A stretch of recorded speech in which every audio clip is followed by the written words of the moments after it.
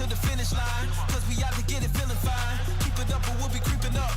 Running up the mountain, sleeping rough. The team hits a shadow of his own and pins Choron to the wall. As long as he can, the point is allowed to flick down the Mayhem, sweep them away. Unbelievable! Are you ready for the show? Now we caught up in the flow. We gon' give it a little more. Ready, set, go.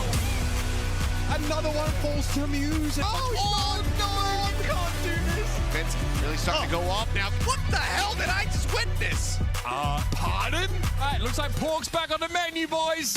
Lupus killed 2, and he drops and snipes 3. It's a double pulse! A double pulse in overtime! Massive opening is shy. Looks incredible. Merritt, what? Wait! Was that a triple collapse? Where did that come from?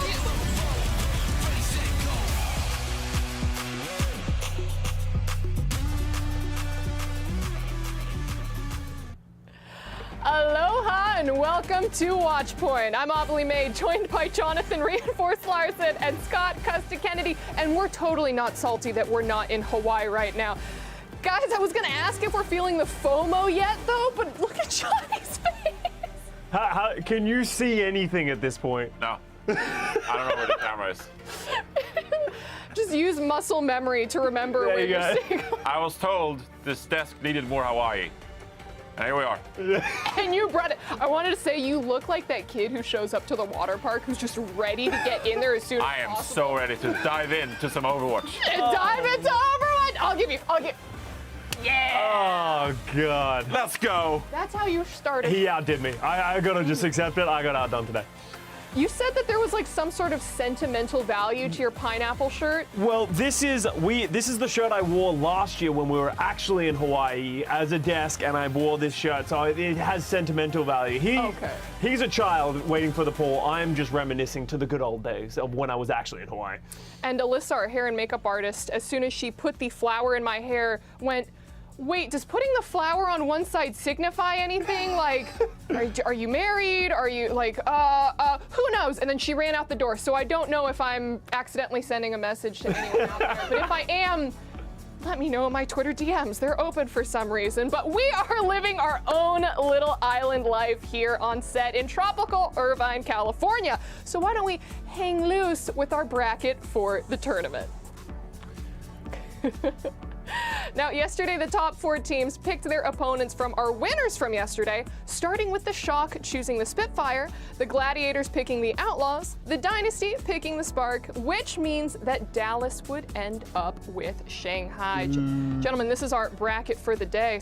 Scott, any thoughts as we're taking a look at it? Man, I'm so excited to see all these matches. We get to see the top 4 seeds finally play. We get to see some rivalries. We get to see some exciting things. The San Francisco Shock made a tweet of like Kong versus Godzilla. We're gonna talk about that. With Chatty versus Kalush. Like, that's what it feels like. That's the moment that we got today, so I'm excited for it. Now, Johnny, I would ask you what you thought about seeing the brackets, but you can't see them. So we're just gonna go ahead and move on because, guys, we didn't get. We took it off. How can you breathe without your snorkel? Crisis. He's lost. But guys, we didn't get a lot of time to talk about the picks and everything last night, so I think that it's time for good pick, bad pick. Now, before we start and get into good pick, bad pick, we actually have some inside information all the way from Hawaii. It's the one and only Danny Lim. Danny boy.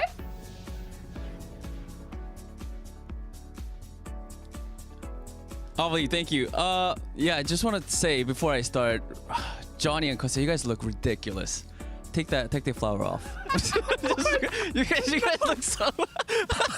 Anyways, yes, guys. Of course, we had no selection show. I know, so that's why a lot of you guys were. I'm guessing that were very curious to see why the teams picked who they picked. Don't worry, guys. I got you guys. I talked to the teams probably like 30 minutes ago, so I got all the info. Let's start off with Shock versus London Spitfire. I talked to head coach Krusty, and Krusty said that they picked London to prove that they are the best Overwatch League team. And in order for them to do that, their first step is to beat the London Spitfire, who are the best Rhine team that we have. And then from there, they're going to take it step by step, one by one, by eliminating teams one by one. And then when Poco from London Spitfire heard this, he said, quote, Shock is a really good team. We lost against them in our first match of the season. Our team grew a lot since then, and now we are more ready to take on the Shock. As for the Gladiators, I talked to head coach Face, and he simply stated Houston Outlaws were the worst team that were left, and they just sort of had to go with that. When Coach Jake heard this from Face, what he said was, quote, "Yeah, well, that's like your opinion, man," end quote. And that's it from me, guys. And I guess back to you, Desk. You guys look ridiculous.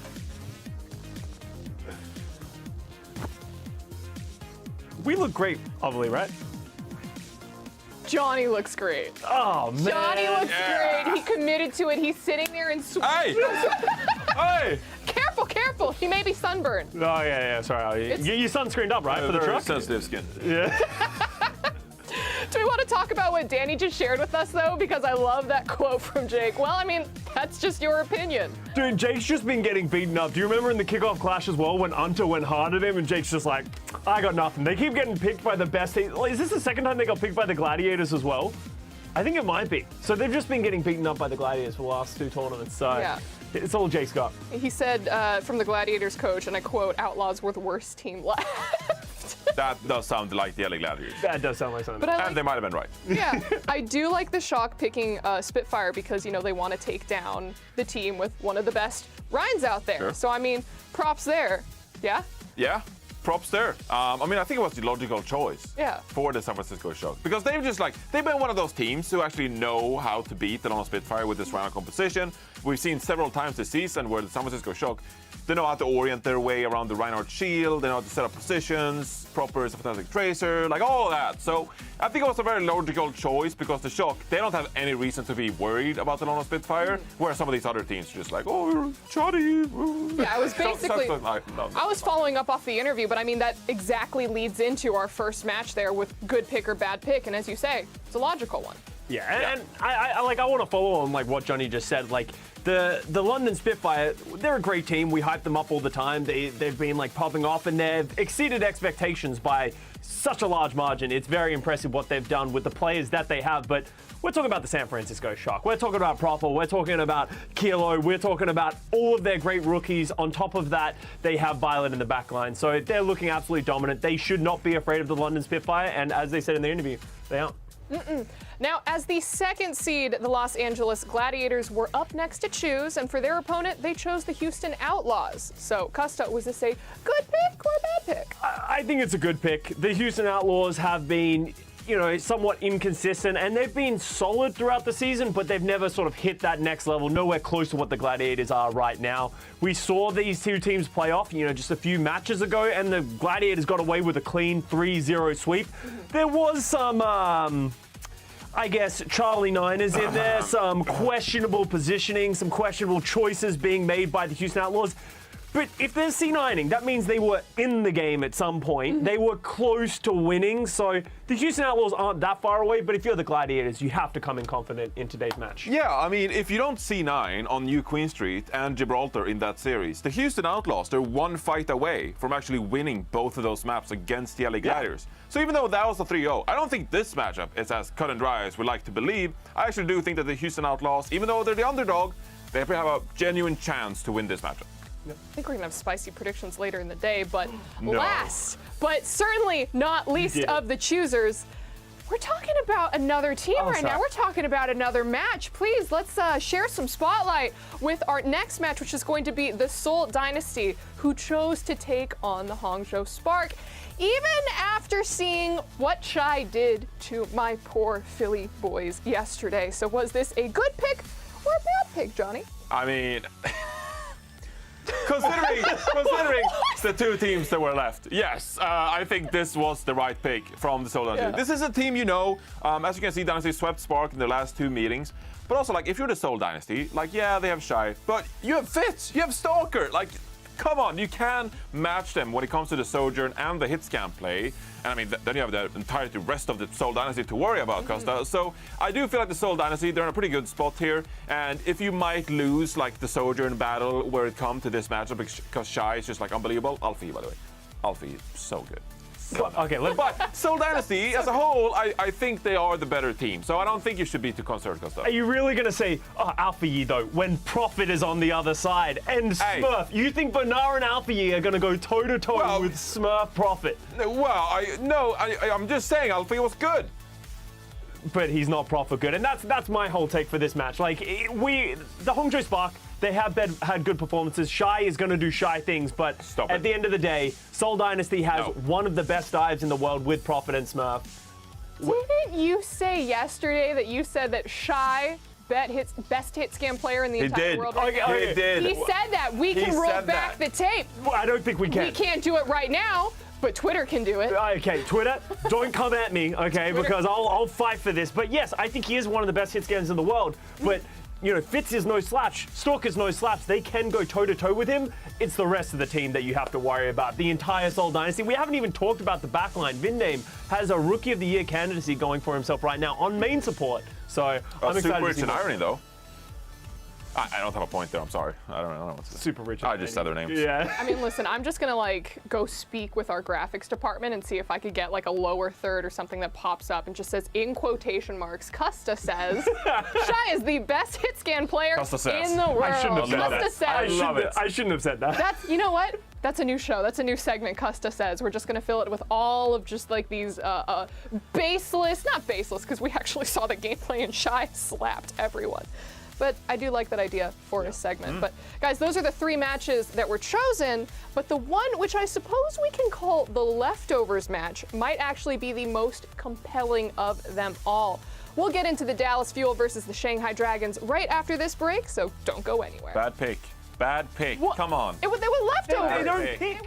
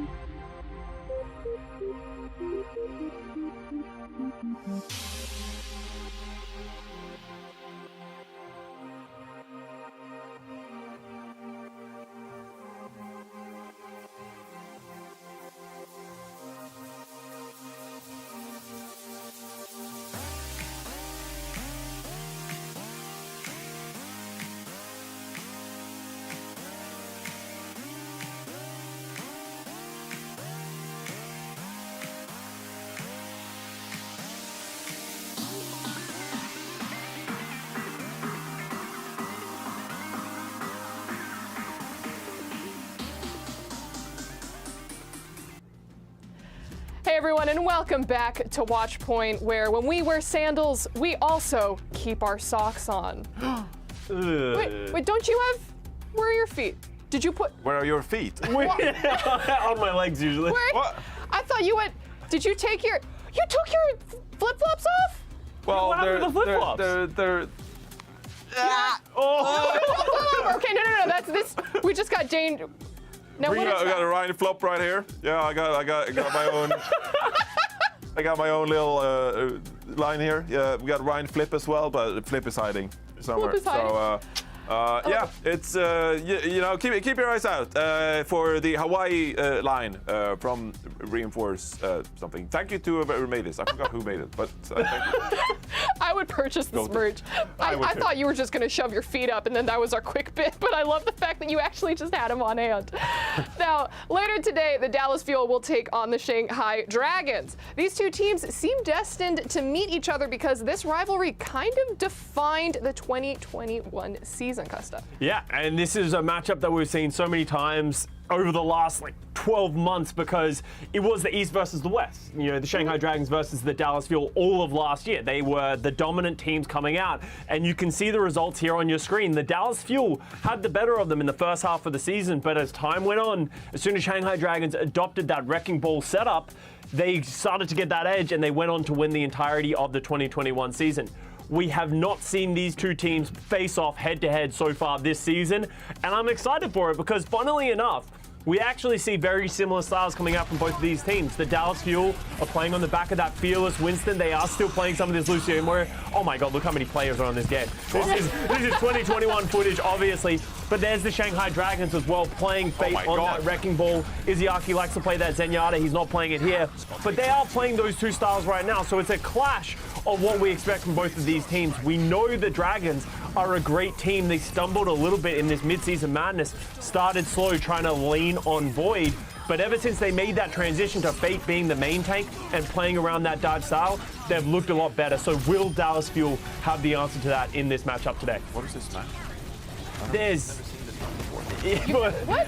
2CP is dead, and we are happy about that, John. Can I say it now? Can I say it? Oh, okay. Yes, say it? you should say it now. Get it out of the way. Okay, I'm gonna say it. Everyone of Watchpoint. I'm confused. Where's Hanamura on the map cycle? I like Hanamura. No, we don't. I miss no, Hanamura. you do not. We're talking about something important here, and you bring up Hanamura. And how much you like Hanamura?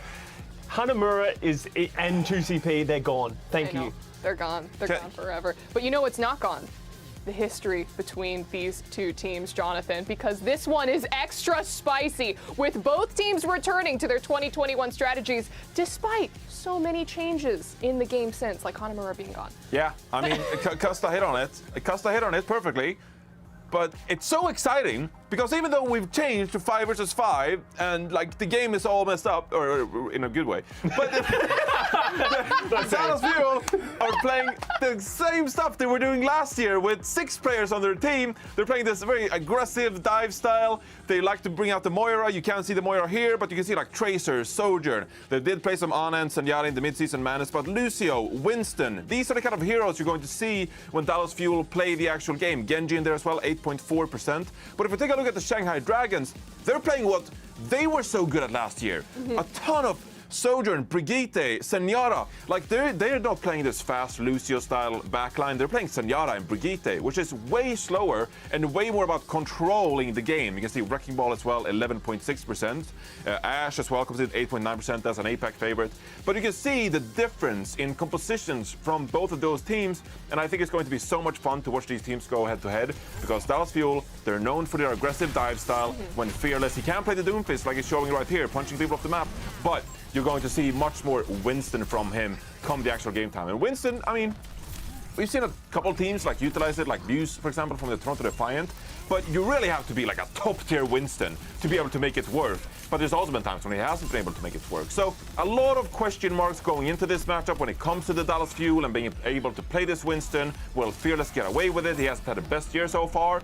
And then, of course, you have the Shanghai Dragons, who already proved last year, as we saw with the matchup, Costa, they know how to punish Fearless on this Winston. So I would say that Dallas are the underdogs here. Interestingly enough, the thing that has been shutting down the Dallas Fuel is the Doomfist. The Doomfist is very good against that Winston with those shotguns. The Shanghai Dragons haven't shown any willingness to play that so far this season. So will that be a boon for the Dallas Fuel? Will they have more freedom to play their game compared to the Shanghai Dragons? I mean, just as you had said it, the Doomfist and Fearless, I just want to know, do you think what else could be the X factor besides Fearless on the squad?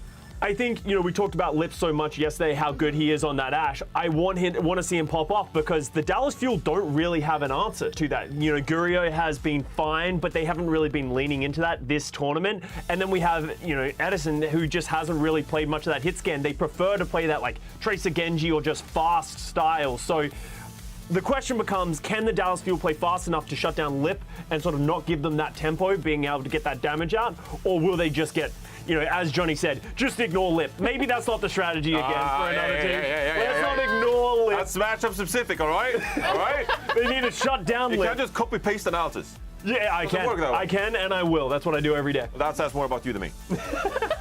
We just pull up a Reddit thread, copy paste this into that. But I know that there are going to be quite a few people who will be excited for that match. But when I woke up this morning, I was excited for other reasons. Because we're getting a new Mercy skin. That's right, you can get Royal Knight Mercy for 200 League tokens now throughout August 19th. Now, Custa, I know that you also like Mercy like me. True.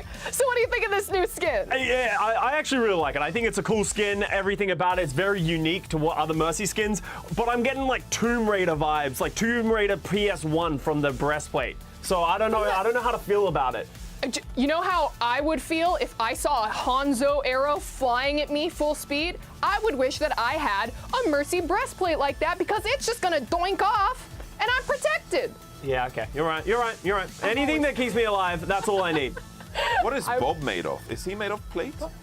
Well, metal? Because he's a robot, right? Is he Yeah. like resistant to Hangzhou arrows? Because he's a Bob plate? Never mind.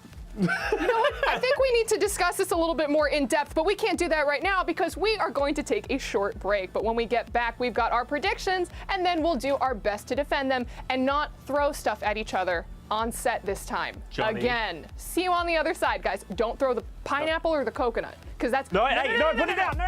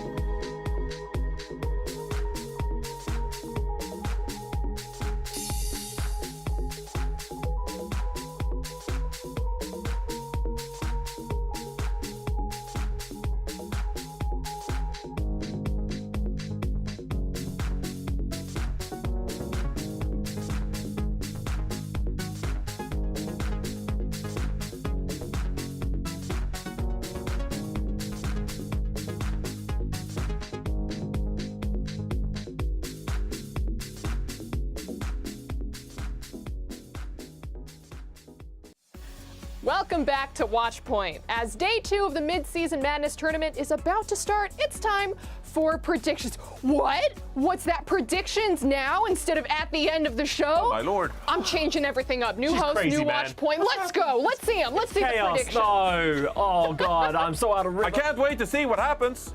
This. Whoa! You did it, didn't Oh, you? I you knew. did. What did you do?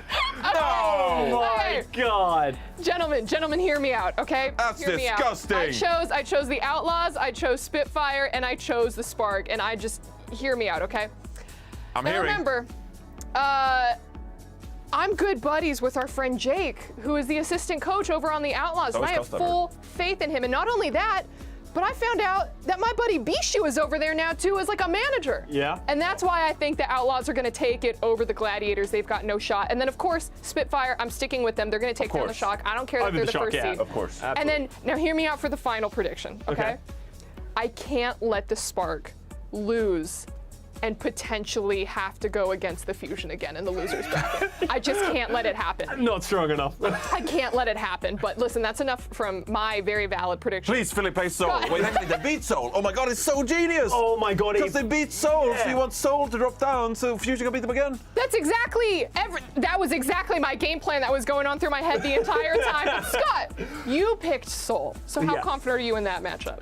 I'm kind of confident, exactly for the reason that Johnny just said. So, you know, we're going to use some transitive properties here. Hex just taught me that long word. So, if Seoul lose to Philly and MN3 being sick, like we all remember this match of MN3 clicking heads, we all went crazy, and my the Fusion gosh. beat Seoul in this matchup.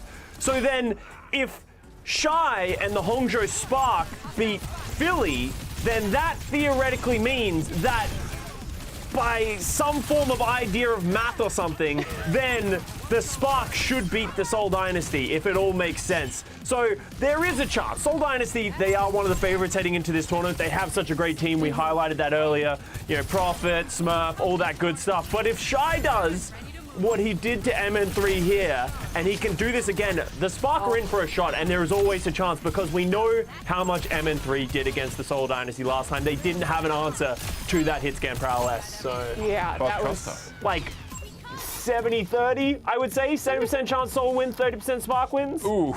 Yeah, and look at this. This is how much Shy did against MN3. Oh He my went gosh. crazy on all these heroes. He had 20 plus more final blows. He had 20 more eliminations. He had 10 less deaths, and he did more damage than MN3. Shy, as I said, best hit scan in the world right now. If he can show up against Seoul Dynasty, it could go crazy. It could be an upset, and then And that's Seoul your Dynasty 30% would to lose 70. to Philadelphia Fusion in the lower bracket, and Seoul Dynasty would get knocked out first round like everyone thought. I like this. I like Yeah. this thought process a lot. But Johnny, you, like most people, have picked San Francisco, but you're looking even further ahead for what this tournament could mean for the Shock. I'm looking into the future. Looking into the future. I'm looking into the future. And what does my brain see? Well, success for the San Francisco Shock, actually. Good things are coming their way. I don't know why I'm speaking like a wizard.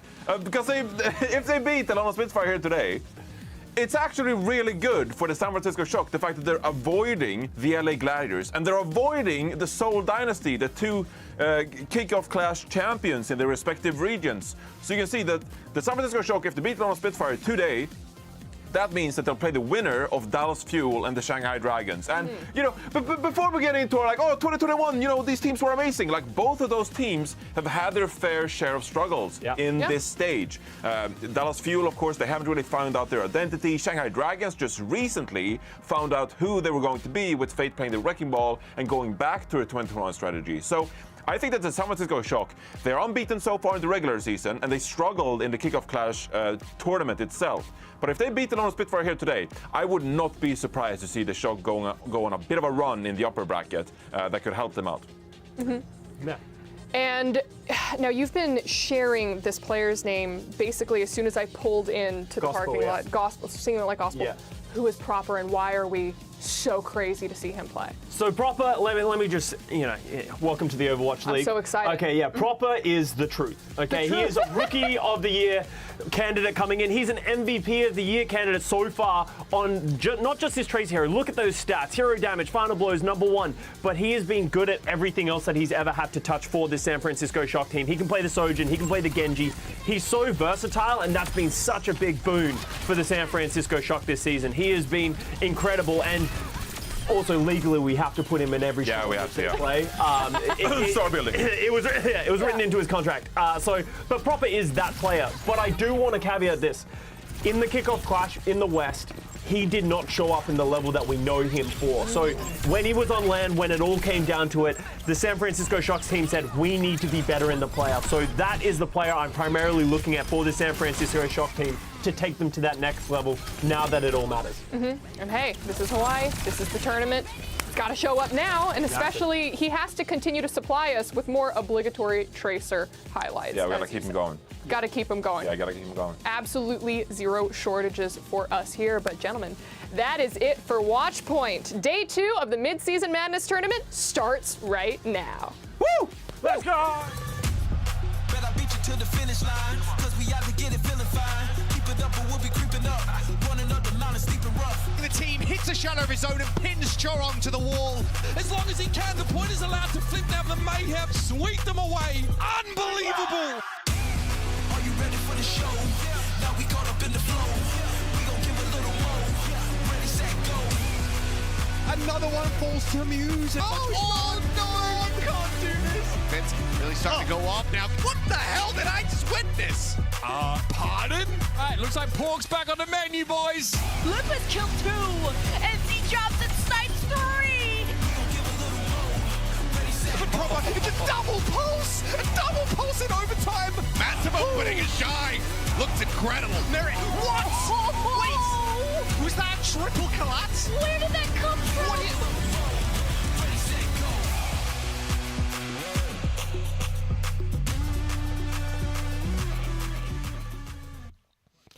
Ah, yes, once again, the Houston Outlaws get dragged out to face the Los Angeles Gladiators, who sort of look around them and go, right, who do we have basically nailed down? Who do we feel most confident about getting over here? And look, Unta made it very clear last time the Gladiators played the Outlaws. He said, I mean, we think you guys are the minnows here, the weakest by far. We want you to face us again, Matt. Yeah, not exactly the nicest from the Gladiators in terms of how they view the Houston Outlaws. Although Houston feels like, I think I saw Jake tweet out that like it feels like they're all starting to hit their stride here at the right time, so maybe the Outlaws can make some noise. I also gotta say, Avali and Reinforced definitely tried and made attempts and did the Hawaii thing good. Scott put zero effort in whatsoever. Well, no, he said that he was wearing the last Hawaiian shirt, so it was more sentimental. Well, his shirt, the one he's wearing, you don't listen to the pre-show. He said, I wore this last time I was in Hawaii. You know what I mean? So it's kind of like, I don't know. I feel it. You know, he wants to try and channel that same energy, even though he's not sitting in a penthouse in Hawaii while we're still in the shed. Let me go find a shirt I bought at a store in Hawaii and be like, hey, yeah, no, this is it. Like, I'm wearing my Hawaii best today. There are mountains on my shirt. Are there? There are mountains in Hawaii. I believe these are mountains. Yeah. The only mountain peeking and out. Also, yeah, Chelsea hates this shirt and she's away, so I figured why not pull it out. The only mountain I see is peeking out over their shoulders, big guy. But let's talk about this matchup here. The Houston Outlaws and the Los Angeles Gladiators. Keep Gladiators. using your VO in those B-roll things coming up. What do you mean? It keeps elevating your head. You know, you're gonna have to get a bigger box. I'll be so far off to the side, a little tiny box. I mean, what they've already offset the cameras. I use a special lens to shrink the size of my noggin, Matt, but that's just more of like a insecurity thing. Again, Houston Outlaws here. Going into this matchup, Jake said, and I quote, "We're peaking at just the right time." That's very important in tournaments like this one, right? Now, do you want to peak this early? Well, maybe you want a slow burn, but you really have to hit another level against opposition like the Los Angeles Gladiators, Matt, who frankly have been utterly dominant, especially where it really counted, right? We think back to Texas, we think about that kickoff clash. They were the team. They had a clean sweep win against the Fuel in that final. It was undisputed that they were on top. But online, we know the Shock have been doing well. The Gladiators still need to double down and prove here in this tournament they are the best. Yes, I mean, going into the kickoff clash, like the live event in Dallas, like it was not clear cut that they were like the best team, right? You knew they were kind of like in the mix, right? They had a shot.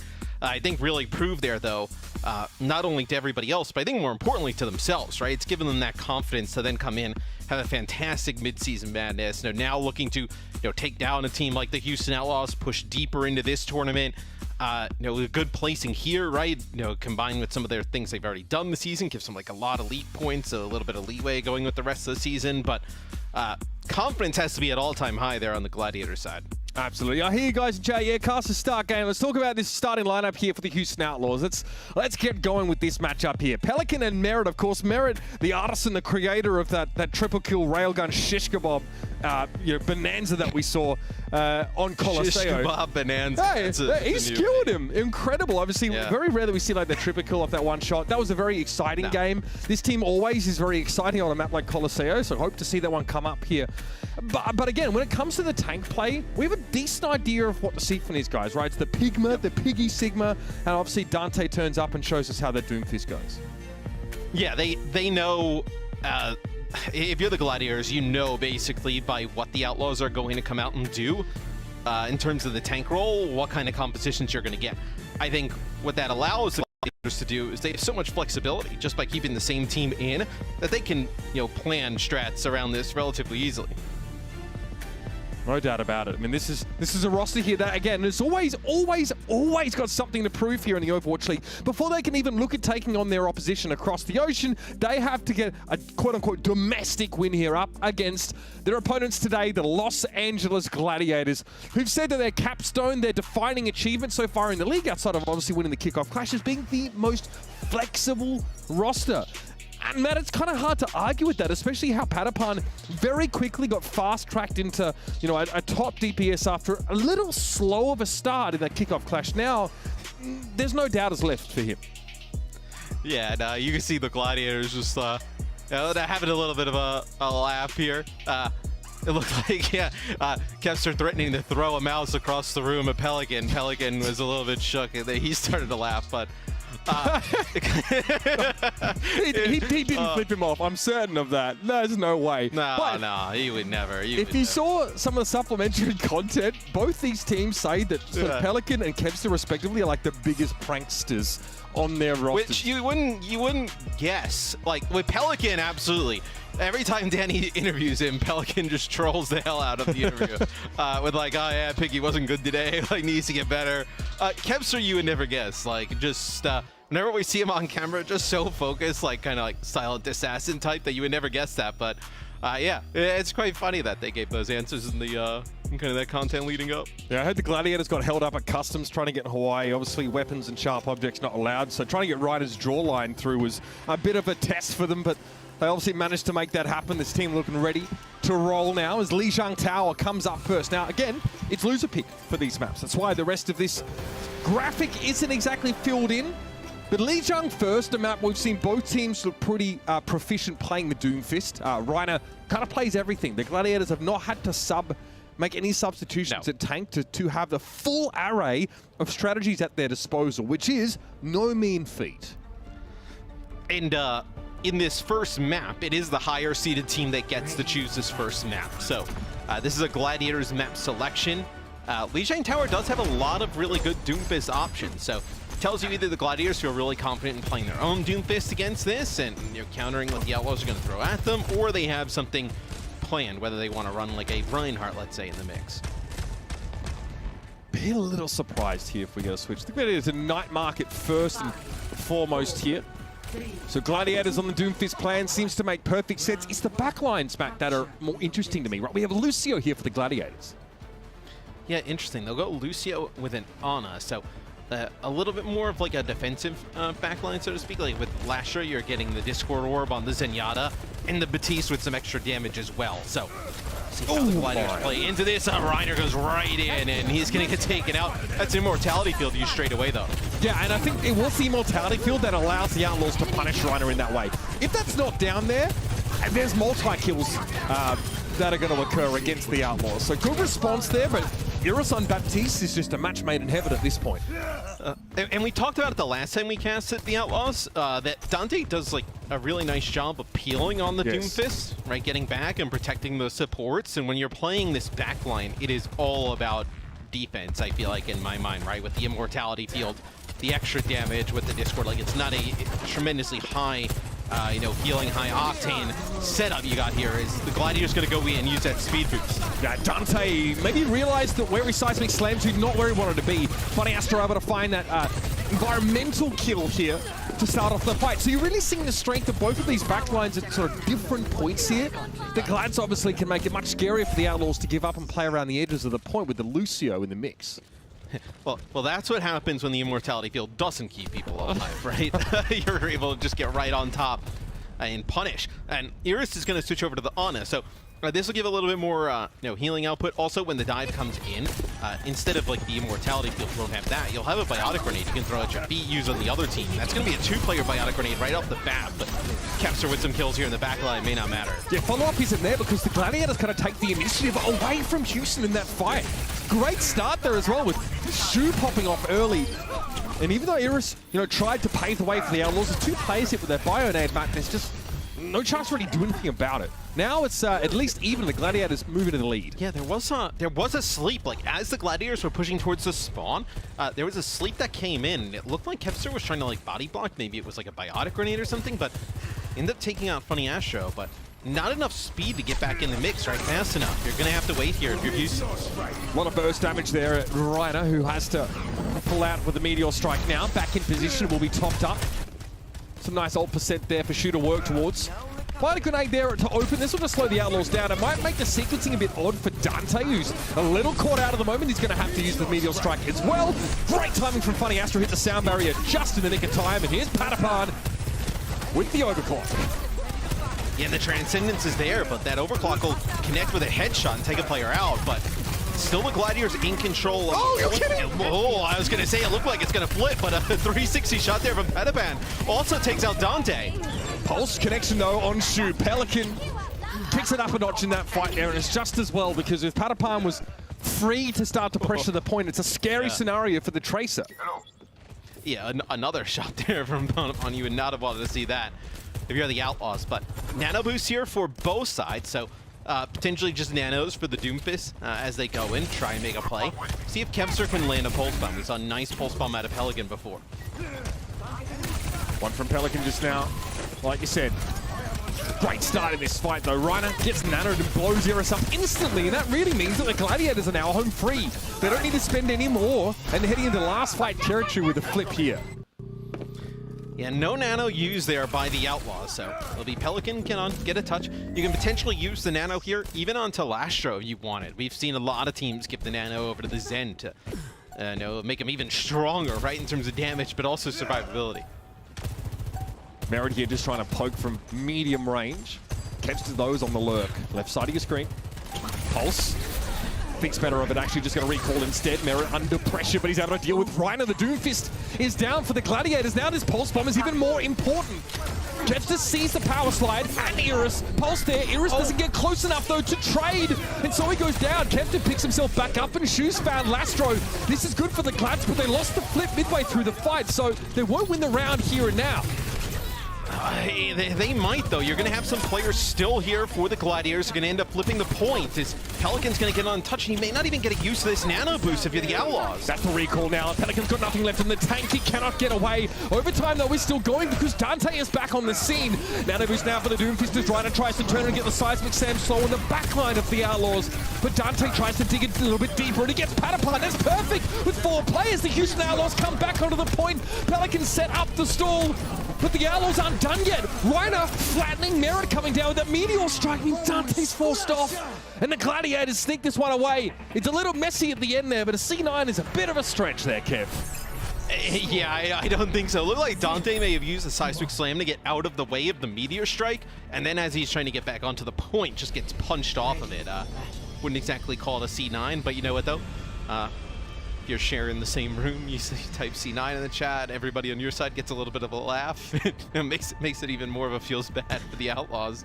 As watch out, the Ultralights are about to start crossing the room. Yeah, hey, they should have brought in some, Call of Duty players as coaches here.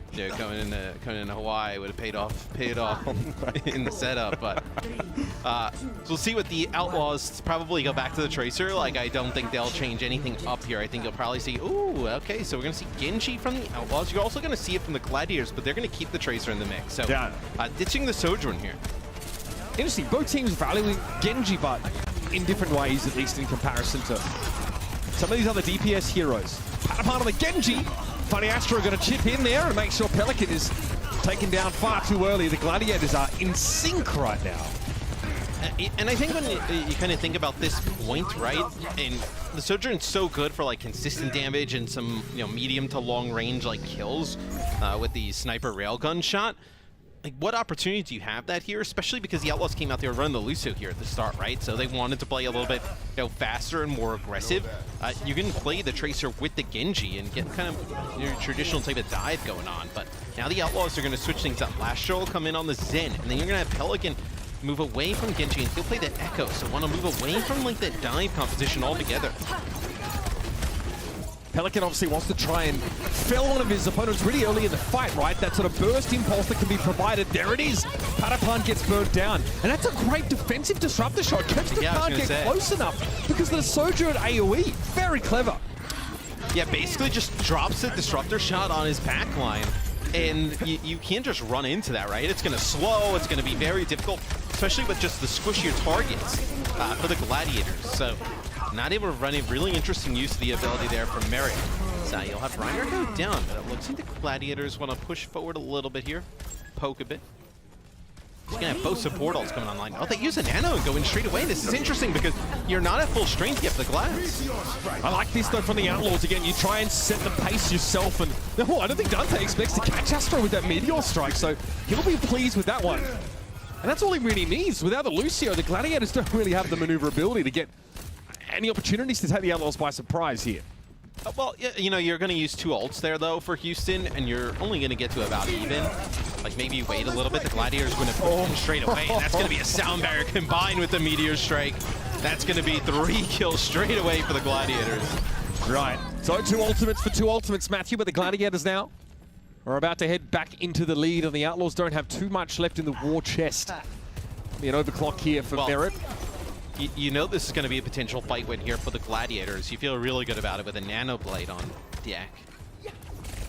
So then what? You're looking at getting up to like 70+%, depending on, when that fight kicks off and, if that ultimate goes the way you think it does. Reiner there just forces the immediate right-click punch from Dante. Hoping to interrupt there, but here's that blade coming in.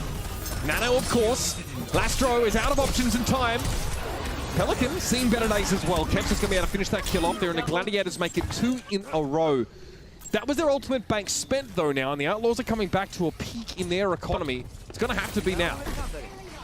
But still, in a scenario like this, and when you're getting to last fight territory on a map, then the pulse bomb onto a support is enough to change the tide here. Lastro will have the Transcendence, but still, it's going to be a big dive coming in. Reiner collapses with Patapon. That's a nice biotic grenade there from the Outlaws. Iris nails that one, and Merit's able to start to push through a little bit more with that overclock. Okay, Nano here. For who?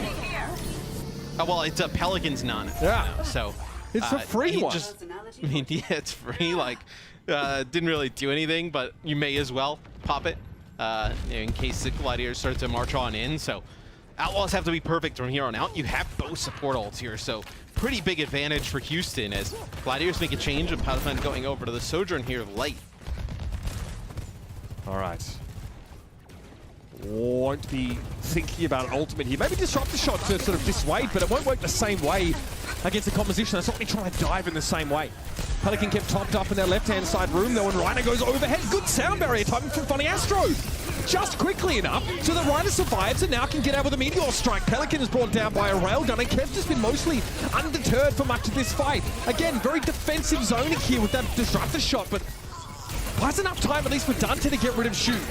Kevster being harassed by the Doomfist there, Patapon. That's a crucial kill. He has a Doom in his face, man, and he gets both of them at 20. Unreal.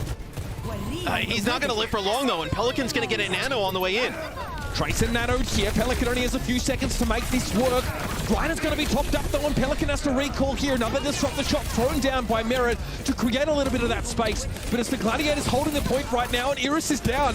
Pelican is too late to save his Ana, and now he might be in trouble himself. Kevster wants to try and control that mega health pack. He picks it up, and Reiner's going to back away here. Power block gives enough time for Shu to top him up, and it's all the Gladiators here.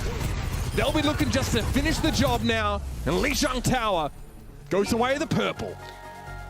And it was two pushes that started the same way and had the same type of action are really the ones that decided that round. When Bunny Astro was able to follow up Reiner, who's using the Meteor Strike and going in with the Seismic Slam with that sound barrier, that's when they saw tremendous results. It was like Padapan and Reiner going in, picking up some kills that first time, and then Reiner and Kevster the second time. But man, that collapse is really strong there from the Gladiators. Right, it's a great example. They win 2 fights in a row with ultimates. That third, they had to kind of do it without. You mentioned like a Kevster Pulse or a support. It doesn't happen, but they still win the fight because of that Doom and Genji dive. Another example of the Gladiators showing flexibility with a switch in that second round to give them success. Don't go too far, everybody. This is far from done. We'll see what the Outlaws have for their map pick.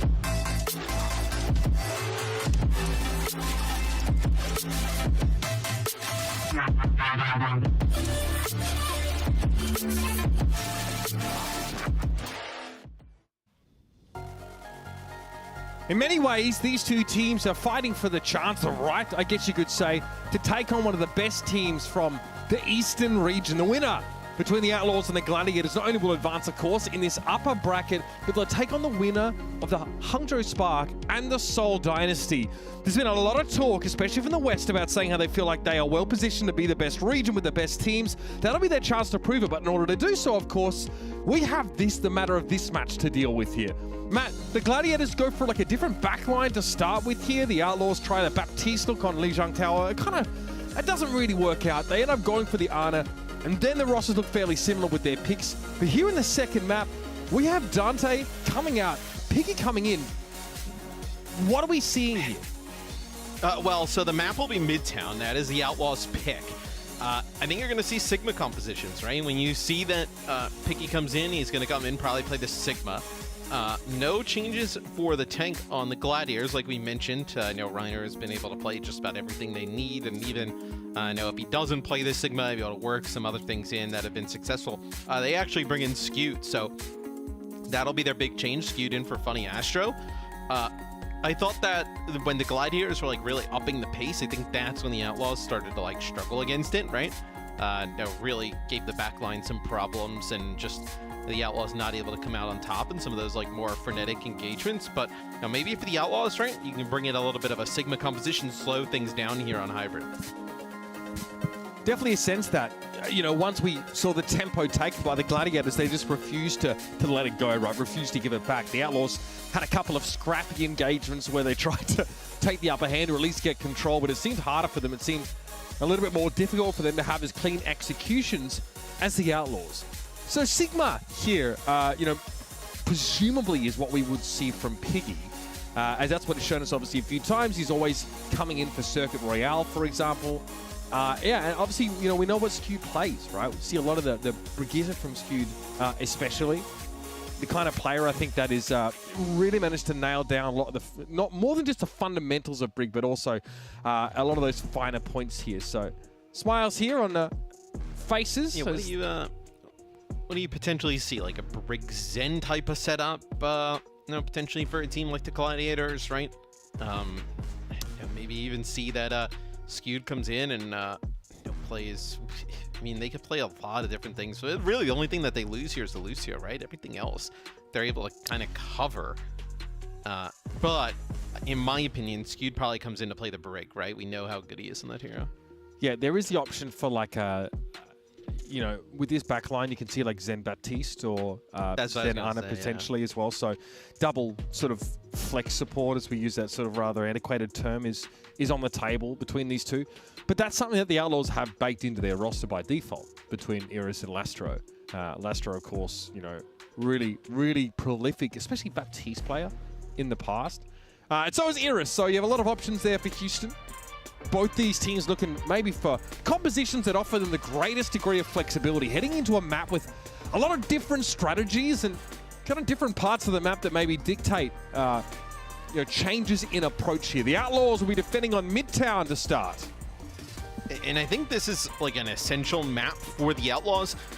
Obviously, you wouldn't want to go down 0-2, but if you kind of play your Doomfist setup on Lijiang, which is like a pretty good Doomfist map, right? And then you come in here and try something different with like a Sigma and slow down approach, and the Gladiators really have to make minimal changes to make things work and win. I think that really makes it difficult on like, what do you do for that third map, right? Going into like an escort, like which do you decide to go with? I think it'd be really difficult. And this is I would say not an uncommon response to like the expectation of Sigma. Schubert Sig one trick in the chat. Which, well, I mean, that's what we talked about a little bit at the beginning, right? It's very telling who's going to be by who's in, what tank you're going to get. And what's crazy is, like, I think every team knows that with the Outlaws, but they've been able to play at such a high level. Like, Piggy is so good on the Sigma, and then Dante on the Doomfist has been tremendous. Like, they're able to win on top of it. It's just, can you win at this level, right? Like, in a tournament scenario, especially, in a loser pick map scenario that we would get into here. Like, let's say if the Outlaws won, probably becomes even tougher. A lot of what the Gladiators are going to try and do here is ignore Piggy. Actually just try and go around him if possible. we often see defensive Sigmas like go up the stairs, right, where Piggy is, and like play this high ground, this like off-angle Sigma, which we used to see in like double tank play in Overwatch 1. But again, if you can sort of get past him, find someone else to focus down, it's pretty good. Also, we've seen Doomfist used to like knock him off the high ground here. But look, I mean, yeah, Reiner's in, and Piggy is not really able to directly interact right now. They might try and pressure him directly, though. Yeah, interesting. They kind of got Reiner all the way through, and then instead of waiting for his jump cooldown and kind of playing for his support maybe in the back corner, they actually opt to just go right back towards Piggy up by the subway. I think a lot of the disruption potential comes from someone like Pelican, right? To what degree can he put pressure on Skewed and actually hover around that backline of the Gladiators while Los Angeles taking a fair amount of time to sort of decide where to go here? They're a composition that has to dive, and it has to be decisive, and this milling about leaves him vulnerable for Pelican to dive in. I was going to say, you can only play in that open for so long, like, as a Winston with just bubble, against the type of damage, especially with the Discord Orb in the mix that the Outlaws are putting out. And, you know, Reiner falls there, Padawan's going to get merit, and you're going to have Reiner coming back off spawn. You're going to have a nano boost here, so this could be pretty good for the Gladiators. And that's an argument for the milling about phase, right? Just allow Padawan to get good position. This is quote-unquote good position on top of the fire truck and find a pick. And that really weakens the Houston Outlaws here. They will try and play out with this Sigma, but it's a little uncomfortable moving into the open with that shield, as it's obviously not omnidirectional. And there it is. Look, I mean, Piggy's being ignored right now. It's onto the backline of the Outlaws, and Iris gets popped like a balloon. And I mean, it's a nice accretion there, but it doesn't really matter. Yeah, Piggy moves out, gets the nano. What, you have Reiner and Kepser go right around him, and then everybody else that he's looking at just backs up. And he's just kind of stuck hanging out in the middle of the point with a nano boost on him, and can't really do much. And look at this, Kepser is pushed up trying to get this top bridge control right away. Gladiators want to deny this area of the map. But this leads back to our discussion right at the start of this series, Matt, as to why flexibility is the main attribute that's going to be under scrutiny for these teams today. It's not a big deal if teams know you're going to play Sigma. It is a big deal if they play around the Sigma with the knowledge that he's coming into a pick like Winston and sort of punish your lack of mobility. So be a gravitic flux here. Did it actually catch Padawan? It does. So it's going to be Kepser with a blade. Reiner gets put to sleep, but it may not matter. I mean, I'm pretty sure Kepser deflected someone's projectile into Iris's noggin there, and then is able to find a blade kill. So very good start for the Gladiators here, and guess who's last alive? It's the tank. That's a very good sign for an attacking team if the tank is sort of sat there looking like a stunned mullet with no ability to impact the fight.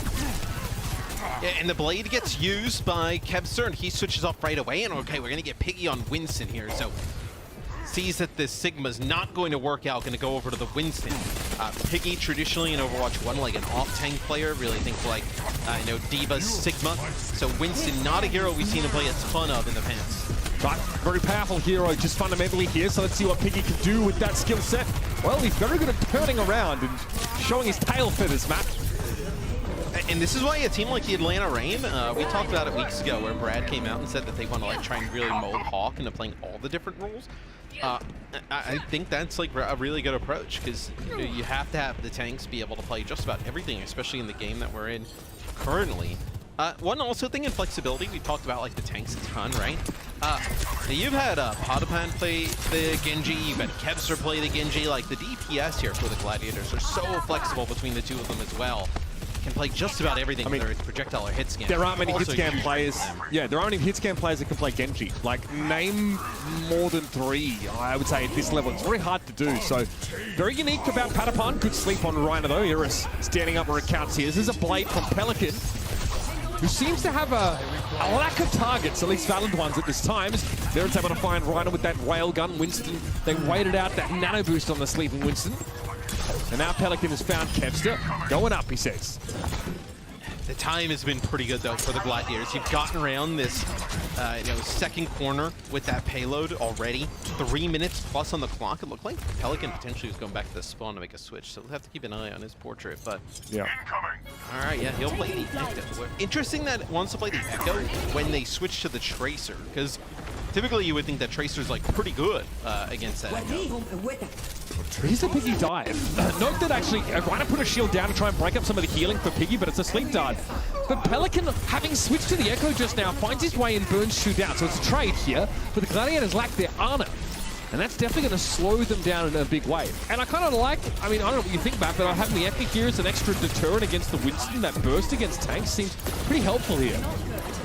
Yeah, I mean, you may think that the Echo is really good against the Winston to be able to like burn him down with the focusing beam, also being able to get in, put pressure on the supports.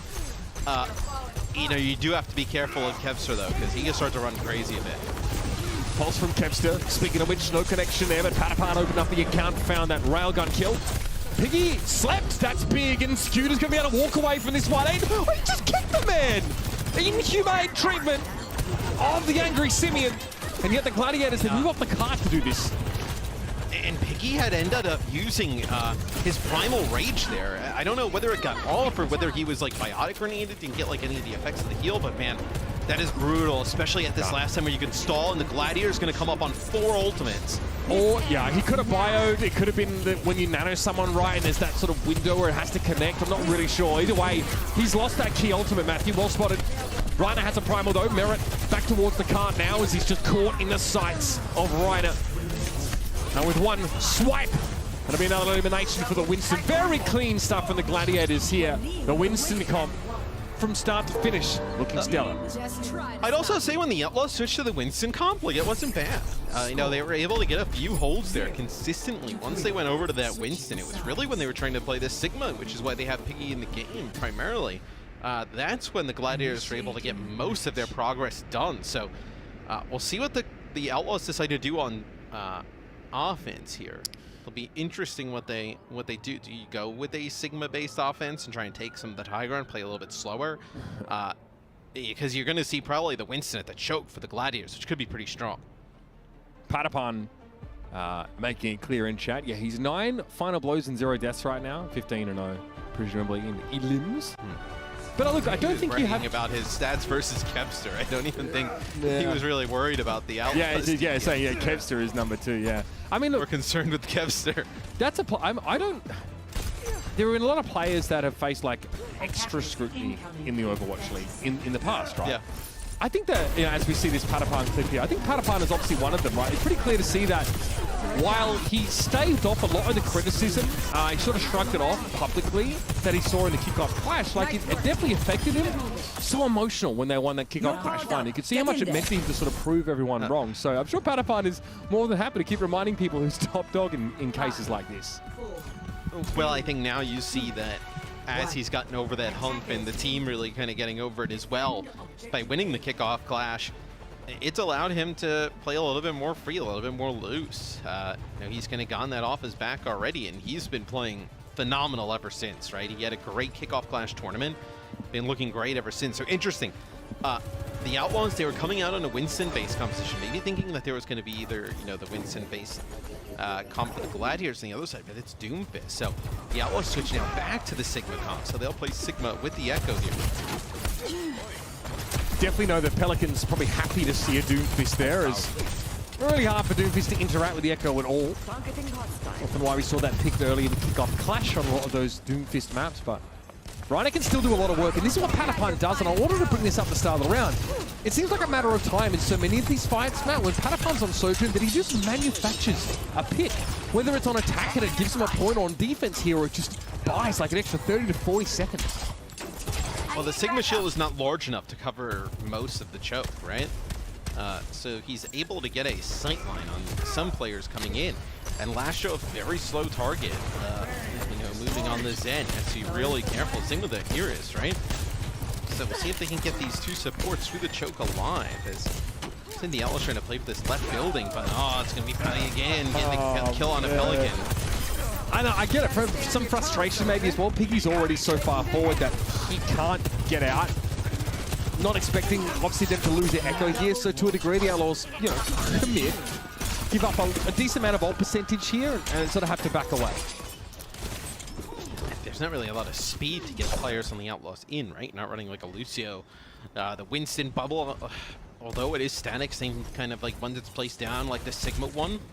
Just way bigger, dome shape. So Pelican goes over to Tracer here. This allows him to get behind enemy lines a bit easier. But even if you did get behind enemy lines, like where they are, that's I mean, there's unreal. nothing. There's not really a lot you can do from that position with the heroes you have.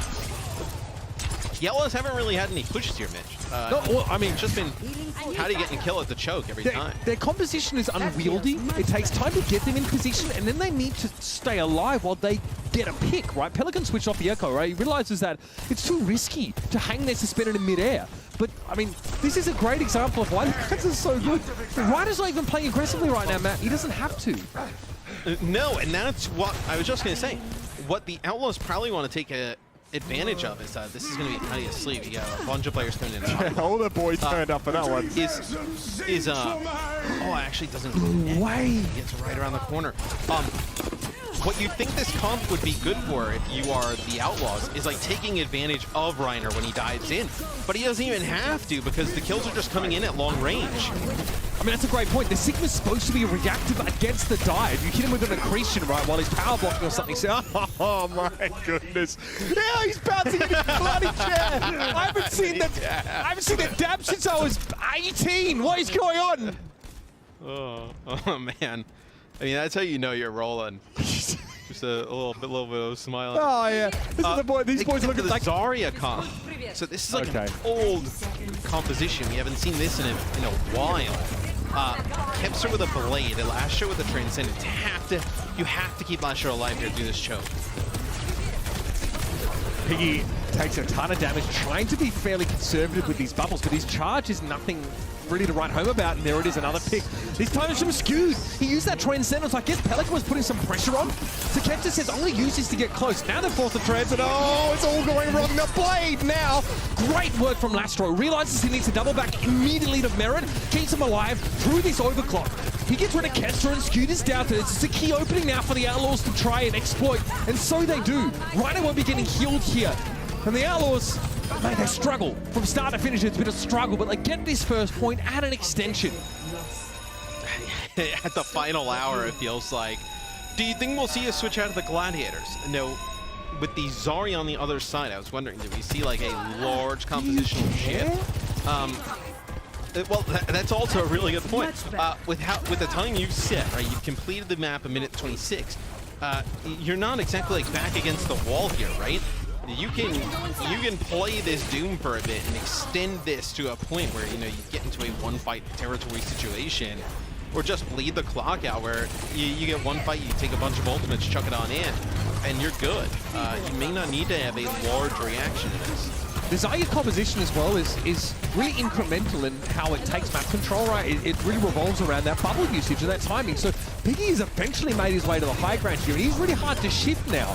The fact that they get that Doomfist kill means that Piggy can slowly get that energy charge. Now, I mean, you can't really contest this high ground easily for the Gladiators. What do you do? Like, how do you pressure Piggy? He's got 2 bubbles and a 90 Well, I think you play payload. Yeah. You play payload, yeah. As you see Kevster get on the payload, it pushes Pelican back a bit. Because the Outlaws don't have the luxury to kind of duel this out, right? And just take high ground control and wait. And get a position, because the clock is dwindling down. You're already down below a minute. Piggy's probably lost a fair bit of that charge as well, if I had to guess. So we'll see. The Graviton Surge they've been good are pretty crucial here. There's not a lot the Doomfist can do about that, except beam me up Scotty and Meteor Strike away. Slow and steady though. They may win the race here. It is a race though. Be sure of that. The Outlaws now at 45 seconds left of the round. No bubbles left for Piggy, but he gets topped up just in time. And he burns Shoe down. Nicely done here, the Gladiators. Not really sure how to deal with this sort of very slow roll Houston Outlaws composition. No, and that's why I thought maybe you would see some switches, but it'll be the Outlaws who take that second checkpoint. The Zarya really paying off here for the Outlaws. It's just, is it too late, right? Like, that's kind of what you're thinking about now. Like, did they kind of make this change and kind of figure this out a little bit too late? Because Piggy taking loads of damage and he's going to fall.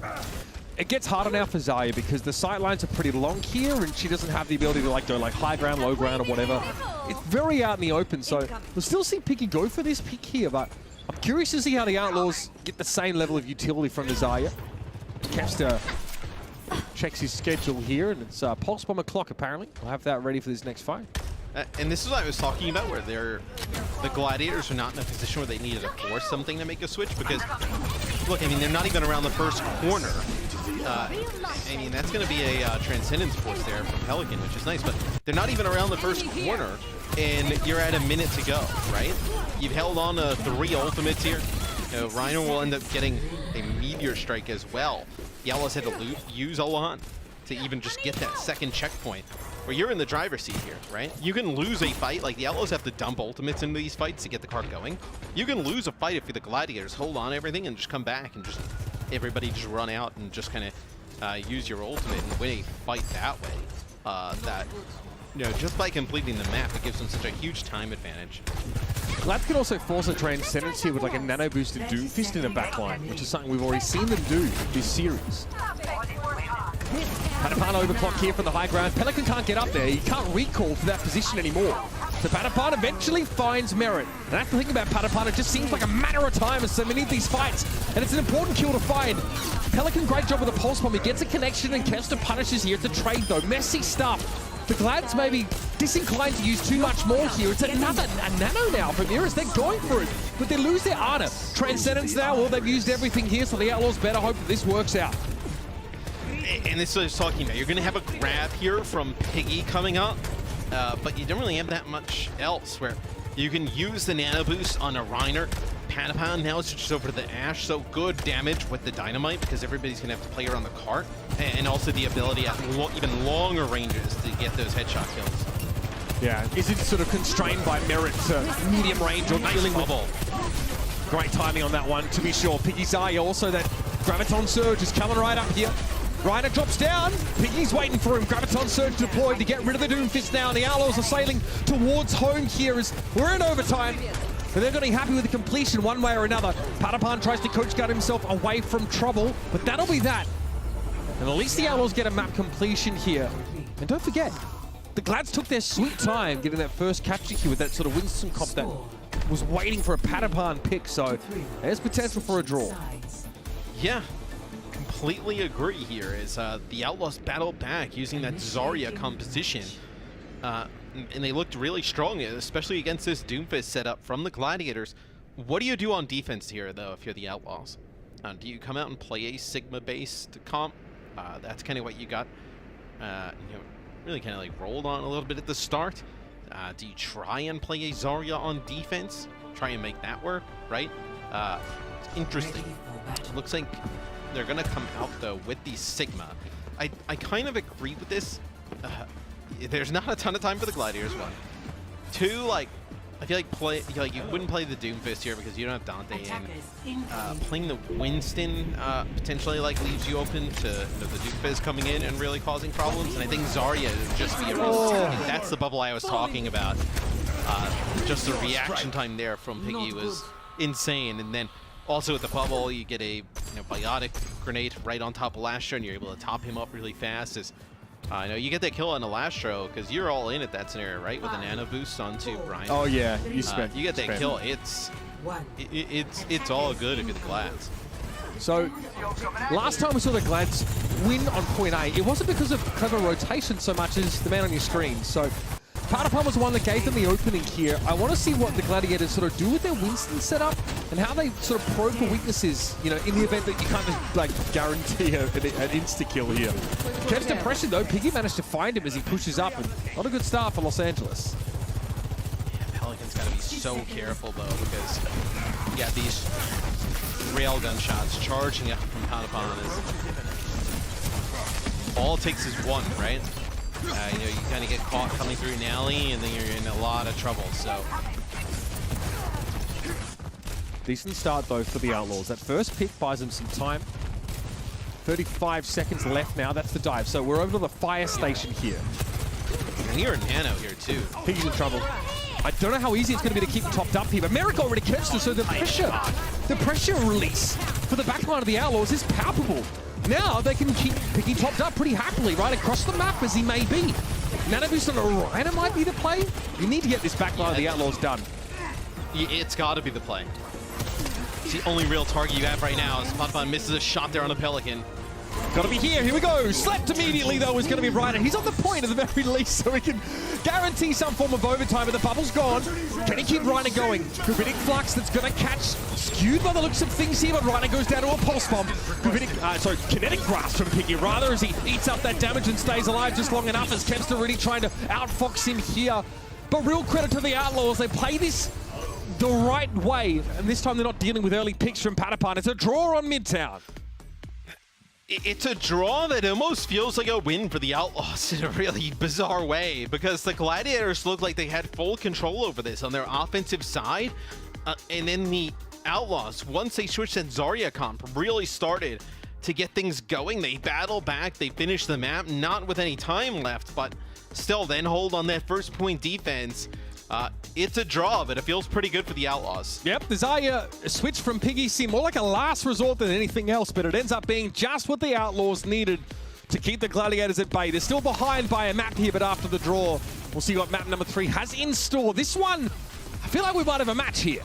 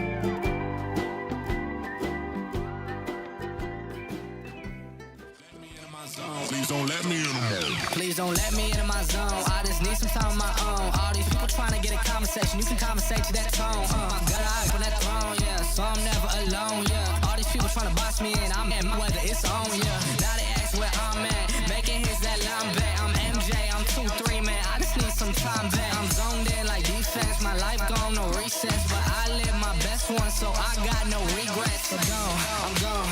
Finally back in my home. I'm working like so much. They swear I had me a clone. Can't answer my phone now. Just leave it there, that tone. Ballin' can't beat me up, cause I'm back in my zone now. Once a relatively common occurrence, we basically haven't seen any draws at all this year until that one. That was the very first time we've actually seen a map end this season without a result, at least in the Western region. I'm pretty sure it's... That's wild. Yeah, the whole darn league. So credit to the Outlaws for bringing about this occurrence for the first time this season. And it took a lot of grit and a bit of a Zarya pick switch up to do so. Yeah, once the Zarya came into the mix, it was a completely different map. Everything was cruising for the Gladiators. We even got a dab at a Reiner. We did. And then you know, since once that dab moment, everything went south. It's still the Outlaws pick here for the next map, being as they're the last team to have lost a map. Ons will come in for Patapon, so this will end up being Dorado. So you bring in Ons, play that Widowmaker. Piggy will stay in for the Outlaws. So it'll be interesting that like maybe the Outlaws, they kind of see something that they can make work as the rest of the game goes on. We've actually seen a ton of different strategies on Dorado so far this season, and lately we're starting to see more and more Wrecking Ball. That has precipitated some very strange sort of Roadhog-based compositions by some teams to specifically sort of shut that down. So Kaluge do it from the San Francisco Shock. So they're on the table. I don't know what Piggy's Wrecking Ball's looking like these days. Obviously, picks like the Sigma are still very possible if you're a defending team. But it's hard to go past the gold standard for defenses on Dorado, right? That high ground that Winston play on first. I mean, especially if you're bringing like a world-class Widowmaker into your roster via substitution. I feel like the Gladiators probably want to go for something like that. Something tried, tested, and true. Yeah, so, see, you know the Gladiators are going to run that Widowmaker here, going into Dorado. Do we see Merit answer back with a Widow of his own? Piggy, do we see him play like a Winston? Do they try and play a Zarya-based composition Dorado? Seems like it would be really weird to try and do that. Sigma still potentially in the mix. You can kind of play that high ground, you think, like first point, even second point as well. Maybe deter the Widowmaker a bit on the other side. Yeah, I'm curious to see if they really try and match Widows. We've obviously got some moments from that previous map for your enjoyment as Shu decides to reassume the position here. Obviously, this is a nice little turnaround for Reiner here. Again, the fight really gets opened up. Piggy blows himself up with those hyperspheres, and yeah, I mean, listen, trash talk in and out of game. We got this in wide as well. Thank you so much for that. So glad we got to witness that once more. Yeah, it's, it would have been cool if they finished the map, but they didn't. I mean, you know, there wasn't a ton of highlights up from in-game when I literally have a producer in my ear like, hey, guys, we've got this footage of a dab. So let's just run that. I'm like, okay. Obviously, yeah, not much. The best we got. Not much to celebrate from the Gladiators after that because, yeah, they struggled to sort of answer this Piggy Zarya, which is... Well, look, I don't recommend you necessarily try it at home, although I suppose if you think hard enough, there's some inherent advantages to playing that style. It's just a little awkward. Dorado, though, probably not the kind of map you want to run that back on. No. That's why I'm curious of what we end up seeing. It looks like at least as we load into game, it'll be the Outlaws on defense first. So we'll get an idea early of what the Outlaws want to run. I think if you're the Gladiators, probably like a Winston or Reinhardt base setup here is the way to go and protect your Widowmaker at all costs, right? I think that's kind of really you bring Ons into the game to take over. I think that's kind of what you're going to try and have to set them up to do. Yeah, and we know that Merit's strengths is the Sojourn player. I kind of think that's, well, he's developing a name for himself on that pick, and obviously he's had some of the most disgusting moments on that hero. And we feel like Sojourn's kind of fine everywhere, right? We've even seen her played on Circuit Royale, like alongside a Widowmaker here. So I don't think anybody's going to complain about seeing this pick here for Merit. Obviously, it doesn't offer you the same as Widowmaker, but perhaps that's, you know, by design.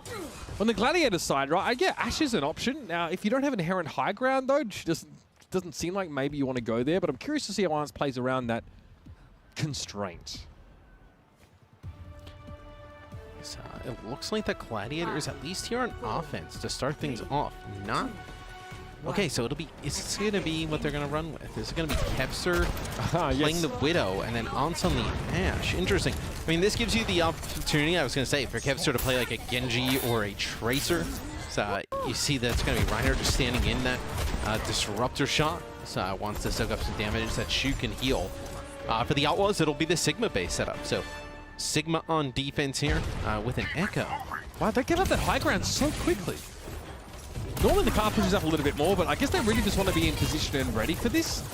How do you feel about the Ashe here, Matt? Gotcha, okay, yeah. The Ashe, I kind of like the Ashe in this setup. Being able to obviously put some big damage down on a Pelican rather fast, right? Not as susceptible to like an Echo dive as like a Widowmaker would be. Oh, you see right there, almost a kill straight on a Pelican with a nice shot. I love that timing from Arns as well. Just as the Dynamite peeks over Piggy's shield, he detonates it, so he'll get some value there. Dynamite's so good for that heal pressure, right? Especially when you've got like an Ana who needs to spend time actively clicking someone to counteract that. You can't just leave a Harmony Orb on them like you can with Zen. And this is beautiful, and this is sequential from the Gladiators, right? Arns looks like he's unbothered, flourishing, moisturized in his lane. He doesn't seem to worry too much about pressure from flankers, so he just starts to work down the Outlaws. And I think this is what you worry a little bit when you kind of commit to a map now that you're going to have to play the Sigma on, is like the Sigma wasn't really what was working there on Midtown. The Sigma is what the Gladiators are actually able to take advantage of and set a pretty good time on offense. It was really the Zarya setup on offense that was the main difference maker. Ooh, Pelican gets really low. I was going to say, I wonder if there's going to be a shot that comes in from the side to finish him off. It's a Dynamite as Piggy gets forced into that mega health pack room. I was going to say, there goes Reiner right after him. Yeah. Wastes absolutely no time. Oh my! The burst damage was ridiculous. Reiner's able to find Piggy there, but I don't think they're expecting a nano-boosted Winston. And Reiner gets a blue steal for a moment there as he leaves Bob in his wake to make sure that security detail is kept on lock. Is a nano lasher to keep him alive. Try and battle on through that. I guess it eliminates you from having to use the nano onto him at that moment. No, the Transcendence at that moment, but still, cart continuing to move. You see who's that skewed on the outside off angle there on the pressuring down an Echo, by the way. I was like, that player has armor up there. Reiner. Gravitic Flux brought down, and Merit's able to clean him off there. Nice one, though. Onto Shu. That railgun is the kind you really don't see coming. And now the Outlaws will actually, for the first time this round, get to establish themselves after spawn time, I guess. That kill largely inconsequential. Yeah, so the payload gets right underneath the bridge. Not any further, though. You don't have to burn the Transcendence there. If you're the Gladiators, now Odds will go over to the Widowmaker here. So maybe you feel like just that one-shot kill potential here. A little bit too needed as you're trying to battle through some of this high ground. All right, Kevster sticks on the car, wants to apply some pressure, force the Outlaws off of this high ground. It's kind of risky business, though, especially with a Sigma who can hit you with the accretion. But Arns is playing such a wide angle here. So many things at play from the Gladiators to say the Outlaws, get off there. Get off that perch, come to the low ground.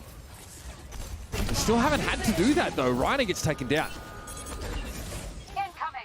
Looks like Pelican over the top. Gonna go try and get a health pack as things have stalled out a little bit now for the Gladiators as Reiner now goes over to Wrecking Ball. So get to see how they approach this with the ball coming over from the high ground. Both Backliners and Skewed are flanking through the power plant right now with the Tracer. I'm not sure what that's about. Reiner on the ball, by the way. Where Pelican is looking for Arns here. Should be a slam dunk for that Echo if he gets the drop on the Widow. Transcendence here, yeah. Arns does go down as expected. Merity with the Bionic Grenade, he's not getting away. Ryan about to chase him now. Piggy in danger. What is his positioning? This is so weird. And that was her use of the Nano too onto Merit. Yeah, frustrating there to lose him, but Bionic Grenade, not much you can do about it. Ryan causing all sorts of issues right now. I mean, we have supports on the wrong side of the map, ostensibly. Is the Gladiator snuck Shu and skewed well behind enemy lines. And you see how aggressive Reiner is playing right now, just upping the tempo here, and that's how the Gladiators found success in map number 1. He's going to have a minefield here, ready to go. As the minefield actually would probably be pretty decent because with the Sigma, you're going to play around the Sigma and his shields. You may actually catch a few players inside of that. I love Reiner just says no transcendence to kind of like get rid of the mines. I mean, you have the Piggy shield. Yeah, Piggy shield. But I mean, you lose that shield straight away, which means that Arns has like prime sight lines, so it's a little risky to do that. Reiner just basically says you have no excuse as a tank player not to play everything. Love it. That's perfect. That's exactly what you do against Widow here. Arns is asking for it. Really hard to make Widow work in this part of the map, to be fair. So maybe a switch to Ashe now for Arns. Pelican goes for the dupe. Slept in midair though. Sleep of his own. That's a crazy sleep. Reiner, I mean, we don't see it from Shu's perspective, but there were 3 sleep darts there. Yeah. Yeah. Hard to follow for sure. I like the switch by Ons. You can see how effective that Echo is against the Widowmaker from that POV. As Dynamite goes down, nice shot there. Yeah, again, tough to make anything happen after the Gravitic Flux, so the Ashe is in like a stagger position right now. Reiner maybe tries to get Arns out, but no escape there. Gladiators have to reset. Hey, look, Gravitic Flux, Pulse Bomb, right? You deal with some big ultimates in that last fight. You show at least proof of concept that the Ashe is probably looks pretty good here, and Pelican realizes that too. He switched. Yeah, so we'll see. Now with the Nano up on the high ground here, potentially for the Outlaws. Trying to think of like how the Outlaws can get this to a spot, right, with 1:30 left where they do not give up a map completion. Because the Gladiators are starting to bank some ultimates here. 4 ultimates online for the Gladiators. Really, they need about, what, 2 fights to potentially take it. That's going to be the minefield, and they're going to use the Nano here on it. Kevster, beautiful sleep, though. Yeah, Kevster still has to cross a wide expanse to get to his intended target. Now, the Nano Elastro may be unnecessary, but it keeps him alive, and Reiner, tried to save the Traitor, tried the body block, but the orbs came in above from the Wrecking Ball, so nicely done. And you talked about a bank of ultimates for the Gladiators. That has been mostly spent. Yeah, I mean, you spend all of those and a beautiful sleep from Iris, so nothing you can do now. What do you have this pulse bomb? I mean, you're really looking at what? You got to get the Ana in this type of situation? I mean, maybe Merit? I don't think the pulses have... Yeah, I mean, it's been tough for Kevster, I think, to get value out of those so far, but getting Piggy, yeah, that's the jackpot here, for sure. Yeah, he's off to the side of his own. There's no support help at all. Yeah, none whatsoever. Again, tough to do much about the pulse here. Takes so much damage initially. Transcendence is ornamental from Lastro there. Buys a bit of time, crucially. 10 seconds left in the round now. You can see Arnt's moving up. He knows he has a bob. If he can send this into spawn, it's going to be very, very hard to deal with. Oh, he's got to let it go now. He doesn't have any time. He gets brought down by Iris. Good awareness from the Ana there, and it's Reiner not able to touch. Unfortunate for the Gladiators. They cannot complete. Yeah, but it's a good hold, though, from the Outlaws. I think from the Outlaws POV, especially losing Piggy there at the start. Really just kind of like playing on the outskirts there against Kevster and gets hit with a pulse bomb and just, taken down. That's a really good hold, right? Being able to deny them from completing the map. Now it's just what do you put together on your offense, right? Do you feel confident enough in this like Sigma-based setup on offense? Does Piggy play like a Winston here? You can. I don't think you can like. Do you try and even play like Zarya? Like, may I remind you that the Outlaws looked weak on offense on Midtown as well. They got their last possible opportunity there, and they still ended up finishing the map, which is quite astonishing. So the fact that they come back from such a weak offense there is good, but you can't count on it. Yes. I do think they looked good on offense, the Outlaws, once they switched that Zarya base count, but you're not going to be able to do that here, right? At least you would think. Maybe towards the end of the map, possible. But I think here, at least at the, from this like first part of the map, so that first checkpoint, and then towards that second phase, high ground, just too essential here. Man, that is clean. He's mid-blink there as well. That's really hard to hit. And Lastro, yeah, because of the height he gets, he actually can get... I mean, Reiner also... I mean, there's a bit of inertia with Wrecking Ball, right? So he tries to body block what he knows are orbs coming his way. But the viewing angle for Lastro is elevated because he got pile drove up. Ons was, on the Widowmaker, relatively really quiet.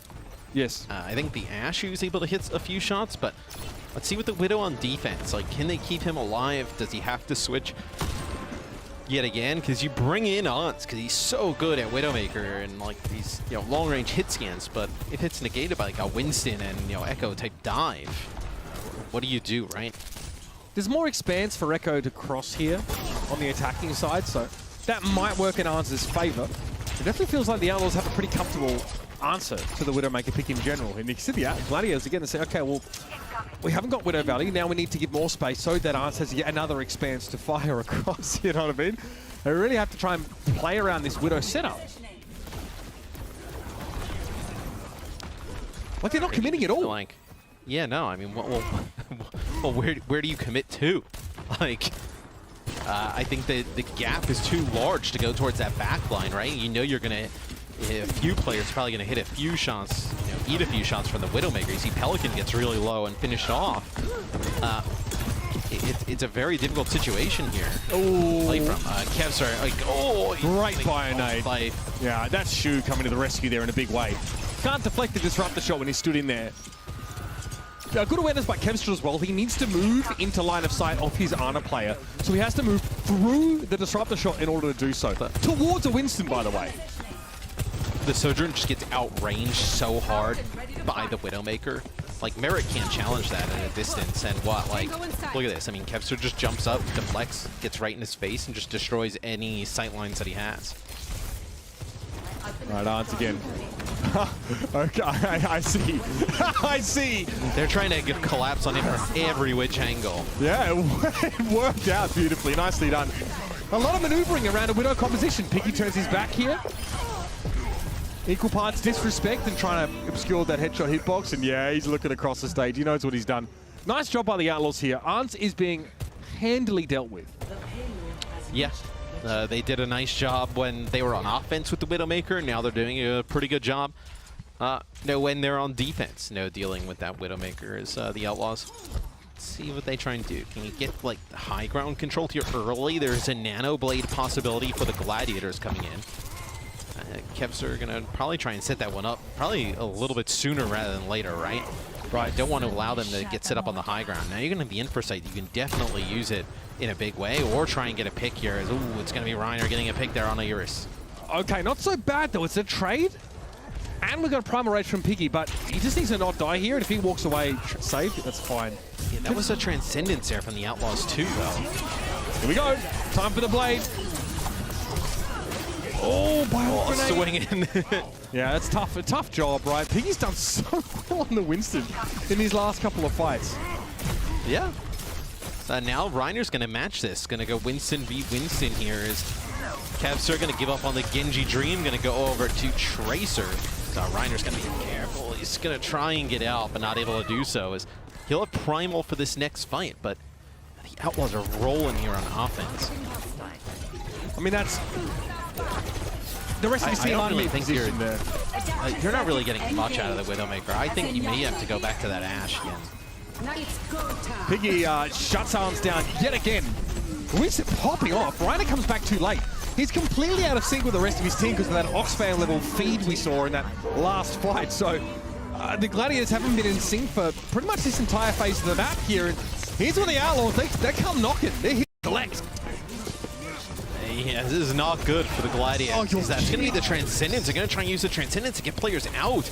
This is Reiner coming over the top. They're going to get a kill out of this. Merritt down, Shu. Able to punish at least so. The Gladiators, while they're fighting their way out, they've given up that crucial checkpoint here and never got to fight on second, and the Outlaws are feeling some wind in their sails.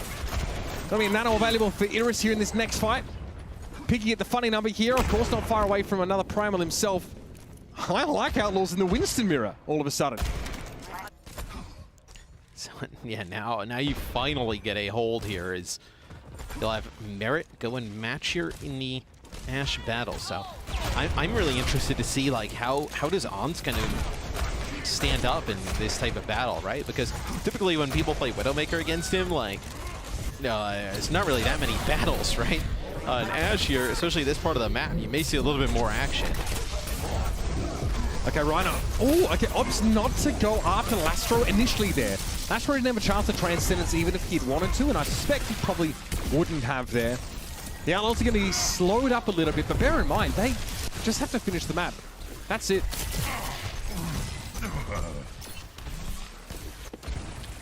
Can they finish the map, though? Yeah, the Gladiators kind of standing right on top of their spawn.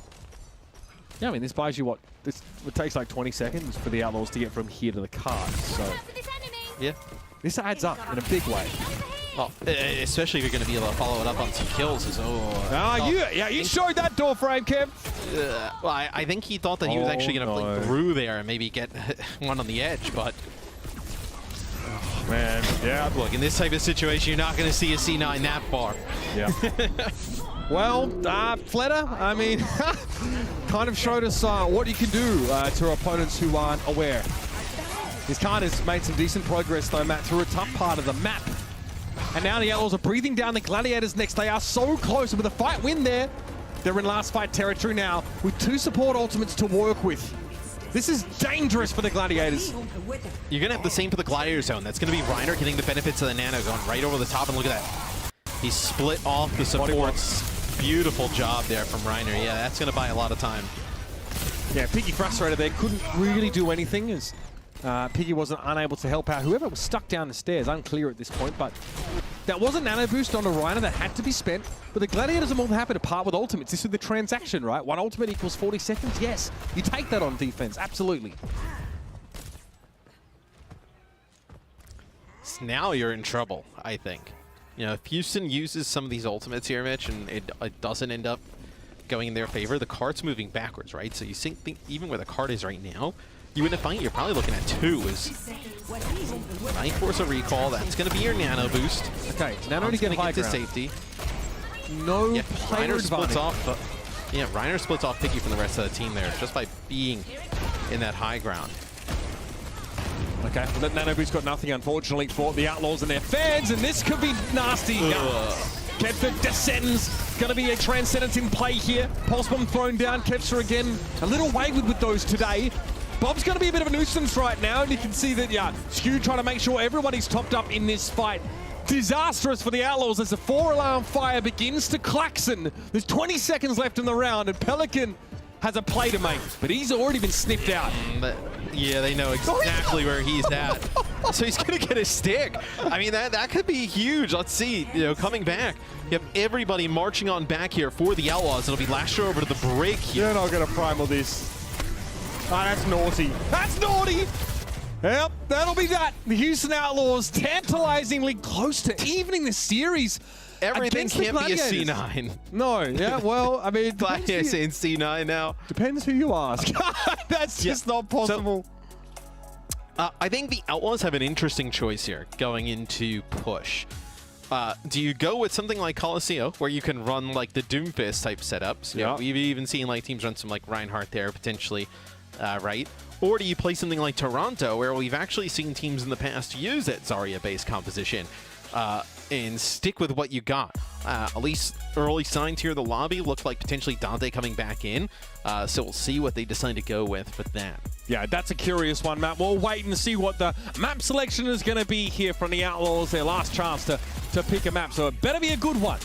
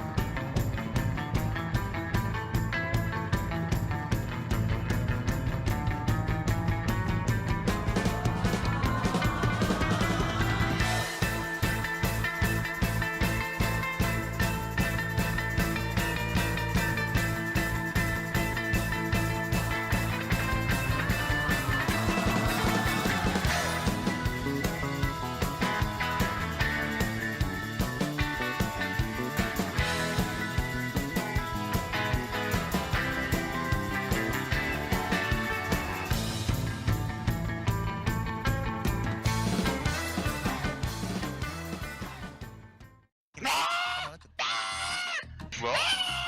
뭐야? 이상이 한 거였네? 뽀꼬댁? 아닌데. 형 텐션이 더 떨어졌어. 오늘 집에 잘 못 쓰고 은퇴해야지. Don't know what you just said, but I agree. Guys, is everybody sitting down right now? We need to start getting everybody to sit down. Can you literally shut the up? Can you really just listen to me? Okay.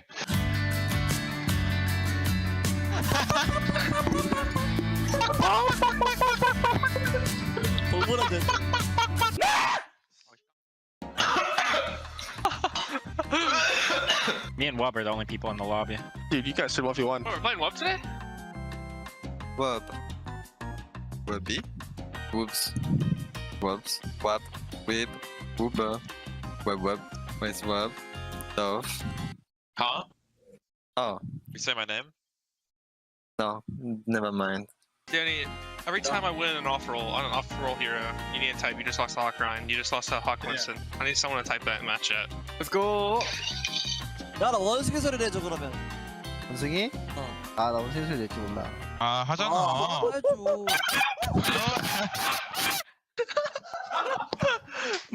뭐야? 야, 되게 아, 이거 개 아파. 야, 방금 너몸 나갈 뻔했다. 야, 조심해라, 야. 형 다음 그 뭐지 리그 썸네일 형이다. 오픈 마이크 이제 원숭이 차석 앞에 영환이 합성해가지고 이제.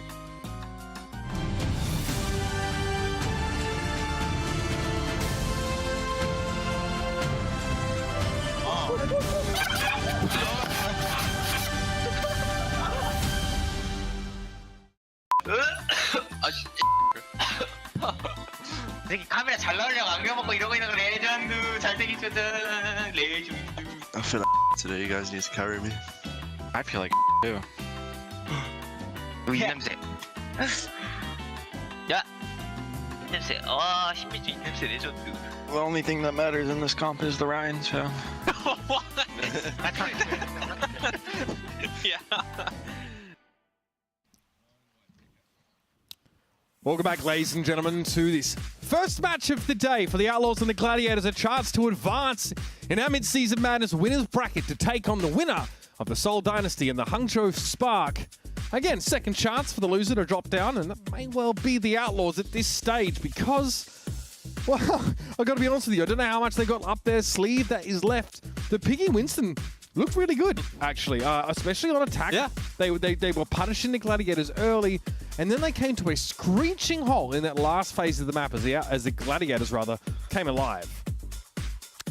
And you see on your screen, we'll have really just one large sum. It'll be Dante coming in for Piggy, which fully expect now this to be a Doomfist composition as we go into Toronto.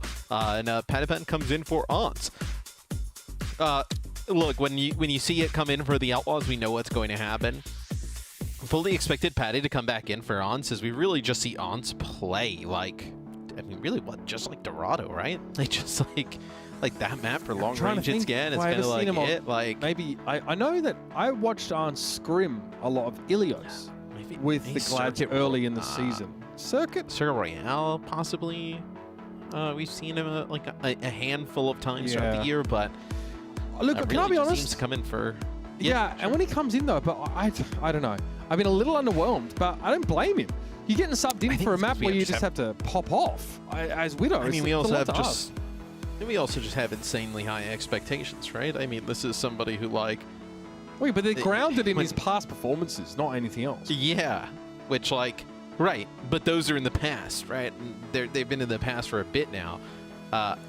You still have to regard him as one of the best Widowmakers that we've seen right? But I think to expect these like magical performances from him, just coming in for a Dorado every once in a while, I think it's just unreal. Like expectations, like it's not like sure maybe 1 out of every 10, but how many maps will you play all season, right? You're kind of like thinking unless you see like a Widowmaker meta just pop up out of nowhere, right, where everybody's playing Widow. I think those pop-off moments are gonna be just rare. especially when the other team is really not gonna, like, how many other teams, like, when they see Ons come in to play Widow, are gonna, like, challenge it, right? And be like, Yeah. oh, yeah, let's try and play a Widow of our own, right? Like, go head to head. Like, most teams are just gonna kind of, like, strat against it. Counter it. Yeah, playing against the Echo, right? It's frustrating, and you saw just... I mean, Pelican is... I mean, his Echo was one of the main reasons why the Atlanta Reign was so dominant, you know, when he was on that lineup, and especially when it came to, like, you know, end of tournament play and the kind of play that got them to Hawaii in the first place, right? So no surprise to see that be really effective. So, okay. So moving forward then, instead of looking back, Patapan comes in here. He's looked incredible. You know, when we've seen in this series on that Sojourn, we are going to get to see New Queen Street. But, you know, a map that we've seen, Zarya, that is true. That's not the plan for the Outlaws, right? Dante obviously is in here, and we know what to expect here. This should hopefully find the Outlaws in like a comfort position. There's always the chance that you can play like a Hangzhou, right? We've seen teams double in the Hangzhou, more so on Colosseo, but sometimes here on New Queen Street. One of the more interesting things, I think, is that Funny Asher doesn't come back in. Right. So you'll have the Gladiators. Yeah, they'll end up continuing to play with Skewed in the lineup. So what do we see from them in terms of the supports, right? Do we see them go with like a Bat Zen? Do they try and play something along those lines? You know, Ana Zen, do you play a Brigitte, like a... Surely not the a few scenarios. The Shusio. No. Okay, so Ana Zen. Okay, so I mean, both teams going for that look. Why so good at Sojourn though? Interesting. All right, you have my attention, sir. We got a neutral between the Doomfist. This often happens while the Tracers make their way into the backline. Look where the Zen is playing. Look where Skewed is. He's. You could also play the Ashe here at the start, because early bot progress is so huge and crucial that if you get like a pick off, let's say with an Ashe, right, which may be a little bit easier, you can play at a longer range, like maybe you can actually get a little bit more progress early on. It doesn't seem to be working out that way though for the Outlaws. I mean, Skew's playing that crazy off angle, and he brings Pelican down there. So the Gladiators had a fair bit of focus on the middle part of the map, right? Patapan's playing inside that tube right here. And Skew's playing underneath, sort of away from them a little bit more there. So I like the initial setup for Los Angeles here. Patapan now is in a pretty powerful spot, as you can see. Merit cannot do that on the Ashe. Patapan stamping his dominance here. He couldn't do it on the Sojourn either. I mean, you kind of just strafe into the line of fire of a fully charged rail shot, and they really don't make it a difficult shot for Patty to hit. He's gonna hit shots like that all day. So you'll have a nano here for the Outlaws, which maybe give it on the Dante to contest, because things could start to get out of control rather quickly. You're gonna have an overclock here. You're also gonna probably have a nano for the Gladiators too. So they're getting up to the butt scratch. Yeah, I'd love like a counter, like that's the win probability based on like statistical data, sort of going up or going down based on like that first fight progress, or like the first team to get the bot to X distance, because that's the checkpoint already for the Gladiators, and they don't look like they're slowing down. Ryder may be forced to bend the knee here. He can just ult out. Oh, you're kidding. You just stay on in. Is it going to push on forward? Okay, I think most sort of stable individuals probably don't do that, but that's Ryder, man. He's cracked. He's going for broke. I mean, more progress, right? You're gonna have players coming back off spawn here for the Outlaws. Still with a nano, but you don't have to play on the bot here. If you're the Gladiators, you can back up a little bit, concede some space, wait for Reiner to get back, because he's gonna have that closer respawn and Doom so fast, and you see, yeah, he's already back in the fight. Stand up straight. Notice that Iris really tries to avoid scoping. He actually, I mean, something you notice maybe as Ana plays this year is that he actually, you know, deals with the projectile aspect of Ana's healing a lot. He doesn't want to scope in if he can help it. At quite long ranges, he's still able to heal people like that. It's quite impressive. I feel like this kind of jockeying for positions almost better for the Gladiators in the long run, because they're going to have this Transcendence on them. Any situation where game state doesn't get advanced in the Outlaws' direction is obviously great for the Glads, right? They've got such a lead, and they can just sit back and wait for Patapan or Kessler to find a big pick here. Lastro gets nanoed. Very, very scary stuff. You approach with care as Lastro gets a trade, but you nano for a trade, it's not good. It's just not a great rate at all, and that bot is moving awful quick back into position. And Dante's got to get back to the rest of the team. Be careful. He knows that the pulse bomb was on deck. So Who is this behind us? Oh, looks like Pelican has made it all the way around. Okay, trying to get out. So the bot doesn't make any progress really for the Gladiators, but it doesn't really matter, right? They have in such a great spot. Not a lot of one-hit potential here. Like, Merit can't really, you know, like, you can't just dish out a rail at long range for like an insta-kill the way that Patapan can. So, you know, Scoot can play these kind of long-range angles, these kind of risky ones, and no, he takes a hit, he just backs away, and he's, oh, what is that? Patapan with open arms gives Pelican the kind of bear hug he'd rather avoid. Those are probably the easier shots to hit. Like, think about when you play Hangzhou, obviously way different, but Hangzhou, like, just kind of like spamming chokes with like those arrows, right? Like, you have a rail and you think about Tracer's body, like, takes up like a decent size of that window, and the rail, like, projectile, like, width is like pretty forgiving. Like, there's a pretty good chance you're gonna hit something as that projectile goes through. 5 minutes and 30 on the clock. Switches come in for the Outlaws. But, I mean, this bot is just rolling on in, though. This is leisurely for the Gladiators now. There goes Pelican. I mean, Scoot is Scoot! Oh! Okay, dude. Why is he there? Who knows? Doesn't matter. This is about to get out of hand. I mean, what a way to dispatch a foe by full clearing them in the last map of the series. That's starting to look like a bit more of a distinct possibility now. Overclock for Patapan. He's got that tack shooter flick, Matt. Beware. Iris down to that headshot here, and I don't hate that from Dante, but it's still not enough to put actual pressure on Patty as the bot will continue its inexorable advance, and Merit's questioning whether he really wants to contest it. I don't blame the guy, honestly. Last three gets rid of Reiner here, and again, it's going to be a war of attrition, and the Gladiators are winning out in 127 meters and counting. Dante hit with a biotic grenade. He's done here, and Pelican won't be able to hang around for too much longer either. Oh my, that was a stinker! That is so the Outlaws were playing that series close. That is an absolutely brutal way to lose, though.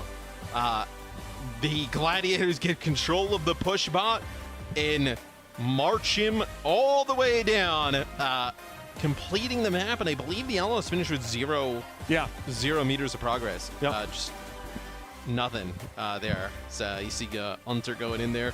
Beautiful haircut. Yeah, funny Hunter with all smiles. Hunter with the definition of what we call Darrow chic in Australia. Yeah, really. Oh, okay. Darrow is like a short form of derelict, you know, like kind of unkempt on purpose. You know what I mean? That's kind of look there. You love to see it.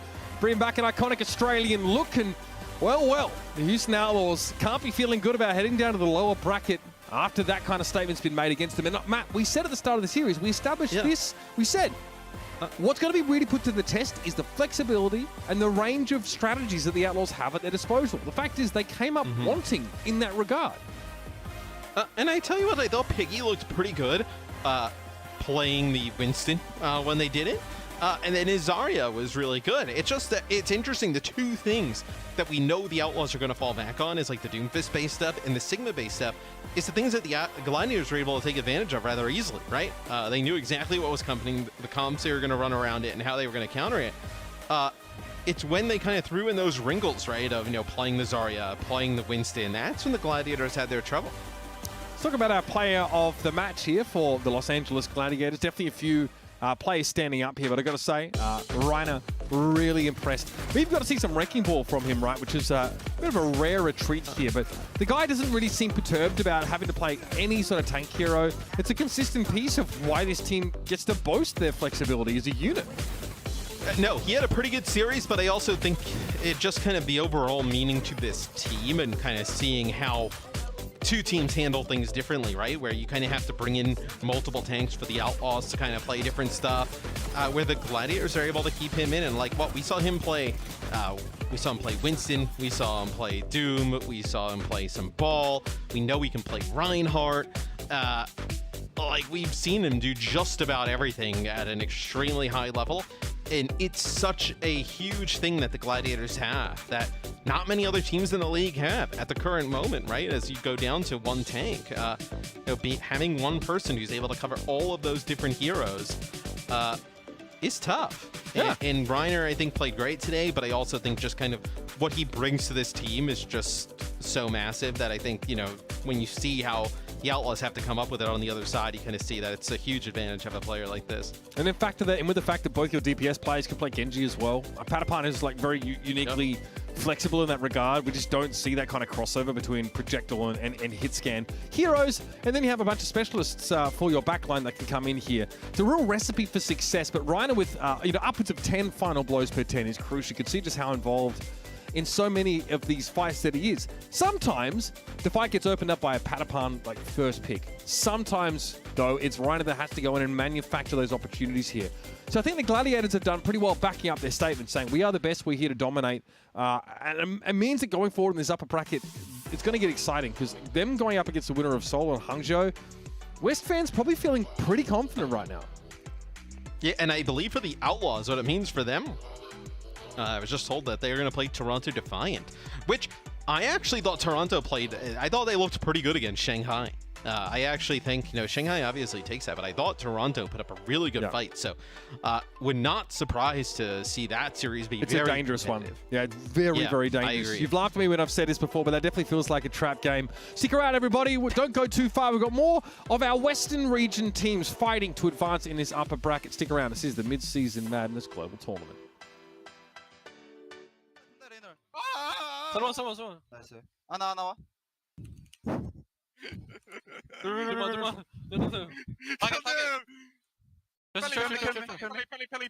나이스.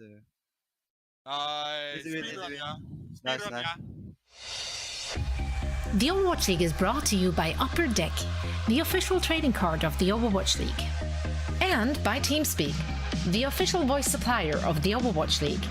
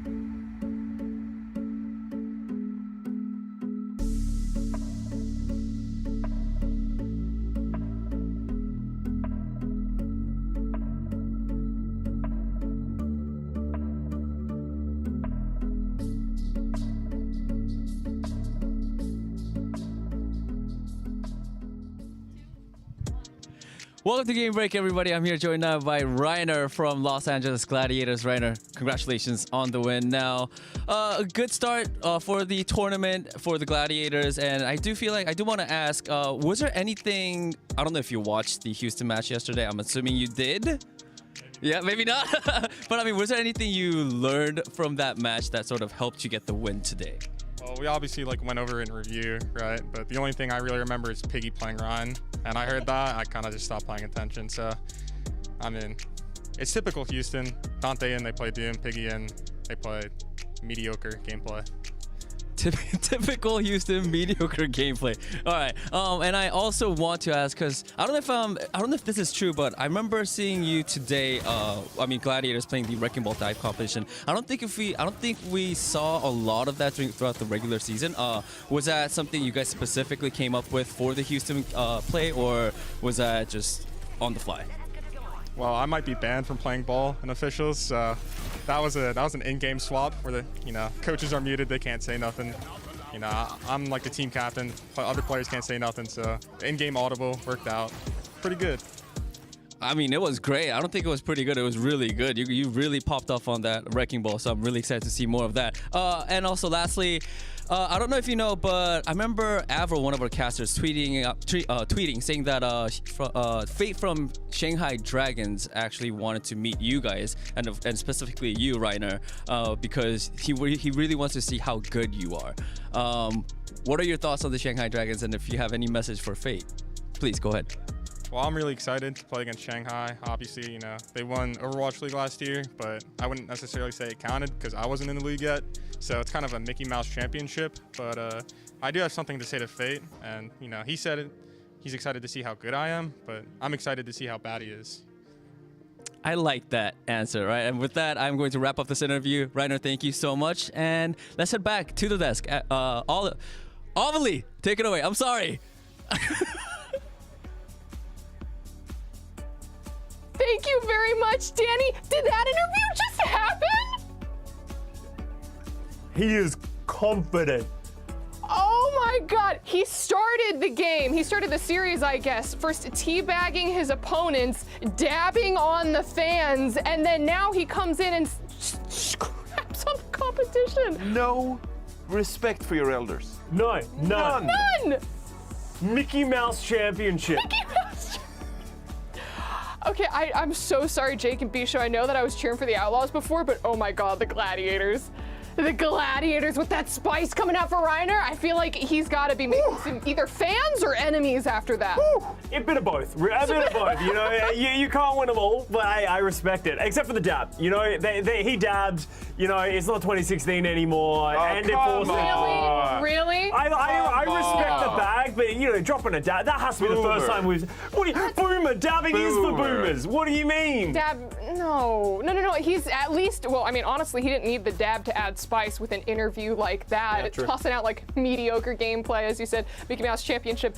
It was so good, and I actually think we have a replay of that. Oh, there it is. Hit it quick. Wait for it. Ready for it? Oh! Slow-mo. My favorite is he's bouncing, getting ready for it. It's Here it comes. Yeah, Here we go. I'm not gonna do He it. had the But smirk too, so he knew exactly what he was doing. That was but good. That was aggressive words coming out for Reiner, which, Johnny, it kind of fits with some of the really aggressive compositions that we were seeing, especially in the first map. We had the Lucio that was coming out and setting the pace for the series. So what did you think of that? I mean, the Gladiators just came out guns a-blazing and no time whatsoever for the Houston Outlaws to set up or pull off what they wanted to do. The Houston Outlaws, they've been playing a lot of Senora Ana on Legion Tower before, so this was no surprise, but the LA Gladiators, they subbed in funny after, as you said, on that Lucio. And I thought it was really interesting how they dove on top of the Houston Outlaws before Iris or Lazaro could get any kind of angles with this Senora and Ana. So typically, you would see these compositions come out like the Senora and the Ana, and they would have long sight lines, and you would be able to peel backwards and hit the sleep darts, utilize the Harmony and the Discord Orb. But the Gladiators, the way they navigated around the map with the close walls, they would set up the dives with Kevster and Reiner as well on the Doomfist. They didn't give Houston Outlaws these angles to operate this composition in the first place.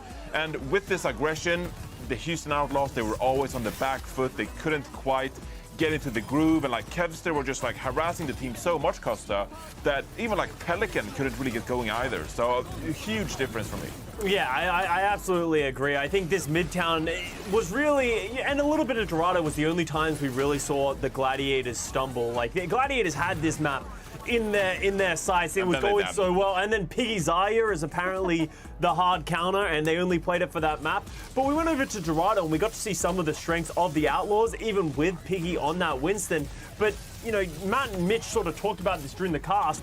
Arns just hasn't really had that firepower for this team so far in this season. Maybe we are holding him to such a ridiculously high standard that it's hard for him to have those. I mean, he's still elite. He's still great, but even in this map right here, he didn't really have that dominant presence. Sure. He wasn't taking over the game like we know he could. So that might become more of an issue as we go further into the matches when he starts going up against the Shanghai Dragons, when we start going up against the Seoul Dynasty, and there is some serious firepower on the other end. But for me, with these two players, Kevster and Paddy Pan were the ones that really stepped up. They were the difference makers for the Gladiators. I had questions about Paddy Pan heading into this tournament of, is he going to be able to have that dominant hit scan performance? He showed us up in the kickoff clash after we doubted him, so maybe I shouldn't have doubted him in this one, but he did show up. But Kevster versus Pelican, that was really the storyline. The real storyline. We actually have a stat card coming here of these two going head to head. And Kevster's just showing why he is an MVP candidate right now, why he is so dominant on that hero. Yeah, I mean, the thing as well, you saw this play out in game. If we just take a look at the stats quickly, it's like, whoa. 44 final blows to 25. I mean, half the deaths, 18 throughout the entire match from Kevster. We played 4 maps, and he died 18 times, and like every category, he just like completely outpaced Pelican. But you also saw this like visualized when they were playing the game. Pelican, it felt like he was always chasing around Kevster. Yeah. Houston Outlaws, they were playing the slower style, so Pelican is like, your job is to make sure that Kevster doesn't kill us. And Kevster killed you. Damn it, not again. So you could really see the difference as well. Kevster was always in control, always playing aggressive and finding those picks, and it made such a huge difference. Now, in the pre-show, Danny actually spoke with the Gladiators head coach as to why they decided to pick the Outlaws, and he said that the Outlaws were the worst team left. And we actually have an updated tweet from the coach as well that we can pull up and see. God. I'm not sure what it is yet. I think it might be a little bit more trash talk. There's... Jake Despair. How to win a single map in a tournament versus the Gladiators? Ask Houston. Oh, no. Damn, I wish I could read. Hunter,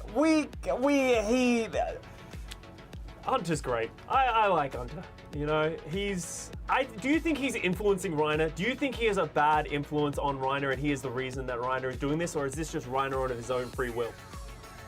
I'd like to believe that Reiner operates as his own individual under his own circumstances, and Reiner is pure. Pure? He's pure? Really? You think he's pure after that? Yes. All right, I like the optimism and the optimism in finding the good in everyone in the world, but I absolutely love that tweet, love the trash talk coming in. We actually have an updated bracket with our new results plugged in, so let's go ahead and take a look and see how everything is shaking up.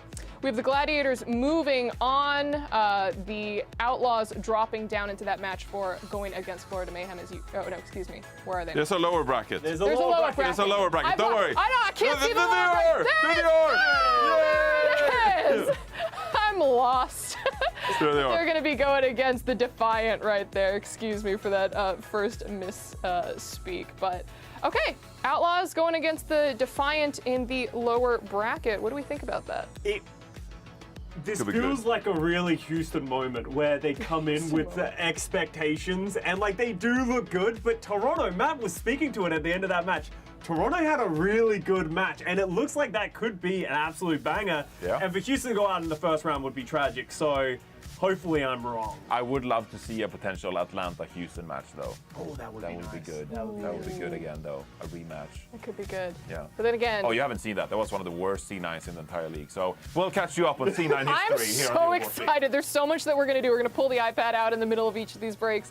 Educate me, please. But listen, before we do that, we still have the next match that we need to get into, which is going to be London taking on the Shock. And both of you guys were pretty decided that you think the Shock is going to take this. However, I am still on the side of Spitfire. Nepotism? Maybe. Hopium? Definitely.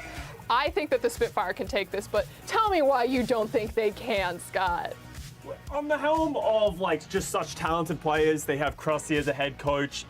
London Spitfire's biggest sort of ace up their sleeve is they go, "Ooh, rush, do you know how to deal with it?" And usually a lot of these middling teams, they do struggle to adapt. They don't know how the individual players to deal with it. The San Francisco Shock has very rarely stumbled to these kind of pitfalls that are coming in from the London Spitfire. I think mechanically the Shock players will probably be able to beat the London Spitfire. I would be shocked if the London Spitfire kept this streak going and somehow managed to break down this 12-0 San Francisco Shock team. If I do have to give one head-to-head matchup to just keep your eyes on, it's going to be Shax versus Proper. Now, we already talked enough about Proper, but like Shax in like 2019, 2020, he hit a stride on Tracer and was like one of the best Tracers around, specifically a very aggressive Tracer. He liked getting in, finding picks on supports, and he might go down, getting them, but he found those picks eventually. Is he going to get that room to operate on Tracer? Perhaps, side by side with Proper, which is very hard to do. That could be like an opening for the London Spitfire, a win condition, if you will, against the Shock, who are favored.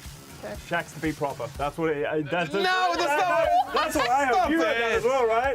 Just a little bit. I think we're going to have to let the fans at home decide what they heard from Johnny. As I can't take you as seriously when I don't see you with the snorkel mask and the snorkel just next to you. But listen, as he goes digging for his swim supplies, we actually have the next match ready to go. So let's go ahead and toss it over to our casters, Uber and Mr. X, to get us into the game. Thank you very much, Overly. Yes, quite the preamble from our friends in the truck. But I kind of want to go on. Is that Johnny's outfit for when he would go get go swim for mackerel? I don't know. How do you catch mackerel in Sweden? You get where? Kind of like a I'm sure like a you bear, do it with right? You do it with your hands. Your mastery of banter. You know what I mean? Johnny needs to snorkel because he's drowning. I would catch loads of mackerel then.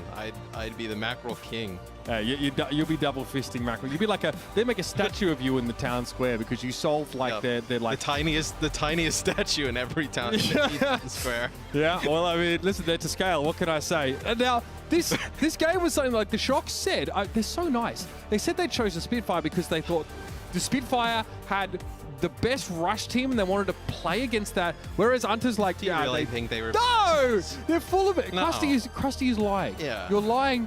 Think of the kids, Krusty. You are lying to children. How does that feel? They'd be better off just doing what the Gladiators do and just gaining a ton of followers, right? And just memeing on Twitter instead of just being like, oh yeah, I think they're great. Like, I mean, listen. Because there's no way that's how. Okay. Look, in fairness, San Francisco, very good at online play. This is not online play. This is in person, in fairness. San Francisco definitely struggled in a stadium atmosphere. No, I'm not suggesting these are remotely the same. I mean, we've seen the discourse over the last couple of days. It's a little bit more scaled down than that. But still, I mean, this team needs to turn up face to face and put on a show. Because in Texas, they did not do that. And the London Spitfire are looking more and more dangerous as they go, saying they've even managed to shed that ego they started to develop when they started to find these results. No, it's not a trap game, but London definitely have a well-drilled approach to the game. It's not a trap game because London's really good. Yeah. I mean, London has been on fire, right? In the Midseason madness. Like, not many teams probably would have loved to have picked London here, as it'll be Sparker and Shax starting in DPS. Backbone to start in support. So some Zenyatta play going to come in from the London Spitfire. But this is not a team to be taken lightly whatsoever. Like, the start of the season, obviously off to a rough start. They have really started to hit a stride, and they seem extremely confident. And I think if you're the Shock, like, this is it's a really I feel like it's almost like a kind of like season-defining game, and it may be like really early to say something like that, but with how good they've been in the regular season, and then how they played, not able to win or make the finals in Dallas was, probably disappointing for them. You pick your opponent, you got to come in and beat your opponent here in a live setting, face to face. Yeah. You don't win series like this. I think, people will just start kind of like writing off regular season success, right? Like, this is what's going to happen with this team. It's just, let's see what happens at an event. Proper Sam in the starting lineup with Mikey here today. looks like our first map will be Ilios. So probably, I know some echo play maybe. I know Mikey potentially on the Wrecking Ball. We'll see what the Shank decide to pull out, because London, then most likely we know what they're going to do, right? It's going to be that Reinhardt-based setup. Yeah, I mean, that's kind of at least the majority of what they've been playing. I do want to mention, though, that we've seen a little bit from the Spitfire. They've played some Wrecking Ball, they've played some Winston-based compositions. They can do it. They've just not really had a good reason to switch away from that Reinhardt setup. So the biggest question, you know, we talk about, yeah, San Francisco definitely need to back up their online play. The biggest question is, can that composition, that core London composition, be exploited? Because until that happens, London are going to ease their way into these matches. They're going to ease their way through this tournament until someone says, no, you're not going to get away with this anymore. And the Shock are in an unenviable position because they have a lot of pressure on them, and they don't even necessarily have like the tournament-defining results to back them up. It's just online play. It's league play. And yet everyone expects them to just to be haymakering their way into like an upper bracket final hit. Our producer in our ear just told me that Hottie just knocked out some push-ups in the room. And I don't know whether that's like a move of intimidation. I don't know. No, well, it's like, it's good. What the hell is he doing? So it's good for nervous energy, actually. Funnily, oh, okay. Funny. I don't know if I should. Well, maybe that's why I never do them. So when I was in China casting some Overwatch, myself and my co-commentator at the time, we were a bit nervous. I was a bit newer, obviously, to sort of the biggest. We were in like an arena, right? So we would do some push-ups at the start of the game. Problem is in China, I mean, I think doing push-ups, it implies something very different to the fans in the arena. So for us, it was us working off nervous energy. But my understanding is that to them, it implied like we were trying to show off masculinity, you know what I mean? And they found it very funny. So, you know. Hey, they're not wrong. Yeah. They're not wrong. I mean, we weren't trying to do that. Like, we literally were just, very sort of You nervous, just replaced push-ups with some bright shirts. I mean, okay. No, I don't know if that was called for. I mean, in fairness, everybody's doing it now. Some medium shirts. I don't know what to tell you because I look at the desk and everyone's looking like me. You know what I'm saying? I saw Seth, I saw Kevin, two very good-looking guys looking like me with the fashion choices. Don't try and rope everybody into this. Hey, you're all dressing like me. You're in my world now. Trying to take everybody down with the ship. Or we're gonna rise on the wings of eagles because you know what? This is the play. This is the vibe, Matt. And because everyone's trying to get this Hawaii feel, they end up dressing like me, like I do all the time. The joke's on you, nerd. Welcome to my world. You have mountains on your shirt, huh? Normally you just wear somebody sackcloth looking thing, like a burlap sack, just throw it over your head and you walk on camera. The day I start dressing like you, I know I'll be selling like real. Oh yeah, something like that. Your Honor, I want to call the court's attention to a photo of Mitch Leslie and Matt Morello in matching gold outfits. Yeah, you remember that one? Well, because I was like semi-forced to. No, you're right. I don't know what that shirt is. There was no duress involved. I mean, I've got my gold shirt right here. I mean, you want to run it back for me? Let's do it. When's that? What do you think, huh? Mine, I don't know if mine is in my apartment. I don't know. Hey, those are worth a lot. Yeah, you should be holding. Oh, man. Okay. Yep. All right. Hey, push-ups to push-ups side. Hardy. Yeah, look, listen. Donning the Crusader armor requires some degree of strength, right? Hardy's working on that. Credit to him. Such an aggressive Ryan player. Tied for second in fewest deaths. Yeah. And I also, what I love about London is this team like went through some rough patches last year, and they knew that this team had talent. It was their first year in the league, right? That last year they were playing like long distance, pretty difficult. Like everybody kind of like had remote locations from each other. Anuki and the rest of the team were like, look, like we know these players are talented. We've seen it before. This is their first run in the league. It's gonna get better, and brought a lot of the crew back. You know, some additions right to that core, and they've looked fantastic here at the beginning of the season. You know, people treated, you know, when Deep8 joined the Vancouver Titans, right? People treated this as revelatory when he said, we're just going to find one thing we're good at and just do that. I mean, we can talk about how that was working and reasonably well. But Christopher's was doing that with the London Spitfire since the start of this season. You know, that's not necessarily a novel approach if you consider how this team sort of built their foundation, right? That rush comp, we were kind of joking about it. It's like, oh, it's trolls, it's like pretty easily exploited by high ground, other comps like that. This team just kept working on it, they refined it. Now it's kind of obnoxious for their opponents to deal with. Oh, and we got on the ground in Dallas. There were lots of people who were like, man, I'm so happy London's not here because they've been just rolling everybody in scrims. And typically you hear something like that and you're like, all right, like let's see if it like transitions into games. But like in this, you know, second 6 games of the first half of the season, they were lights out. I mean, they were the real deal. So also looks like in the room there today, like everybody kind of no pressure on the London Spitfire. No, even waving across the way. Maybe even a little trolling going on where they're playing with house money, right? The Shock picked them. The Shock have been undefeated throughout the first half of the regular season. Like, all the pressure here is on San Francisco to turn out with a big win today. And despite what Krusty may have said, you're never going to convince me that this pick wasn't made because the Shock just felt that the Spitfire were weaker than some of those other options there. You know what I mean? I mean, I may be surprised. I may be a little bit surprised that maybe you don't consider the Outlaws there as a possibility. I do understand why teams are playing regional rivals rather than like, we have West versus East picks because they don't really understand those teams to the same degree. It's kind of hard to study up on that kind of tape. So here we have a run back of a match that we saw much earlier on this season at a time where San Francisco were obviously dominant and London were finding their feet. It's a different story now, and the London Spitfire are here to shame all of the doubters. And it's going to start on Ilios. So this is the pick of the Shock. So what? You kind of think of this map like, well, not a fantastic Reinhardt map, right? Ruins, another one like long range, like the ability to run some wrecking ball stuff, pretty good.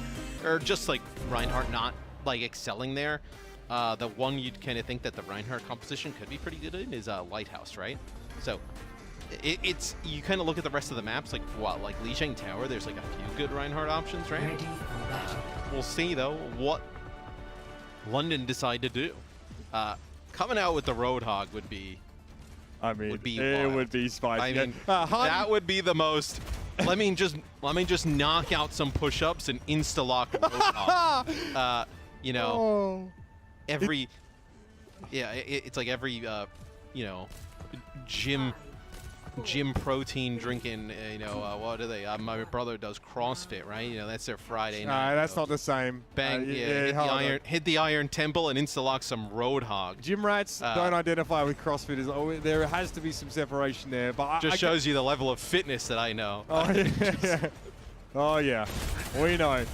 That Orange Theory arc was a fun one for sure, Matt. All right, Hardy on the wrecking ball here. So we've seen this from him this season. He's getting harassed big time as he crosses the map and at least is able to snap up that mega health pack. Big bionic grenade onto the backline there. So Violet already starting by posturing very aggressively here in this matchup.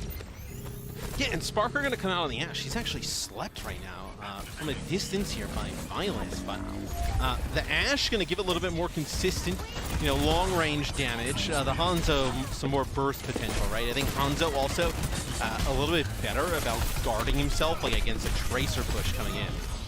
I feel like we've just been watching Hardy go to 300 and then get healed up the entire round so far. Meanwhile, Sparker finds 2 banger headshots on Violet and Sam. Huge opener there, and London remain in control of the point. I'm dizzy. I don't know about you guys. I'm a little travel sick after that one. Well, like I mentioned, it's proper takes out Sparker, and that's kind of what they have to look at is, can they keep Sparker alive through the kind of onslaught of a push from Proper and Mikey. It's London in control of the point first, because if they can keep Sparker alive, control the angles across this point, the Ash is going to be a really good pick here. Beautiful start, to be sure. Sam's Hangzhou, streaky at times, if we're honest, but a bit more of a common pick now we're seeing from him. There's a pulse from online for Shax, one of the members of that Los Angeles Valiant team that managed to beat the Titans at the height of their power back in 2019, and that's a beautiful stick. Somehow, Sam's able to get away from the blast radius, but Violet has no choice.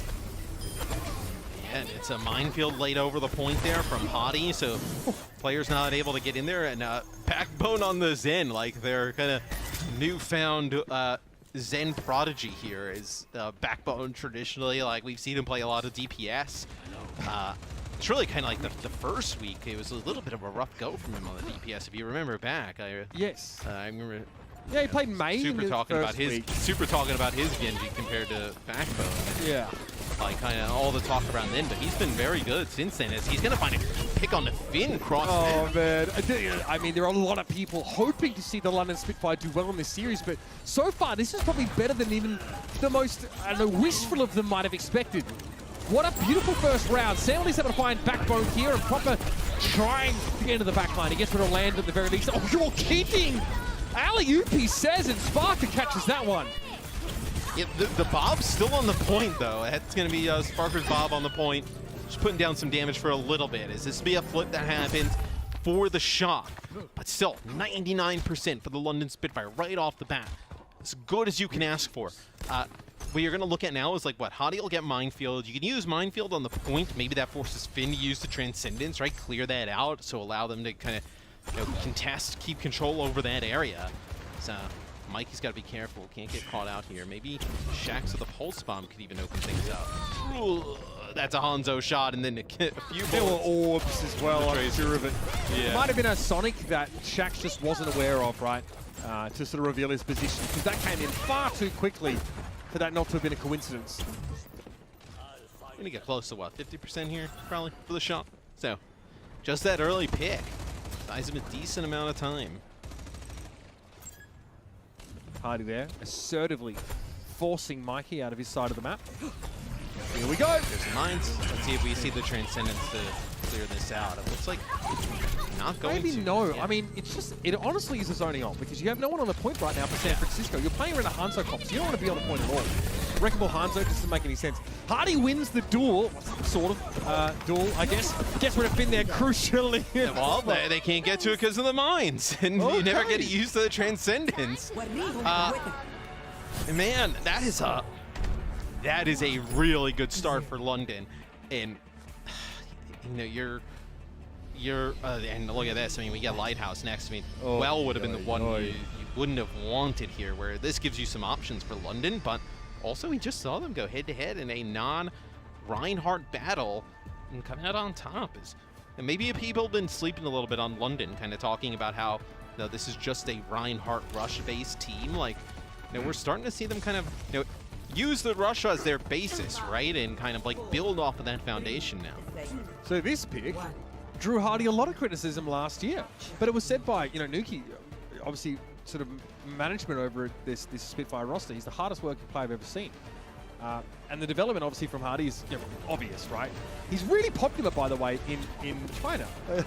All the Chinese fans really love Hardy. They really adore him. So congrats to him on that sort of popularity. And yeah, I can see why he's earned it though, for sure. Sam on the Echo here.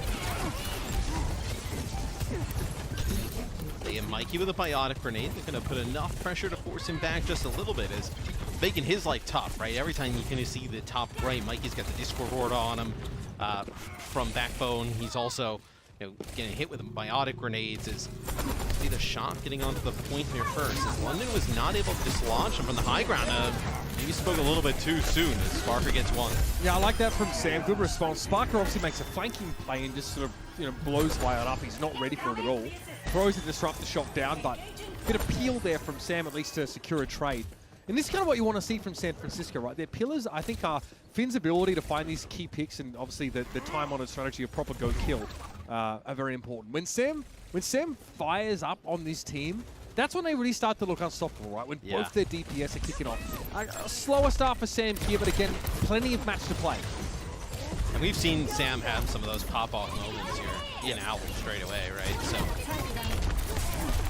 just the start here as Hadi gets really low. I don't know if they're going to be able to keep him alive. It's some nice long-range healing there from Landon coming in, and that's going to be the nano. It's used on the Sparker to keep him up. Yeah, I like this again. So the Spitfire is so aggressive, you can tell, because their Sojourn is jumping across the map, right? A little less common to see that. Sparker loves to play aggressively and sort of throw down those disruptor shots. They don't want the shock to benefit from Finn in the high ground position, but this could go wrong here. I mean, Mikey able to get rid of Landon there is big. Done. And I was going to say that could have been huge there from Shax and Sparker, but a few players are actually hit by the biotic grenade there of Violet, and you're able to get a point flip basically instantly. Huge play from the Ana on the shock. That kind of comes from long distance connects with like 3 players. Allows the shock to flip rather fast. Something Violet's always going to be able to provide for you. We're past the Lucio arc, at least for the most part here. Mine's on the point. come down. Hardy can't do too much about that. So good response from Mike. Yeah, I think Hardy probably thought he was going to be able to live a little bit longer. Maybe the mines wouldn't come through, and he would have been able to get that primal rage off. Extend that fight a little bit. Now you start to get in dangerous territory here if you're the London Spitfire. 80% coming up here on the point for the Shock. With all the ultimates and how kind of long these fights could go with both Transcendences, potentially last by territory. Yeah, this is the finesse and play we've come to expect from Proper. The pulse isn't going to quite connect, but hey, the mobility on Spark a little bit hard to follow for sure. Again, the Spitfire will go aggressive. They dive across the map. Primal Rage here for Hardy means that Finn gets careening over the edge and Spitfire able to flip things back despite a good start from San Francisco. And Finn gets sent packing, and he's got the Transcendence. Oh, nice play, though, by Sam. Able to just hunt down Hardy. See, can you even make a play back to the point? Oh, no. Not going to happen. So, really good first point there from the London Spitfire. Dominant bounce back here from the Shock. And I'll be honest with you, some of these issues here stem from Hardy's inability to be as disruptive as he was on that first map. He's playing the Winston. You can see the Spitfire are diving. They're playing aggressively across the map, but that sort of play they're going for, the one with Sparker is, literally sort of power sliding forwards, doesn't happen very often, and there's a lot of round where San Francisco are getting picks out of Proper, just playing aggressive and trying to catch them on the back foot there. A little bit quieter as well from Backbone. Tough to have as much success on the Zen in cases like this, but yeah, Mikey's Wrecking Ball definitely still something you've got to put some respect on. That is clean there. Potentially would have came up with the third. So it'll be London actually playing with the Batiste here in the mix. So this will allow them, to use that immortality field a little bit aggressively, right? When they want to push behind Hardy and Shax, they can play within it. Or allow them to not worry about as much of peel, right, for their supports. They're able to use it defensively, and that's going to be Backbone with a pick on a Sam. Mind you, Backbone is a DPS player we have now who's just been picking up the Zen over the last, 2-3 weeks. I mean, he's gotten a few crucial kills on Ruins and then starts off well here with a pick on a Finn. That's unreal, especially with a point like Well. If you get control first, you could easily run it down the distance. Yeah, great opener there as well. That first pick is what puts the Spitfire in a strong position. You said they might want to avoid Well, but obviously they're not really playing Reinhardt at all this kind of map, right? We've really evolved past that period for this team. So Hardy goes back on that Wrecking Ball now. That's a big Zen pick, and now it's going to be an Ash pick. Just that first pick from Backbone. How easy it is to contest here on Well. I mean, if anyone's just kind of watching us play Overwatch just in general and pubs, right, knows how difficult it is to flip this point back. With heroes like Tracer in the mix and Wrecking Ball, Immortality Field, you can just stall this out for so long. Is that first pick from Backbone? You can't explain how massive it is to give that early lead over to the Spitfire. And already that lead is developing quite nicely. Blink and Iron, it's 47-0. Jackson Pulse here, perfect! What a stick on Finn, who's been modified mostly in this round. Mike at least is able to find Sparker, who's deadly with those first picks here, but Shax is still running rampant. And that percentage is still, of course, ticking up. Now that he's had to be used on Mikey just to keep him in the fight, that Discord Orb really punishing him there as Backbone. Again, keeping those enemy tanks very wary. And Mikey doesn't even want to play aggressively with the rest of that mana. Well, you see when Mikey goes into that back corner, though, he's dealt with the Discord Orb and the Immortality Field and can't survive through that. And look at this. 2 fights, really, in a row for the London Spitfire. Gets him at 80%. Sam's going to go over to the Sojourn now. But look at, you have an Ant Matrix, you have Bob online, you're going to have Transcendence, Minefield, and the Shock have not been able to build up towards anything. This has been all London. Backbone got the better of Proper in that last fight. What a weapon he is now on that Zen as well. Just another left mobile DPS, I guess, until he does this, and then he's zooming. Transcendence in play now. He can do a little bit of mind sweeping if he so elects. Pressure on Mikey, that wreck. Yeah, okay, the Discord on Mikey, but Sam's able to find a headshot. Crucial one against Backbone. And Finn's going to cross the map back to his team. I don't know how he got so far away. Clearing some of those mines away. Well, it looks like here at the end, the Shock going to pull out this fight, so they will flip it in their favor, but they need to be perfect from here on out. London just needs one fight to go their way to steal map number 1. Shax with a pulse bomb. No support ultimate on like line, like whether that's the Transcendence or the Nano to keep anybody up through that. So Shax lands this big pulse bomb. Could be the map in favor of London. His last one. Perfect stick on Finn. He's had a couple of those. Pit stops, he gets topped up. Proper, constantly frustrated by this wrecking ball that seems to be in his way. He needs to push through, and he probably needs to use the high ground to do so. Instead, he wants to double back and put pressure on Hardy, who probably can just stay clear of this. Did you see how far back Finn is playing too, by the way? Yeah, he has. All the way up on the high ground back there. Needs to play so far back, and that's a huge pick. Sam's able to take out Sparker. What do you do here if you're London? Do you just kind of keep throwing at this? You want to back out. They're moving for him to get back up. They're moving Backbone up the map. Okay, so no stick from Shax, but the follow-up is still centimeter perfect. Recall there from Proper. He has a pulse bomb but couldn't find a way in. And this is where it begins. Remember, it's a hard point to flip. You need a decisive fight win in order to do that. No, excuse me! I'm talking here! My God, London, how have they been able to do that? San Francisco, give it up! Oh my God, cast a curse and a half, Matthew! That's ridiculous. Backbone down to Finn, though. At least San Francisco can convert on a bit of a rough start to this fight, but they don't get any percentage during this time. That hurts them. Right, I was going to say that. Still, even with that flip for a little bit of period of time, right, you're going to have 70%. This would have been potentially the game for the Shock if you were holding on there. So, Ant Matrix coming online, Transcendence available for Finn, and Hottie with the mines. How do you do this? Do you want to like drop a minefields in like one of like the back corners and then use an Ant Matrix from the side to kind of fire through that off angle? It's a potential setup. Oh, you lose Sparker again. That's 2 fights in a row where Sam's been able to find this first pick. Look, Merritt had this same problem playing against the Sojourners as Ash. You get outranged by a charged rail, and now the Shock get back into this round. This is not good for London. They've got to make a real play here now. Mines away. In that back corner. Mikey wants to wait him out. He's got some of his. Are they going to give the point back over again? Okay, they contest. Yes, they flip the point. Let it flip. Okay, Immortality field amplification matrix goes up, and back went a little out of position. Mikey though, not confident enough to pressure that advantage. He's playing until those mines disappear. Unbelievable. So they're gone now. Both Wrecking Ball ultimates, 2 Transcendences, a Venn diagram of God knows what. And here comes Hardy, drop it down. Sam play from the middle of the map here. This is wacky stuff as Proper's going to have to duck back and get a health back. He's under a lot of pressure here. He gets the mini, but he has to recall out. There's Sam. He strikes again. San Francisco. Oh, no way! What? It's the most egregious D9! That's a Charles IX, son of Charles VIII! Why have you done this? I gotta see it. I would have to see what is going on inside of that room right now. Oh man. Not now! If you are London, that is as good of a start as you can imagine. Everybody leaves the point. But honestly, the Shock had done that like a few times, right? Just allowed London to just flip the point out of nowhere. This time they let them flip it, but they just never get back on. Get this off my screen immediately! We're going to go to a break. We'll be back. Mac 2. Take a breather.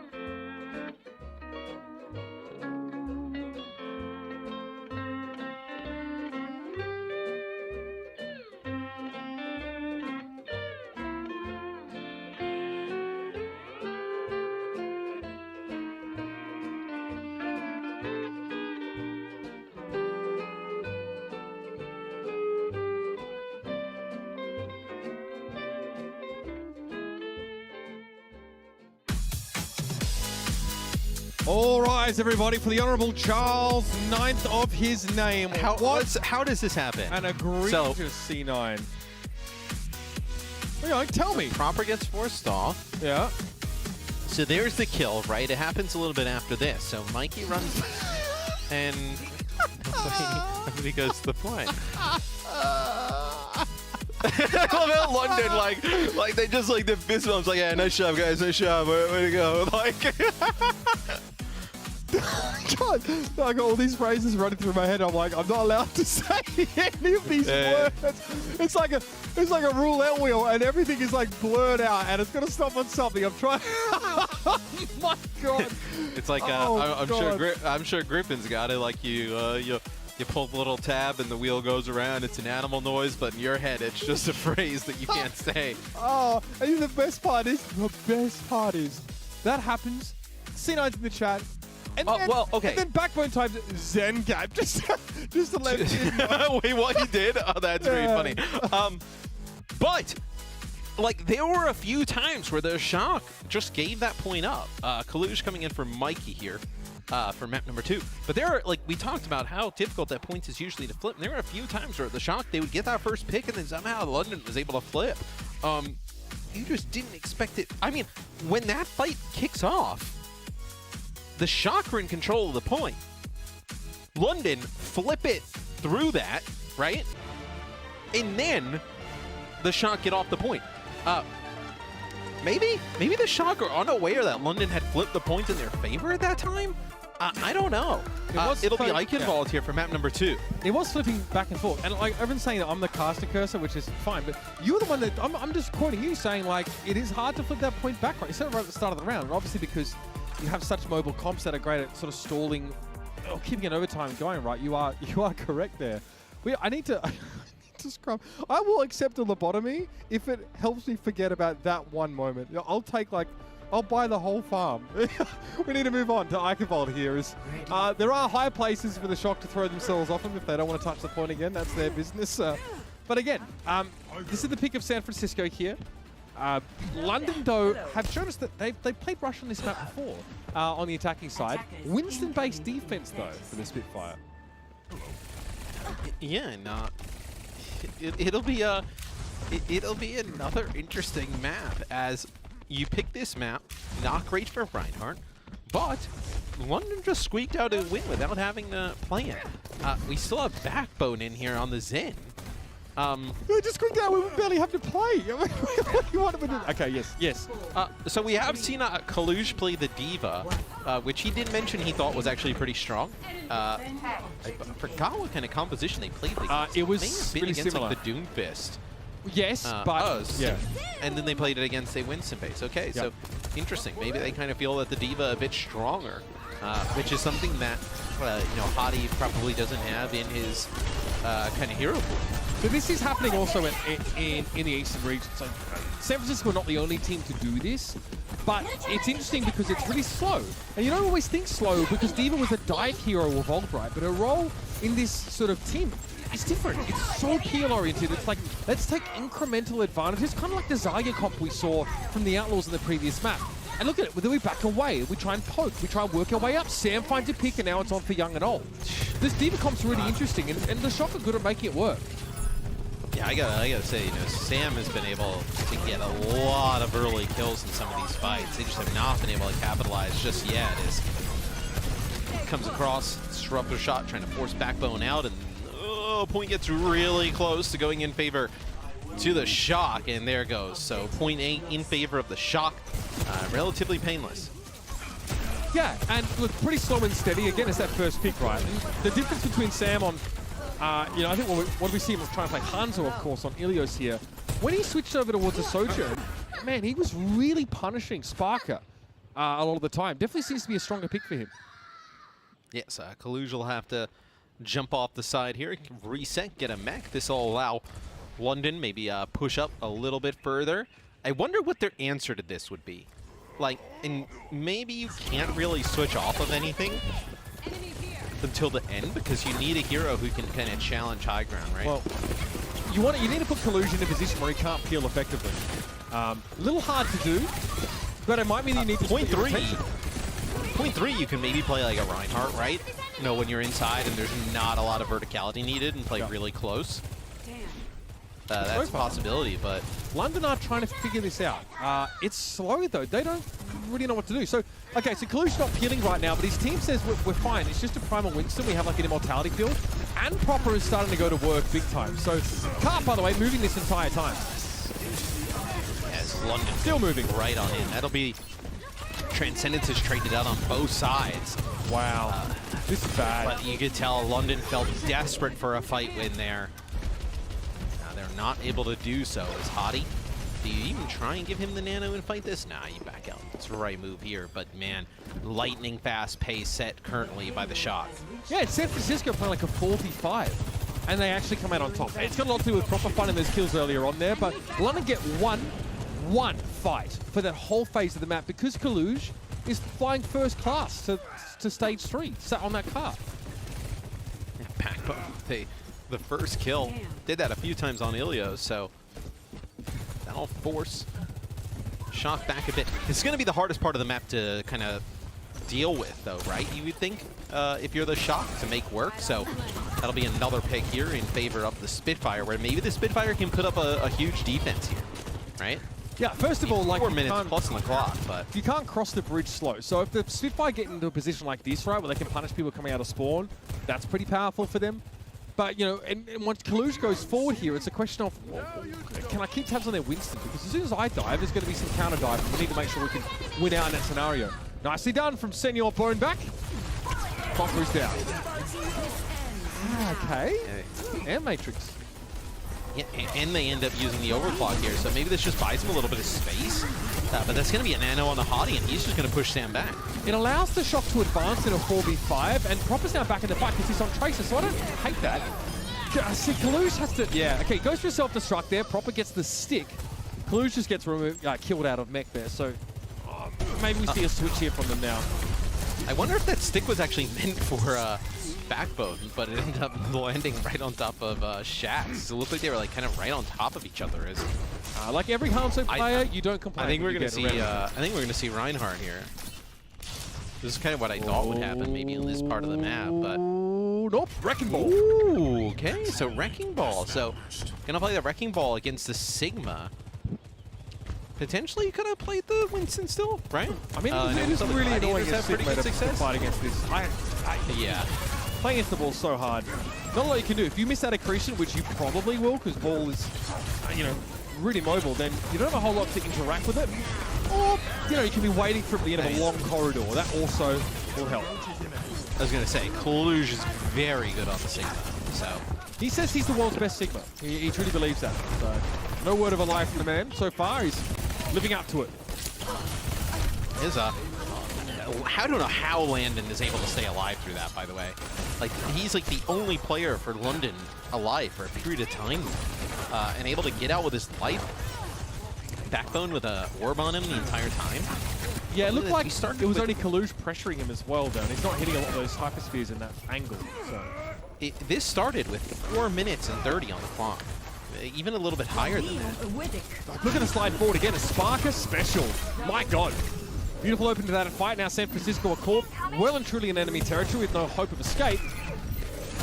Hardy can't outlast the hyperspheres, but again, it will be a cleanup.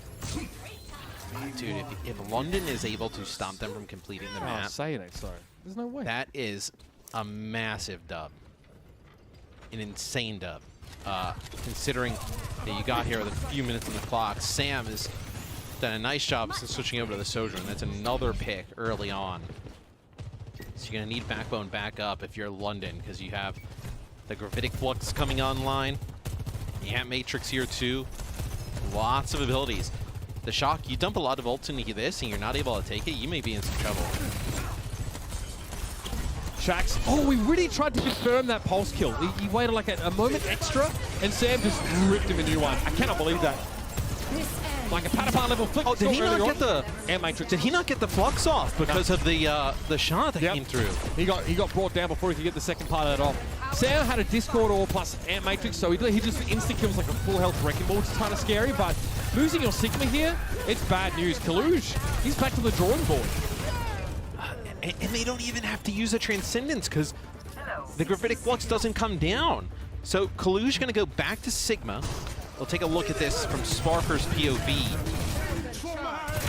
Oh, he tries to actually get behind the payload and use his cover, but he's up on the high ground. Hadi back to Winston now. Kalush takes a ton of damage. Yeah, he was actually considering the Doomfist there. He switched for a moment, back to the Sigma. Doesn't lose any ult charge, obviously, as he died during one. Free charge for Sparker, bear that in mind. Very easy for these rails to be developed. And there's an overclock. Shock at 4 minutes plus on the 4 minutes 50, Matt. 4 minutes 50. This ends now.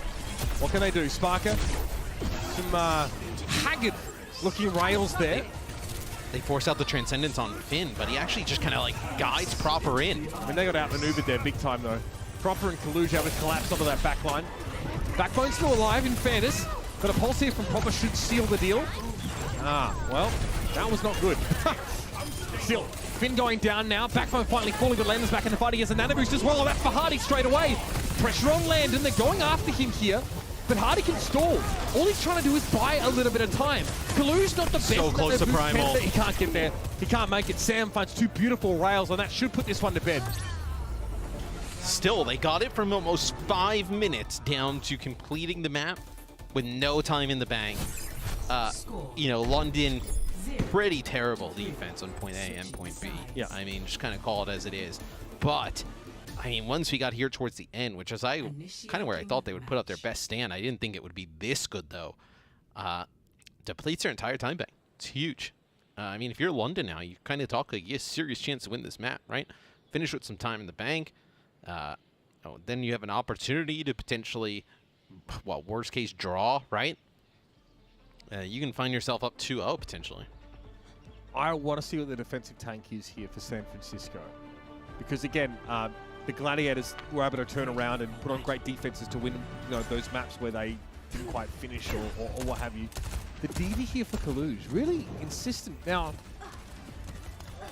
I get it on point B, right? It's fantastic for sort of traversing the sort of low to high ground, but what do you think about defensive Diva here on point A? So I think the Diva, like you mentioned, offers a lot of really good, like, peel-oriented solutions, right, with the defense matrix. I also think if they're going to play this kind of composition and maybe dive and split a little bit, the Diva is as good of any hero in, like, one-on-one, even one-on-two scenarios. She's a consummate duelist, yeah. Right, so, like, you know, they leave the backline open, like, you don't even need, like, Proper there. You probably just do it yourself on the Diva. Well, the only one that could really contest her maybe is, you know, we see Junker Queen. She obviously a great duelist herself. What about my man Reinhardt here? All right, here we go, finally. Chatty coming to town. Give the people what they want. Hardy knows how to entertain. Up against the Diva. It feels not too shabby. You said you were expecting it maybe on, like, defense third. Didn't come out. Yeah, that's kind of where I thought. But here it allows Sparks to move up, like, behind him, right? And it gives protection to Landon playing for the computer shop over there. Yeah, I just think there's too much verticality, especially when you get towards that second point, but possibly you can make it work here, but I mean, it gets burnt down so fast. Is it odd that I think that San Francisco almost want London to play that way? That sort of lack of mobility is something that Proper is, like, really well equipped to exploit. Yeah, and just so much damage coming in from Finn, Violet on the Batiste, and then Diva does a decent amount of damage to shields too, right? Just a lot of damage coming out. One try on the Reinhardt, and we're gonna switch right off. So I think this is about the point with the narrative about, you know, Spitfire being this Reinhardt team, this Rush team, only probably needs to go away. Like, we've seen the Wrecking Ball, the Winston from Hardy, all really solid. The only thing that I don't really see, I guess, is like the Doomfist Diva looks. Yeah, it's really about it. Kind of see everything else.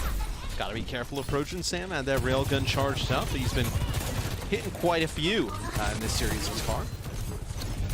Proper is just a constant nuisance. Will he wrap here? Yeah, with all the harmony. That's a stick, though, for Shax. Beautiful one. Sam's now been taken out of the picture. Good on Shax. You know, Custer calls him such an aggressive tracer, and he's not wrong. But, man, he really knew how to approach that very dangerous situation going up against Sojourn. Proper and Violet trying to bail the San Francisco Shock out of it. Kalush is still alive with a self-destruct no less. They can do this. Let's see. He's still not proper. He's trying to put pressure on the Sparker. It's Kalush. This will be the self-destruct. You're going to get some players back off the spawn here too. He had no healers, so he has to hope that it doesn't get killed outside of mech with that self-destruct. That's enough time. He's actually bought enough time now for the Shock to get back with all their players. Damn. Is it enough that you're going to have an overclock coming out here? So they have to track proper. Sam with another pick, man. Yeah, they asked for that, though. I mean, all of the Spitfire play inside that room, maybe because it's like an anti-proper approach, but they get hosed down by that disruptor shot, and Sam finds another one. Sam on a Sojourn. That's big ups for me. Fantastic play so far this series. Yeah, it looked really clean thus far. You also know how flexible he is, that like if they needed to switch to something else, able to just jump on it on the fly. So London with 4 ultimates coming in here. Shock with a very good defense thus far. Can London break this? We talked about how good their defense was at the end. Their offense not looking too hot currently.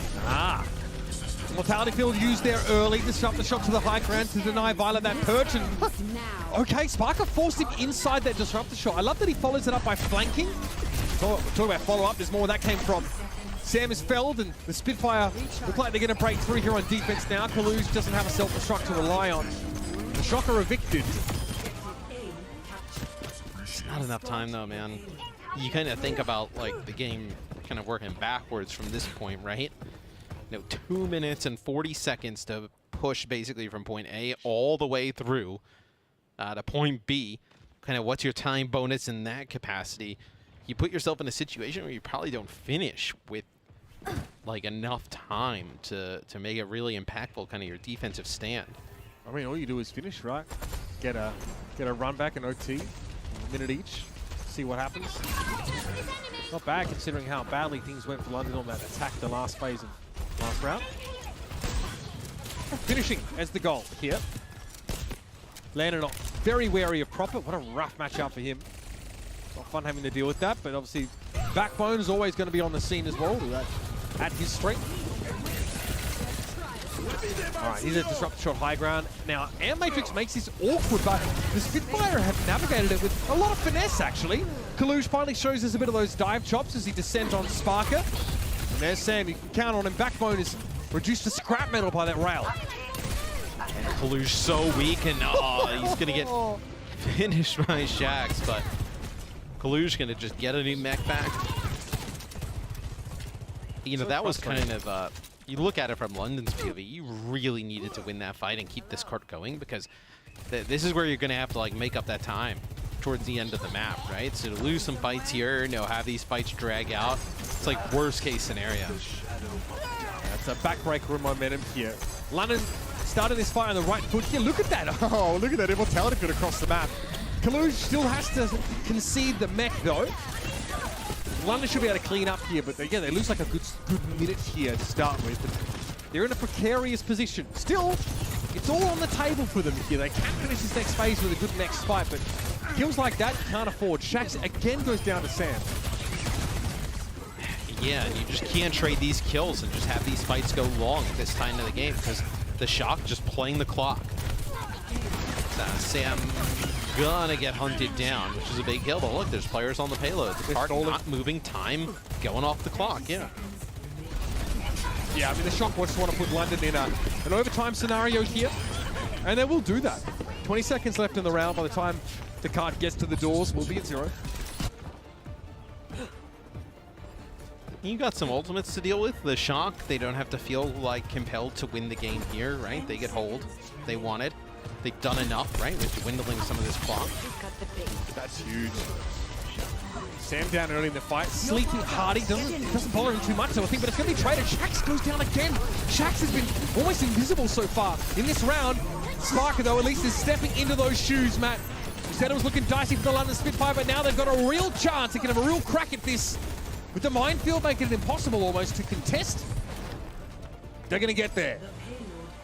Well, especially because San Francisco felt it was important enough to invest some ultimates into that fight, so Zam's got that overclock, but that's it at this moment. So kind of have like a little bit of a puncher's chance here if you're London to finish the map with a little bit of time. 1 minute 10 and counting. Overclock here for Sam and Sparker. So expect a little bit of volatility here with both Sojourns reaching for those ultimates.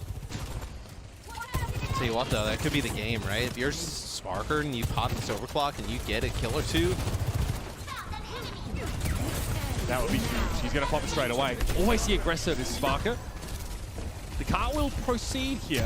San Francisco respects the Sojourn ultimate a lot. Sam going to pop one of his own though. That one grazes Sparker, but definitely puts the fear of God in him. And so it should. As Popper's able to make the dive on the backbone there. Kaluge leading the way. San Francisco putting the Spitfire in last fight territory. As they push up, they really wanted this kill on Hadi, but not gonna find it. Self-destruct here to clean off the cart. Also a second life. Fantastic to be able to stall this out in this scenario. This cart moving in the wrong direction for the London Spitfires. Have one last shot at this. Hadi with a minefield available again. Group of one fight to build that up. Commendable indeed. Kaluge again, respectful distance being offered now, trying to stay out of line of sight as much as he can. There's that minefield. And here comes Shax to shepherd the cart forward. Proper has a pulse bomb here and could look to end it. Shax needs a connection, but Sparker finds it first. And there it is, both Sojourns getting headshots off the rails. Shax is just struggling, but it may not matter here. Self-destruct from Kaluge. Disrupt the shot thrown on the cart. Hadi wasn't expecting to get caught by that at all. I think that was a miscalculation, and it's cost him the map. So I think it would have been difficult either way, but Hadi looks like rolls to the opposite side of the cart. The self-destruct damage still connects on him, takes him out, and that's a shock. Battling back and taking our second map where, you know, it was pretty easy for them on offense up until the end. London put together a fantastic defense. London just too slow to get anything going on offense. Yeah, straight up though, this feels more like, you know, Texas shock than it was this online team, right? That's kind of the issue. It's an unbesmirched record in online play, but when it gets to the in-person stuff, the face-to-face, these guys look a little bit shaky. San Francisco look to bolster themselves, heading now into the break. It's one apiece in this series. This one's heating up.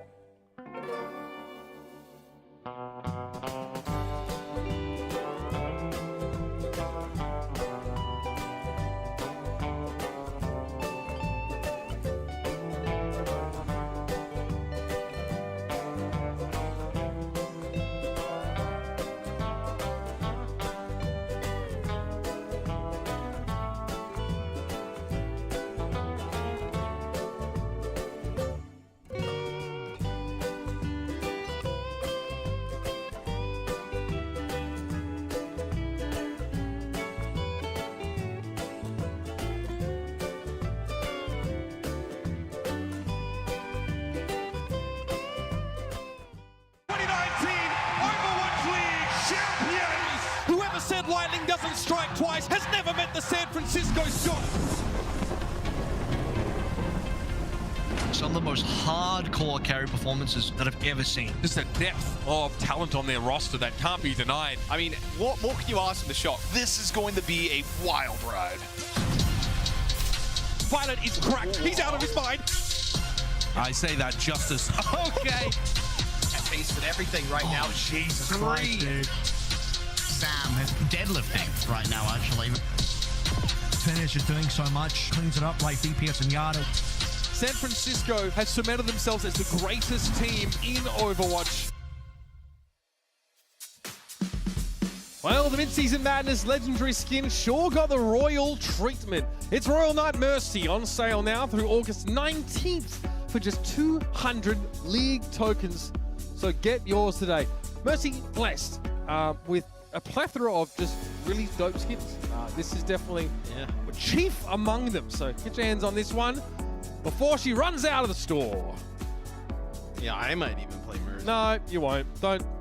No, you won't. I mean, I appreciate the sentiment, but at least I'd be more inclined to having the skin. Mate, I would think about it more seriously. If Victory didn't do it for you, bro, you're never going to play. I'm sorry. She's got unreal skins. Anyway, London Spitfire. Look a little, well, rough around the edges, I think, on Eichenwald, right? It's a San Francisco map pick. Yeah. Look, London have a pretty abysmal defense. You know, San Francisco definitely sort of punished them. They pushed a long way through the map, but San Francisco, got to hand it to them. They really dug deep in that map. And again, they're going to need more of these tough-fought wins if they're going to take this series away, because London mean business. Yep, no subs here for London Spitfire. So we still got Backbone in. He's unfortunately played himself into the full-time Zen role. He's just been really good on the hero. So he'll end up staying in, playing the Zen. And you'll have Kilo coming in for Sam, which I thought Sam was actually playing quite good. You know, Sam had some moments, I think, like on Echo, but really his Sojourn was where he was picking up tons of early kills. So we'll see how Kilo fits into the lineup. We know how talented he is. It's London's pick. They're going to take us to Route 66, which I think has loads of interesting possibilities, right? There's some high ground areas to potentially play some Winston or Wrecking Ball type stuff if you wanted to, if you're in London. I also think first point, right? You can play that Reinhardt at that corner if you wanted to. So we'll see which way they go with what they're going to run. Yeah, on the side of San Francisco, right, we've seen plenty of teams dabble with the Sigma, Wrecking Ball as well on this map. I think the Fuel were the first team to sort of show us that in this particular stage. Big shout outs to Proper, had a fantastic map on Eichenwald. Maybe we'll get to rehash those stats later on, or the crew in the truck can do it for us. But yeah, huge standout there for the Shock, and they're going to need to keep leveraging him, I think, if they're going to take this series away. So it is a London Spitfire selection here for Route 66. And again, we are definitely waiting with bated breath to see what they select. They'll be attacking first. I also think this is quite big because, either of the push maps, you can probably, make work what London ideally would want to play, right? Whether it be Coliseo or New Queen Street. So winning here would be huge for London, right? They put themselves on match point and then give the Shock, not the best of options to have to pick from. In terms of how strong a map could be in their favor, but looks like Shock, they're going to come out on defense. They're going to play the D.Va here. Still on the D.Va, okay.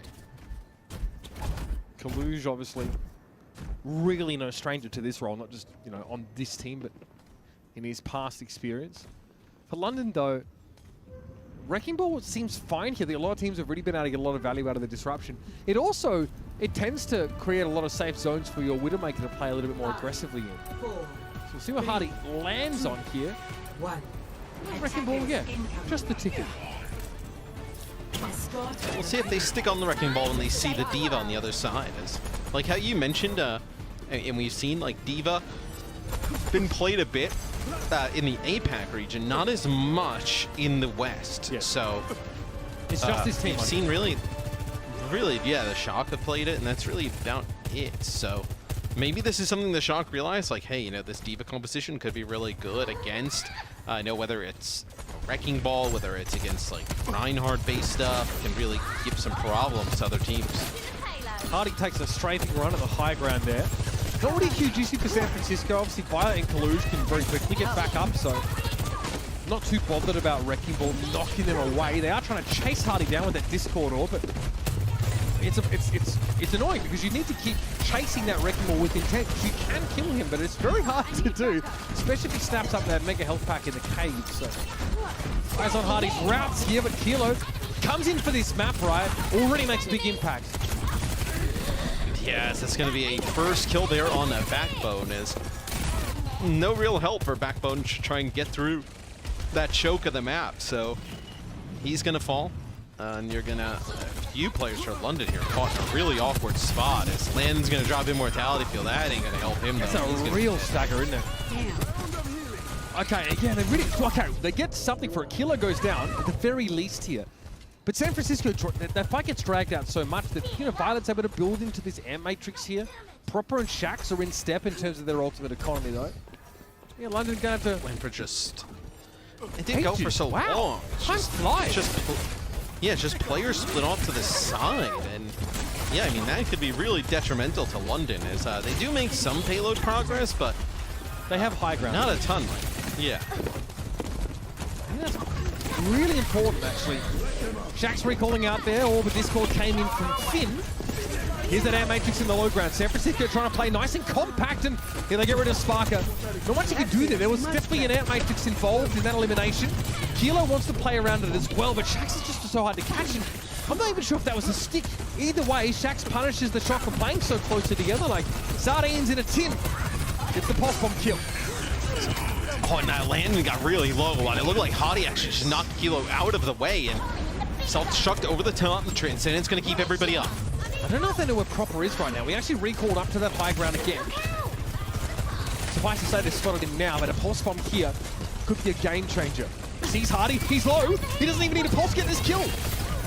Landon probably can avoid that one there, so not the outcome Proper was hoping for, but oh man, he just flexed on that boy. I mean, a minute on the clock as these Wrecking Ball comps into the Diva have not looked pretty here for the London Spitfire. So Hart getting around maybe the corner of Big Girls. That's going to be overclock from both sides. Yeah, I think Kilo knows he needs to kill Sparker while he's doing this. And the Shocker in such a bad position in terms of, like, you know, that high ground advantage and having good sight lines. Kilo gets what he came for, I guess. Violet eventually goes down, the Immortality Field is removed, but they're still stalled here. Diva allows you to do that, but Finn, I don't think, is able to keep the Diva topped up, because most of the time the DPS are getting their Harmony or healing, and Kaluge has lost a mech, so not a whole lot he can do except for stall, but Kilo finds Shaq. That's a big one, some pressure off the backline, perhaps. Landon's Immortality Field is down there, but it's really just Kilo. He can't even get rid of Backbone. Yeah, Proper coming in here as well. Violet gonna walk on through. It's not gonna make much of an impact. So London not pretty able to get this first checkpoint. This is London's map pick as well. So maybe they did not expect the Diva, right? I can't imagine, you know, many teams in scrims are running this Diva type of setup. You know, especially if we're only seeing it from like one team in game. They're pretty difficult to beat here at this start, but maybe now that, you know, London's got the payload out of that area, they can start to get it rolling. That was lovely from Shax. Just descends on Kilo. There doesn't really give him any chance to back away. It could also be an answer to the rising, like, prominence of Wrecking Ball compositions from a lot of teams. Kaluge may just not prefer to play it. It feels like the Diva offers them some answers against that. So far, though, good start here in the second phase for the Spitfire. That's that momentum that they've been able to build. Finn has the Transcendence here. Landon's lost that Immortality Field now, so is the window. Figuratively and literally, I guess, for the London Spitfire to try and exploit. Yeah, the Transcendence comes from Backbone a little bit later here. Are you going to be able to get rid of Finn? The payload made a decent amount of progress thus far. And man, they got to deal with Proper. Yeah, he has just been a nuisance right now. If you're trying to match dive versus dive, which means that you're leaving your backlines without any hope of heal, you're probably going to lose against the Shock, whose Proper tends to have an outsized impact when he gets to, you know, dive these backlines unharried. And he's dealing against, like, you know, kind of busted Zen, right? Really powerful 225 HP Zen. And he's triumphing. Either that, I mean, you got to be confident you're going to be able to get in there with your Tracer and Wrecking Ball and burn some of these players down and get these kills fast and get back to the rest of the team to be able to help with proper. If you're not able to do that, good luck. Golden opportunity here for San Francisco. Get a big advantage in this map. It's Kilo. Oh, what a pick! Shax walks around the corner headlong into some charged photons. Sparker is able to shut down that ultimate now and pop one of his own. He hears the power play. Violet is down. Oh my goodness! Sparker That's a collab. That's another one. Unreal. That was straight through. Yeah, that was through Kaluge, and it hit Finn behind him and DMAC Kaluge. And line up for that. Kaluge goes, wow, yeah. I mean, that is you talk about needed to make a play. I mean, they needed a play in the worst way to happen there, and that was huge there from Sparker. We've seen some incredible Sojourn plays this season. That stands among them for sure. Still last fight scenario for London though. Can they keep that wind in their sails? It's an early DMAC on Kaluge here, not a great omen for the Shock. They lose him very quickly there to the disruptor shot, and there's a great pulse connection here. And you can see the morale starting to soar after what Spark had just displayed. San Francisco reeling after that. Sometimes you just need somebody to make a big play, and it seemed like they were London just kind of waiting for somebody to have that big moment that was going to give them that confidence back. Remember after map number 1, like we saw how they were like kind of smiling, laughing, everybody like in good spirits, like felt like they could hang in this series and had a good chance to win it. It kind of felt a little bit off there after that second map with how good the Shock were. But man, a pick like that, and a play like that from Sparker, that could change things. Already the texture of this round feels a little different. Even though Finn starts off this fight with a defensive pick here. San Francisco is probably still seething after that. Zen Gap called for Backbone after that first map. Remember, Wrecking Ball knocks you back a hell of a long way now. It's more than you expect, more often than not. He's got to be so careful, man. Getting hit with these discords and whatnot. I feel like what he's doing is opening up a lot of space for Sparker. That is a wild shot there from Kilo. We don't catch her in his POV, but like Shax just mid-jump like by the payload and just caught the top of his head. All right, a flurry of action here as Collusion proper dig their heels in. It looks like London are not going to be allowed to advance any further. We're going to have Transcendences here from both Zenyatta, so it's definitely a touch situation here. Shax is going to be the one that acquiesces. He'll kick this around going for now. Wrecking Ball in the background. It's Hardy trying to pressure, but he's hit with the Discord orb. He's forced away. Caluso catches him as he tries to escape. Proper though, not coming off well against Backbone as he tries to dive. No, that'll be a Transcendence from both sides. An Ant Matrix though here from Violet. Pulse thrown. Kilo for 2 though. He's always good for 2. Shax now has to try and work his way around the periphery and buy some time for Hardy to return. He knocks the Shock back off the card here, but he'll be subject to their combined wrath. And he cannot withstand it. So there towards the end, I feel like when you have Finn just able to Discord Hardy every single time, Kilo is landing these shots, and just that long alleyway, there's really nowhere for Hardy to like hide in that type of position or get to a spot. Think about all the spots on this part of Route 66. You're trying to like break line of sight, like most likely your supports don't have line of sight of you either, with how like so many like different like doorways and whatnot, that he's not even really able to get a ton of healing going out. So it makes it really tough on Hardy there at the end. And you see that the Shock, they're able to bounce back after that heroic play from Sparker with, we don't know how their offense is going to go. That still may be enough, right? Just getting past that second checkpoint is huge here. Well, what we can almost say for certain, right, is if Sparker doesn't do that, the Spitfire don't get into that last phase of the map at all, really. I mean, they were in a short-handed situation where Sparker gets a trade initially and then pops that ultimate and goes absolutely hog wild. Peace be upon you. Yeah, I mean, the reason we're talking about this is potentially one that's like could go in London's favor is really because of the play from Sparker, right? Let's see, this is the shot on the Tracer, right? That's an 80 charge rail as well. So body shot probably not getting the job done there. This is Sparker. Yeah. Let's see. One. He gets the, I believe he gets, pops the overclock 2. Then here it is, yeah. It connects with Finn and Kaluge in one shot. Again, just the shoulder of the mech, but it's enough obviously to get that sort of D-max. So Kalu's just wandering into the firing line there. What's Kilo looking for? Got a wide flank on this Widow. Again, this is pretty daring.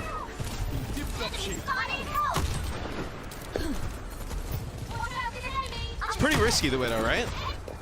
I feel like it's very feast or famine here. It's definitely making Lantern, though, sweat a bit. You see just playing around that pole. Hottie getting really low. Kalu's going to go in. Yeah, you're going to be able to deal with him. That's what the Widow does for you there, I think. Hardy's sat in the worst possible place in his low health. It's so easy for Kalu to go upstairs and finish the job. So now what? Hottie going to go over a Wrecking Ball? You're going to probably do this just to get back and try and get a touch, right? Because, I mean, the card is moving so fast. I guess yeah, it might be preferable against the Widow, yeah. Oh, man. They hit the jackpot straight into the back line. They come up with Violet and Finn. That's just perfect. Oh. Couldn't draw it up any better. Hello, Dark. Illusion, a tough spot here. You sign up for this when you play Diva. I don't know what to tell you. I remember watching FRD like in the longest stagger I've ever seen, and just him just accepting. He may still be in a stagger. We don't know. Titans never helping him out. He's poor guy. Oh man. Shout out FRD. He liked my tweet the other day. He's doing fine, I guess. He's got the time to look at my nonsense. All right, proper. Where does this pulse bomb go exactly? Spark is out of the picture here, so it's okay. Just roll straight through proper. All right. They see him rolling and they hasten because they're down 2 players as soon as he turns up. Huddy, love that tech. Big fan of that one. Tech there? Yeah, heads upstairs. Because your impact radius increases when you use that ability, so you can do wacky things with it. Oh, is he gonna get out? They tried to chase there. Nah, he's Gucci. It feels a little bit though like you're just kind of like throwing stuff out there, right? Like where maybe Violet, maybe there's a better use of that Amp Matrix, but still kind of throw it in there at the end, and that's going to be the minefield. It's going to try and block the supports you see in the outline in that lower tunnel from pushing on through.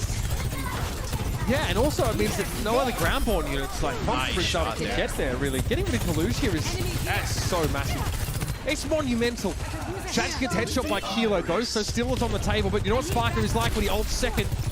That's when the magic happens. I don't think he sees proper there, so yeah, he takes a ton of damage and Proper will chase him. That's a bit of a weird looking one from his perspective, but the Shock get that checkpoint. Still, it could have been way worse, right? It was looking like it was gonna be way worse for London. They're able to hold the Shock to like a minute there on the clock, so 3 minutes, 15. Let's see, you can get Sparker set up on the high ground, right? You have a Nano potentially, whether it's for Backbone, whether it's for Hottie, depending on who needs it worse. Oh, actually, that was Violet up on the high ground, and Hottie just rolls right up there with Sparker. He gets a Discord, and they're able to take him out real fast.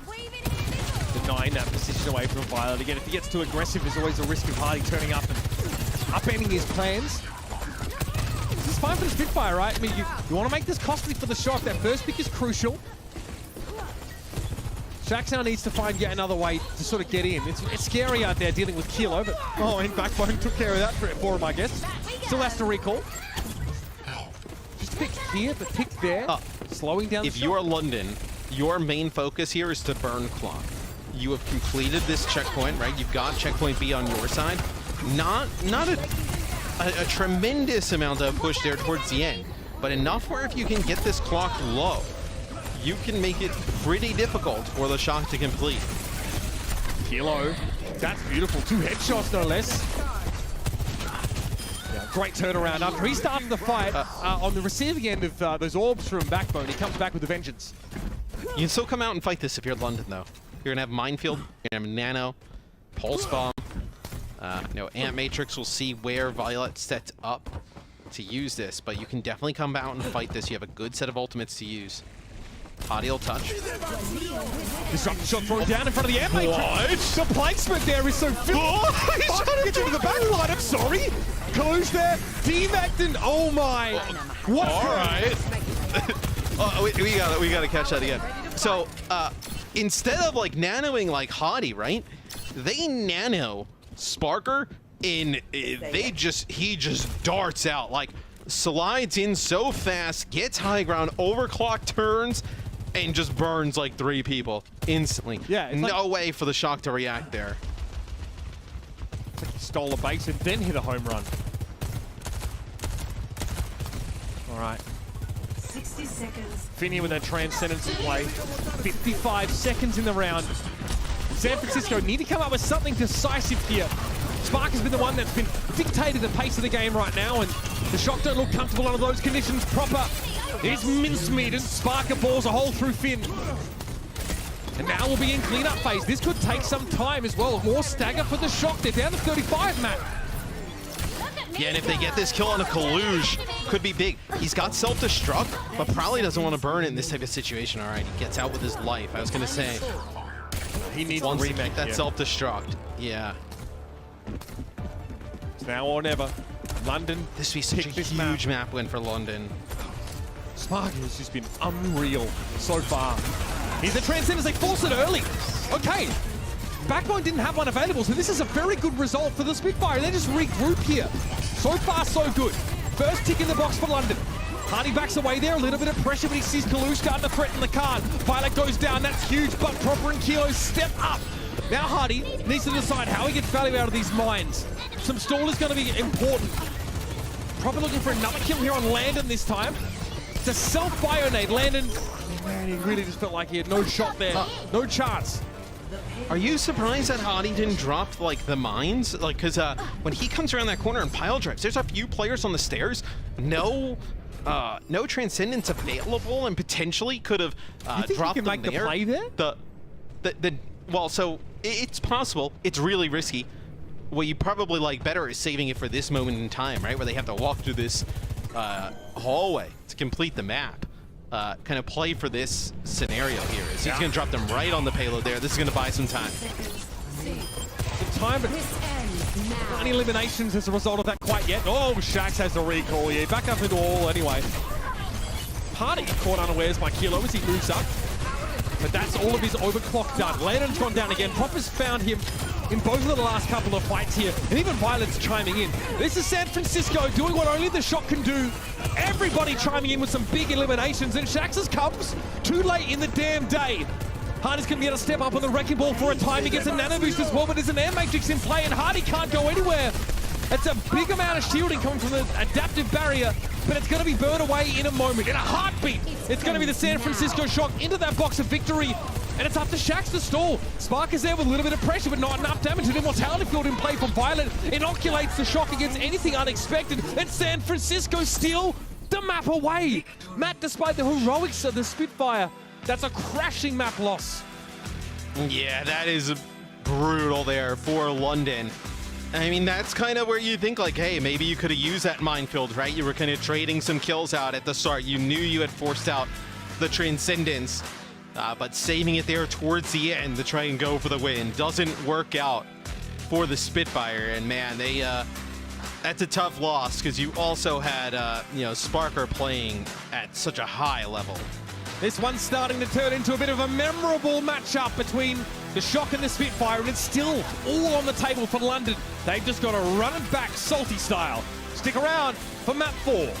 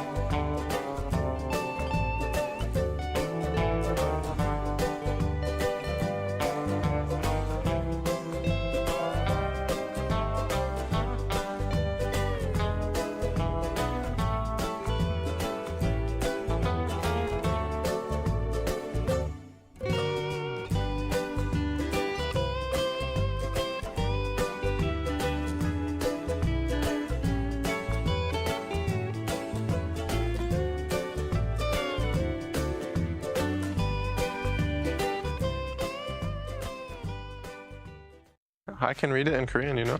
Nuku Ayo. Hey, not funny.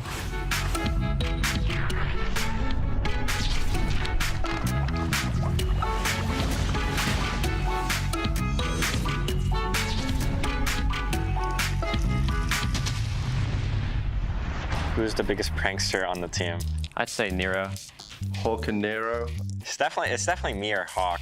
I'd have to go to Pelican. This guy's just always up to something. 100% Pelican. Maybe Piggy and me. 나 팀에서 무조건 장난꾸러기는 스파크 선수가 장난꾸러기를 넘어선 그냥 선을 넘었어요. Always doing something to mess with people. They like making people mad sometimes. Me or Hawk just troll the team, like everyone on the team. No one's safe. 팀에서 장난꾸러기는 제가 생각했을 때는 마제드인 것 같습니다. What? Probably Hydron. I guess it would be me. I like pulling everyone's leg a little bit. He'll go up and change someone's wallpaper or something while they're not looking. Or if someone's mad, just making them more mad, just for their own entertainment. It's just something that we do and we find it funny. Who has the best fashion in the league? To be honest, I don't know how any of the other players dress, so I'm just gonna assume it's me. Hydron. I think Hydron.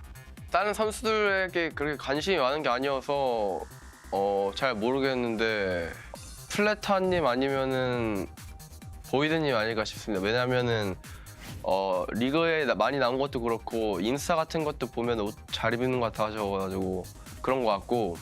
제가 근데 사적으로 옷 입는 걸 본 적은 없지만 제스처 선수가 조금 옷을 잘 입는 것 같고요. 리그에서는. For our team, who would it be?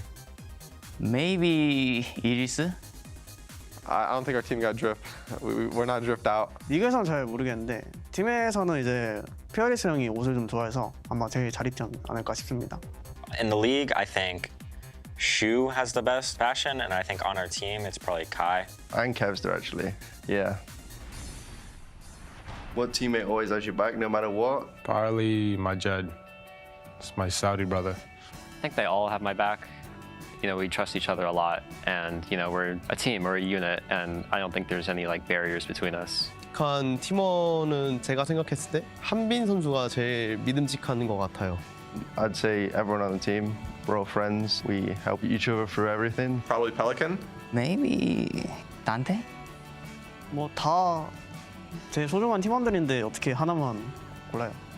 다 소중한 믿음적인 팀원이죠.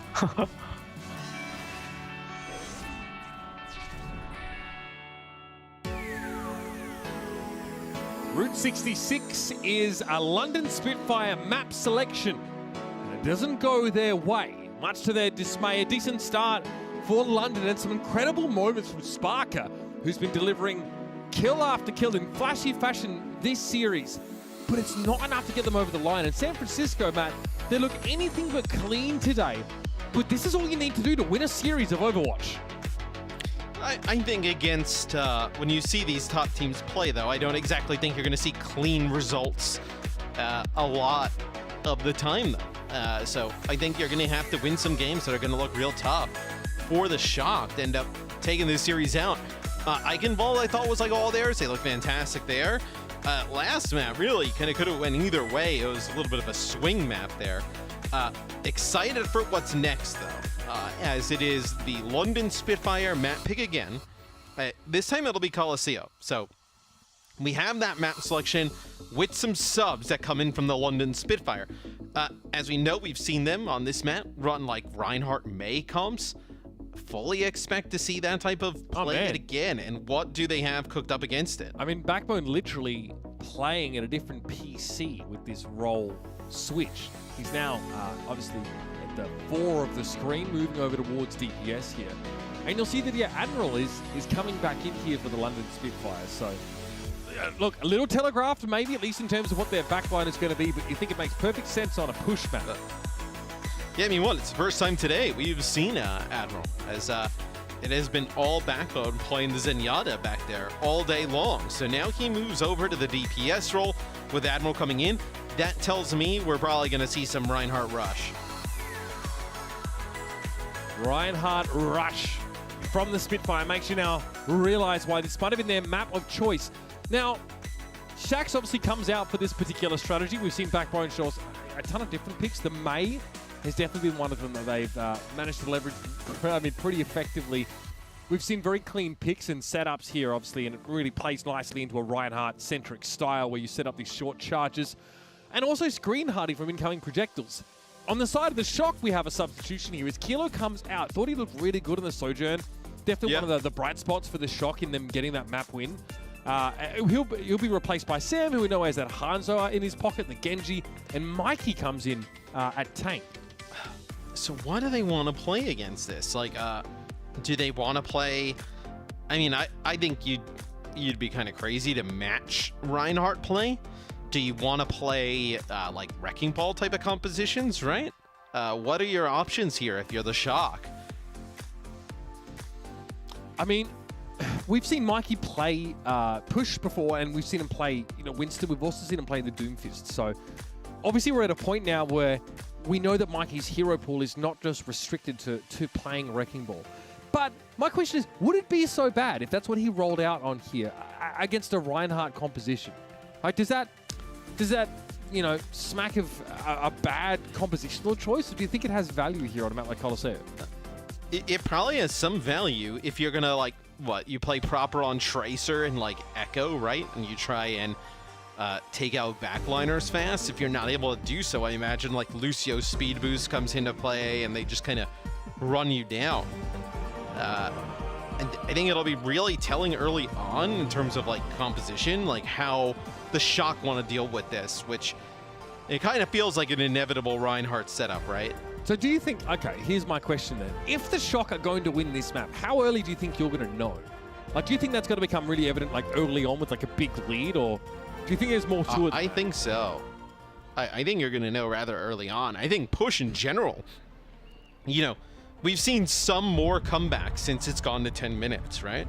But, it almost feels like whoever hits that butt scratch first, that part where the bot stops and you get that forward spawn, whoever hits that spot first, feels like they win a good amount of the time. Where, if you're like, let's say if you're London and you're able to get a good push going and you hit that first, and you're in the Reinhardt and you can kind of play that neutral the whole game, like you feel like you're in a pretty great spot to take this map. Crucial early fights here are things to look out for now as we have the Spitfire come out. Yeah, like we teased, like it's the May for Backbone alongside Hardy on that Reinhardt. Landon on the Baptiste, of course. And for San Francisco, okay, so we actually have Mikey here, proper playing the Genji, which is actually something that we don't get nearly as often from him, but when we get it, it is incredible. Really, really frightening.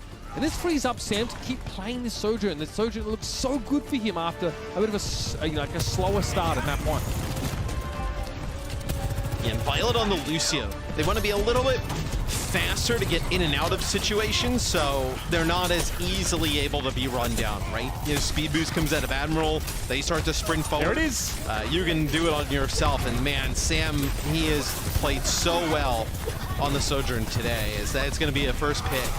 It's interesting, isn't it? They lose their Sojourn there, and the Spitfire decide that that's the time to commit, to go forward to make something happen.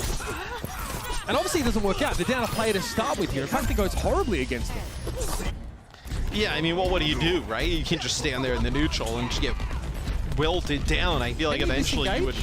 At all? For like a Winston setup? Maybe hard, right? Maybe. What happened here? That was just spam. So. I think it was Viking damage plus just Violet incidental spam that gets that elimination. Yeah, this has been really good start for the Shock as Sam can get another pick. That would be huge. Sam just maintaining that full charge here until he has an opportunity to make use of that rail. Hardy going a little low now as London's really trying to control this high ground. San Francisco aren't backing up as well. Normally teams just back away and try and look for like a better position to take this fight from, and maybe that would have been advisable for San Francisco, but instead they buck that trend and they keep pressuring. Yeah, it looks like Mikey gets pinned the reverse way. Violet trying to make it out. Mikey gets pinned towards the London Spitfire spawn, so they do not get to that tick on the top, so they don't unlock that first point. That's like the biggest thing because the bot will stop there for a little bit, and the second time around it will not stop. So being able to unlock that burst seems to be pretty crucial in terms of getting good progress. 2 players shattered there. It is going to precipitate a sound barrier from Violent. Look at the shock surge forward. And patience from Sam there. He lines Sparker up, or at least he lets him walk into the crosshair. And Backbone is in trouble here. Yeah, Ice Block eventually will subside. He will succumb. And that's a nice little sleep dart there on Admiral before he went down. Yeah, it's just really, it's a really nice Sojourn play from Sam there. It feels like every time we get into a 5-on-5 scenario, he's able to get a first pick. We know how important those are here in Overwatch 2, so Bot will get back to the barrier, start to move around this corner here, getting close to that tick. I like this from London, yeah, they get right on top of it. They know how important this is. Spark hit with a bio nade. Landon's too slow. A furrow in his brown as he realized he was too slow to save his teammate there with an immortality field. And Propper's here to clean house. Both supports down to the Genji. And this is starting to get a little out of hand. Yes, you know, you're gonna get the forward checkpoint. I think even more important though is like the forward checkpoint happens and there's nobody up to fight this immediately for the Spitfire. So Shock will get this around the corner. They're gonna have a Nano Blade here, Mitch. Nano Blade, you'll have a sound barrier available for London, so see if those counteract each other. No, the enemy's moving the barricade. Sparker looking for a first pick. That would basically mean fight over. Doesn't see it though. Holding on this charge while he can, but Proper. He's digging deep. It's a Nano Blade here. Prepare yourselves. Immortality field used, and Proper's in an awkward spot. Yeah, with that Maywell in the way, he's out of the fight. So there's 2 ultimates for nothing. Add insult to injury with the Shock just straight up losing out in the rest of the fight. So push on forward there from Hottie. He'll finish off a few here towards the end as Proper really low. Still, I feel like if you're the Shock, quote-unquote, mission accomplished, right? The barrier will start to move in favor of the London Spitfire, but it's got a long way to go. 85 meters for San Francisco. Downside here for the Shock, you don't have any ultimates to work with. You kind of blew everything there in those fights. So you have an overclock available for Sparker. Maybe that's good enough to win you one fight. You know, Shatter, Blizzard, another combo here. Violet close to a sound barrier here. So if we see another Shatter from Hardy, that might be the prescribed response. Landed down! Oh my, the immortality field used, sure. But he himself is missing. Mikey's been removed from the fight. Spark is already backing up a little. Who's he looking for? But they go high ground. Finn actually hits a big biotic grenade there on like just about everybody. So that was Sparker's overclock. Not going to get any progress for it. So the bot just kind of now standing in the middle of the map, about halfway, more than halfway through this round. All right, Hardy. Again, maybe a Maywell boost up here. Nope, just charge instead, mixing it up. I like that, but Finn was ready for it. Sleep dart already loosed in the air as Hardy went for the charge. Now the Shock just needs to get value from this high ground position. So the Spitfire won't be stopped, and that's a Blizzard really heated into the distance there. I think they thought they were going to be able to catch Proper out. I don't like it. Do they know Hardy's here? They do now. Oh, the bubble's in the way. Oh, that is ugly. Still, Spark's able to find Sam, and Proper just explodes in the direction of the Spitfire. That time, the Nano Blade is a lot better. I feel like the Blizzard and then like the Flank Shatter, not huge, isn't it? But I guess the mindset is like you're trying to make a play, right? I mean, like, think about the Route 66 play. Like, Hardy's done this before. You know, I mean, I remember the Dan teleport, flank shatter on Hanamura. I thought he was just going to shatter straight away on the stairs and not really kind of like wait. I feel like he had an opportunity to like hit like 2 players, let's say. You wanted them to see, you wanted to see the whites of their eyes as he shattered them. Oh dear. Been there, taken down. San Francisco obviously in an aggressive position presently. And they'll stay in that one, I think, as they've re-established here that checkpoint. Hardy's going to get taken down, and the Shock will be on the march once more. No ultimates, though, but it may not matter, right? Just getting more barrier progress is really kind of... It's like a death knell to London here, is, you know, they need to now get this bot going in their direction, and, like, you know, the progress they've earned needs to be basically double. And they can't spend every ultimate to do it. Like, there's so much working against them right now. It needs to be an insane comeback. I can't believe 7.5 minutes has already elapsed here. Backbone is uncanny with these icicle connections, obviously. The Endo Fairy Blaster, right click. But again, it's the deficit that the Spitfire need to make up that's really going to hurt them here. Less than 3 minutes to go. Much of this round already elapsed here, and the Shock have been in control most of the time. And honestly, like, there have been a lot of fights where London has had the ultimate advantage, just not able to get anything going. Like, look at this, coming into this one. 4 ultimates probably to San Francisco Shock 0. So, can you get any progress with it, though? It's really tough to land, like, a big shatter against this. They don't have one currently, but overclock available. That would actually be a wall that cuts off Sparker's line of sight. A little bit of a dodgy round from Backbone at times. Think back to the Blizzard and miscommunication there about, you know, whether that wall should go up or not. And that's bought enough time for Finn to get close to a Nano here. So Nano Blade, again, may well be on the cards here. The Shock just try and stay away from all this poke damage. Both teams trade supports. They have a butt scratch for London, though. That is a big deal. It's good for London. Yeah, they get 2 kills here. So they also have their sound barrier if needed, and their own Ant Matrix. So this is actually really good for the London Spitfire. You're going to get around this corner. Proper is going to have a Nano Blade, but you have your beat to deal with it. And if you get in that open, you know, just kind of like on top of the bridge here, get in that area, that's when the Shatter could be good. Here's the Blade from Proper. No Nano yet from Finn. It comes a little later in the day, but there's a sound barrier to contend with. It gets cut through eventually, though. Proper and the rest of the Shock barrel forward. It's a 3-for-2 trade here. Little scary for Proper, but the deflex is pretty gainful. A lot of pressure goes back towards Spark, at least in low without supports. And so here's the situation. This push here for San Francisco may well be the last one. 45 seconds left in the round. The Spitfire might need to take an early fight here if they can. Well, I mean, they need to get this bot back going in the opposite direction. They have an outside chance here, London, if they can get this bot back fast. Hardy wants to go quick. He's going to block. Oh, I love that. He turns his shield so Mikey can't be healed by the rest of his teammates. And there's a sound barrier from Violet that doesn't reach the main tank either. Sparker finds another who's going to be Proper at least with the one, but he has to deal with the immortality field. Pesky thing always getting in his way. He might get caught here if he's not careful. Proper needs to get back to the rest of his team, but he can't escape. This is the Spitfire's time now. They're going to have one good push, one chance to do this and force a map 5. They need to play perfect. No, I mean, you're going to maybe get a... You're maybe going to get a Blizzard here, and you're maybe going to get an Overclock. That's like best case scenario for London. Both key ultimates and Ant Matrix as well on the way for Landon. Mikey trying to control the high ground. A little bit of harass, some poke, but he won't have a primal rage with this next fight, and that disruptor shot not really effective. Proper's just bathing inside Sparker, so he's low. He'll need to be topped up here. 77, 101. Sparker using the Ant Matrix now, sees the Winston take to the skies, and no one from the Shock can drop right now. Not with the window in the way. Here's the overclock. Sam going to slide to his device, potentially. Sparker tries to line him up. Good strafing, some fancy footwork.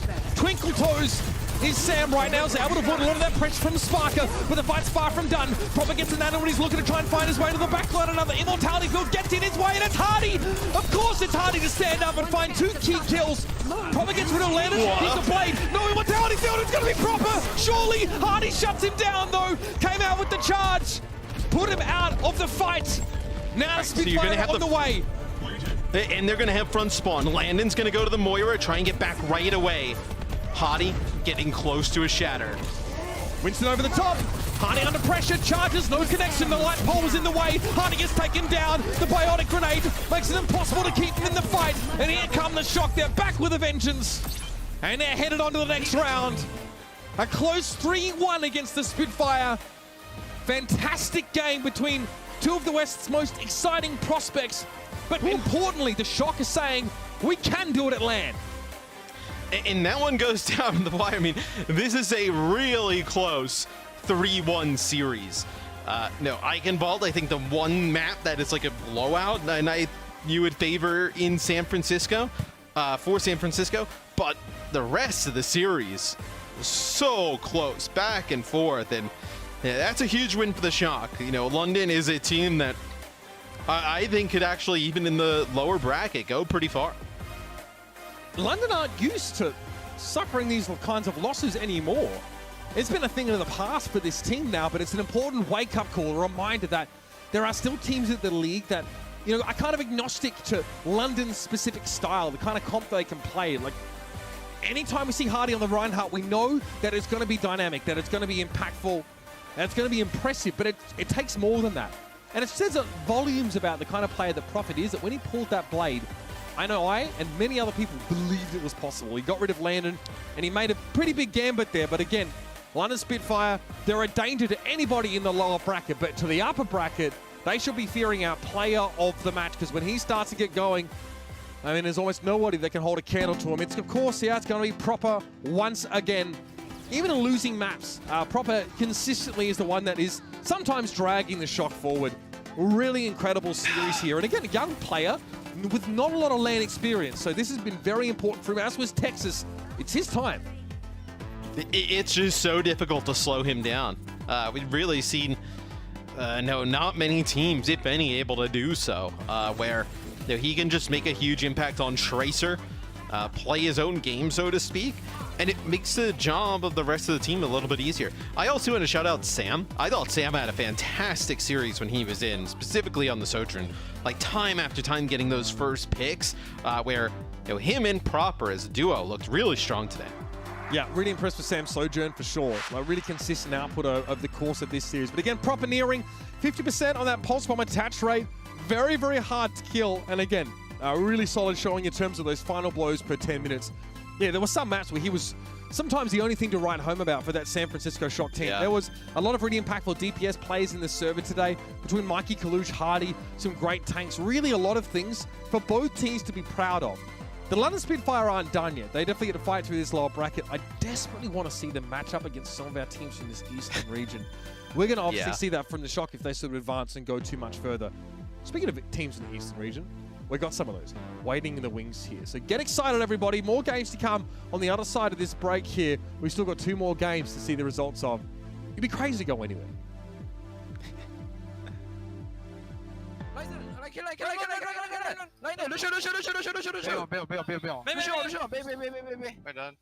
Let's fucking go.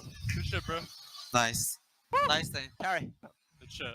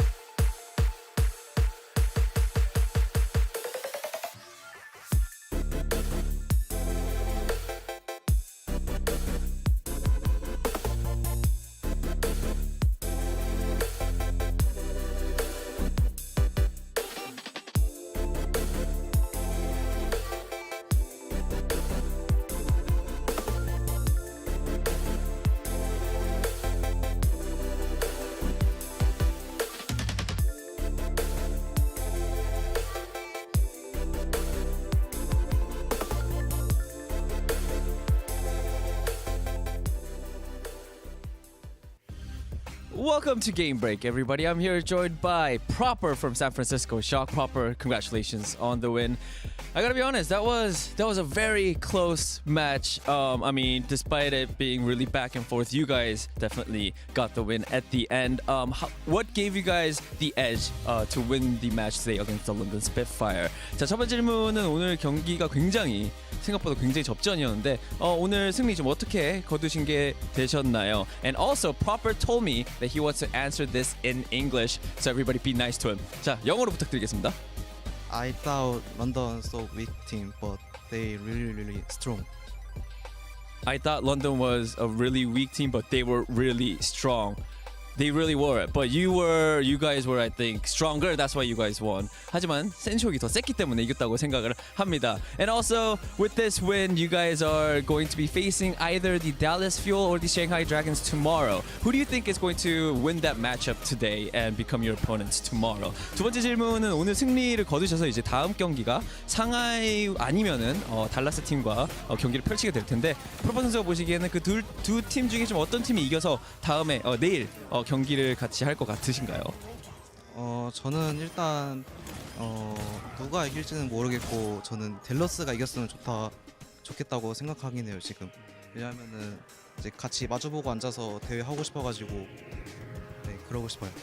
I really can't say who's going to win. I can't really predict that, but I really do want the Dallas Fuel to win just because, I would like to sit in front of my opponents and play the game that way. I think that will be very interesting. All right, Proper, thank you so much for your time. And and again, congratulations on the win. 자, 이걸로 인터뷰 마치겠고요. 오늘 승리 너무나 축하드립니다. And with that being said, let's send things back to Overly. Take it away. Danny, thank you so much for the interview. And Proper, he waved to us. We still get waves. Hey, how Proper? We see you. And shout out to Proper for stepping outside the comfort zone and doing a bit of the interview in English. Yeah. That's super awesome. Yeah, and it was so nice as well. Like we just went like full 180 at the start of the Overwatch League and everything. I was like, oh, everyone's so nice, they're so lovely to each other. And then recently it's just been like, oh, people are rude. It's like they're trash. They're awful. And then now we're back to just like, oh, they were pretty strong. Full circle. No, exactly. Even in just today, we had Reiner and then Proper, complete polar opposites. Yeah. But again, congratulations to them and the Shock stomping on the dreams of London Spitfire here just a little bit. Your dreams. And my dreams. I wasn't going to say that explicitly, but yes, and my prediction dreams. Not doing too well for me right now, but listen, you guys predicted correctly that the Shock was going to take it, but the games ended up being a little bit closer than we had expected. Yeah, it was actually a pleasant surprise, I think, here from the London Spitfire. We always talk about them as this team that likes to play this rush style, and that's sort of what they're good at, and that's the only way they're really getting wins. But a consistent factor throughout the entirety of this midseason tournament has been they've been integrating a little bit of dive, and it has been working from time to time. They took it to the San Francisco Shock in this matchup. On that first map of Ilios, yes, there was a catastrophic C9 to end that That map. was a bad C9. Yeah, it was pretty bad, but at least they were being competitive, and they were, moments away from, being able to win this fight on Eichenwald. They could have held, they could have capped out the whole thing. And then, even onto the third map, we go to Route 66. Sparker starts coming alive on that Sojourn, and that was, one team fight away from them winning that one as well. So this is not the last we will see of this London Spitfire team, and I think they have a lot more depth and a lot more consistency than we're giving them credit for, especially, as I said before, on that Sparker Sojourn. It just feels like he is coming into his own as a player. We hyped him up as a rookie last season. He came of age in the middle of the season, and it didn't feel like we ever really got to see his true peak because he wasn't able to play that much, but really starting to show his prowess against some of the best players we have in the league. Yeah, Custa, you and Johnny told me to be on the lookout for Proper in this game, and we really did see him show up. But again, just kind of, I was also really surprised by Sparker, as you said, the Sojourn coming out on Route 66, making a lot of good plays there. Yeah, I feel like Sparker is another one of those players, and we actually have quite a few in the league now, where Sojourn kind of caters to their skill sets, and it just fits who they are. like, they're not going to be the best Widowmaker in the league. Like, they don't have the best, like, sniper aim. They're not going to be the best Tracer, like, blinking around and, you know, getting these quick dive frags.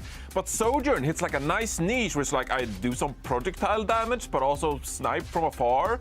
And it's also, like, you can go aggressive and you can sit back. So it's just another one of those players in the league who I think really has benefited from Sojourn being released into the game. Yes, we've seen a lot of Sojourn, we've seen a lot of Tracer, but one hero that we haven't seen a ton of was D.Va, and she actually got picked up quite a lot in this series. Yeah, I think it was an interesting pick from the San Francisco Shock, and they've done it a couple times in the past, along with other teams, and most notably on Eichenwalde, because you have that high ground, right? So you can boost up there, and you can play pretty defensive with your defense matrix. But we also saw it on Route 66, and I like this sort of defensive approach coming out from the San Francisco Shock, and I'm curious to see how other teams adapt and play it accordingly. Kalush, of course, as you can see the stats yourselves. You know, I wouldn't say they're like mind-blowing stats on D.Va. It's just like, wow, what a D.Va performance. But it was integral to the strategy. They slowed things down, and then for the most part, they're 4 members sticking together, playing around that. They want Kilo to stay alive on the Sojourn, and then Proper, as the 5th member, is just around doing proper things. Just killing everyone. So it's an interesting strategy because they're like, Proper, just go do your thing and we'll stay alive, and if you can't kill them fast enough, we hope we stay alive long enough to kill them ourselves. And I think it's a cool strategy. It's hard to break down because Proper is that good at the game, so. Yeah. Again, we're only 2 days into the tournament so far. So many more comps and so many more strategies that we could see pop up throughout the week. But let's go ahead and take a look at our updated bracket now that we have the results for this game. Of course, we are going to see the Shock be moving on to Thursday, where you could see them in that match 15. And of course, that means that the London Spitfire are dropping down into our losers bracket, and we will see them play tomorrow against, of course, Florida Mayhem. Now, just a really quick thoughts on how we think that match is going to go, Costa. Florida has been struggling so far in this entirety of the tournament. If London Spitfire come out and play like they did today, I think the Florida Mayhem are in trouble. Anything to add? No.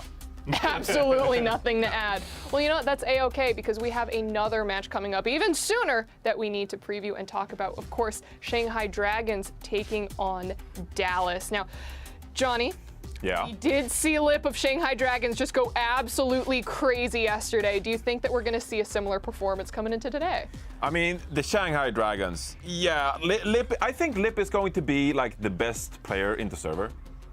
Which, you know, is a bit, I wouldn't say it's controversial, but considering the players who are going to be in the server, stating that Lip is going to be the best one, it still has some, like, punch behind it, you know, as a take. So, you know, credit to me, that was a good take. But I think Lip, he could have, like, a border, like, shy level performance here on the hit scan. And the question becomes, how does Dallas deal with that? How are Dallas going to prepare accordingly, knowing that Lip is on the enemy team?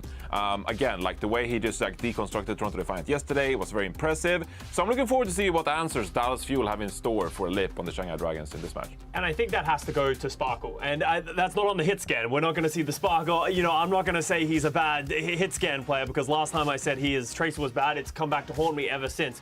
But him on that Genji and them upping the tempo, as we know Dallas Fuel loves to do, that is going to have to be how they deal with it, because I don't think they have that hit scan player to match it. They need to go for their own strategy, play that dive style, and I think that will be their path forward.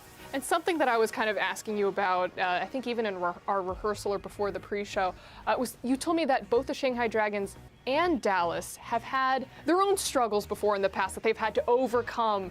So do you think that they've learned from some of their previous bouts? I think both have struggled. I think Shanghai Dragons have started to come into their own identity so far in this stage. I think they've made that transition from Void to Fate, and we've talked about that a lot already today. But for me, the Dallas Fuel, I still haven't seen that like Dallas secret sauce. We saw them do it in the kickoff clash where they found that Zio composition on the back of Hanbin, something completely unique to their team, and they made it work. I haven't seen that so far. So unless they have something, Rush pulls something out of his bag of tricks, I think the Dallas Fuel are in trouble. Even though they're the 4th seed, I think they're running off of good kickoff clash performances. I don't think they're really just there yet, but I would love to have them prove me wrong. If you actually want to watch this match and like put emphasis on something, it would be that Dallas Fuel, I would be way more desperate as a Dallas Fuel fan. Just like, what is our team identity? Yeah. Who are we going to be? They need to find themselves in this matchup. So I think all the pressure is on Dallas Fuel in this match. Well, then hopefully we can find the answers as we head into the game right now. Let's go ahead and throw it on over to our casters to get us into the action. Lemon Kiwi and Leg Day. Hey everyone, this is gonna be so fun. We got the second half of matches to go. Dallas Fuel versus the Shanghai Dragons. So great to have Ovally on the desk too. I remember, her and I go way back on puppy farts when it comes to the beta. We got in that one game once, but we go way back. But unfortunately, we couldn't meet each other in Hawaii. So we decided to get some good attire going. Yeah, we're themed up with the desk, and of course I'm in the Hawaii theme here in Europe as we all die in fights. It's been an amazing couple of days here in Europe. Whew, yes, it is quite tropical. I've got the wind going today, I've got the props out, and things are going to be heating up in this match as well. We've got the Dragons who are going to be breathing plenty of fire, and as our analyst pointed out on the desk, Dragons seem to have fallen into a bit of an identity here, and Dallas less so, Lemon. They still can't decide, are we a Winston team, are we a Doomfist team? And one of the traits that both of these teams really share is that it seems like in every single reiteration when we have a patch, both of them are slow starters. Like, both of these teams started off their seasons as heavily vaunted and admired teams, getting 3-0'd by teams that some might consider a little bit beneath them, at least in our initial power rankings. And the same happened at the beginning of Midseason Madness as well. The Void experiment for Shanghai Dragons was a resounding failure. And of course, we had Dallas Fuel going 0-6 in their first two matches. Yeah, both these teams started off 0-6 in the Midseason Madness. Take a look at the Dragons, though. It's the first time these two teams will face. So the Shanghai Dragons, being led there by Fate, got third at the Kickoff Clash qualifier, or in the Kickoff Clash tournament, hoping to turn things around. Like you said, there was a bit of experimentation around the Sigma, but both these teams really went through that identity crisis together of just really starting off with the Sigma and relying on Void, Sigma, and Doom primarily, then moving towards Fate's Ball and Winston to really find success after those first two matches. And ever since they lost those first two matches against Seoul and Hangzhou, it's been smooth sailing for the Shanghai Dragons. Yeah, the overarching theme of the Overwatch League as we move from like week 2 to week 3 of Midseason Madness qualifier seemed to be, Winston isn't terrible.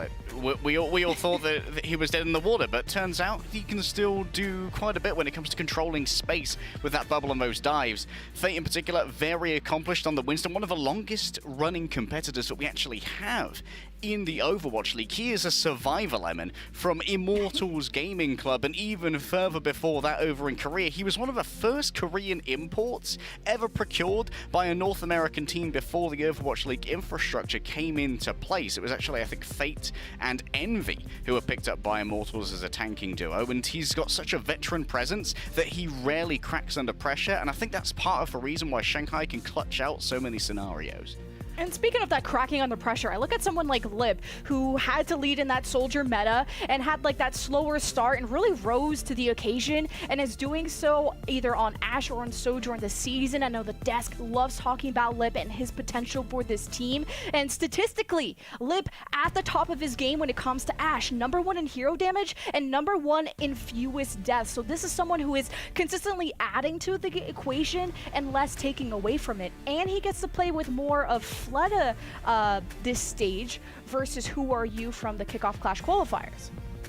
All right, let's go from Shanghai Dragons to their ex. So let's bring up our Dallas Fuel starters, because when you think about the Dallas Fuel starters, one of the first people that comes to mind is, of course, Fearless, previously the secret source of Shanghai Dragons in Season 3, really was a difference maker. In fact, was part of a infamous reverse sweep in one of the first one of the first tournaments that we actually had in Overwatch League, the first main melee against Seoul Dynasty.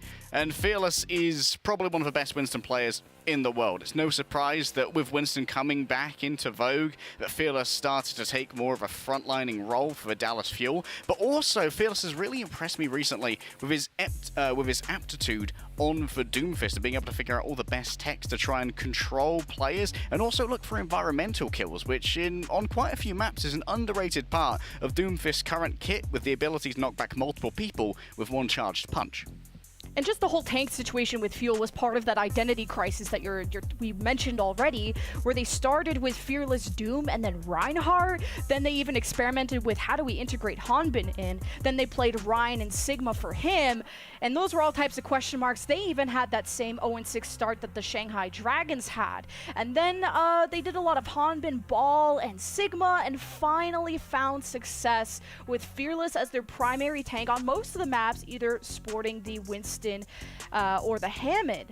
But the issue for Fuel, I think, in this meta has been really developing a top-tier Sojourn and Tracer this meta, and it was really looking at Guerrillo and Edison to trade off on the Sojourn, and then Sparkle to really own that Tracer role, where I would say he's more known for his Genji pop-offs, and then they've been leaning more into that. But I like that just Fuel have been developing these rookie players to a level that is matching all the other teams, making them more competitive this patch.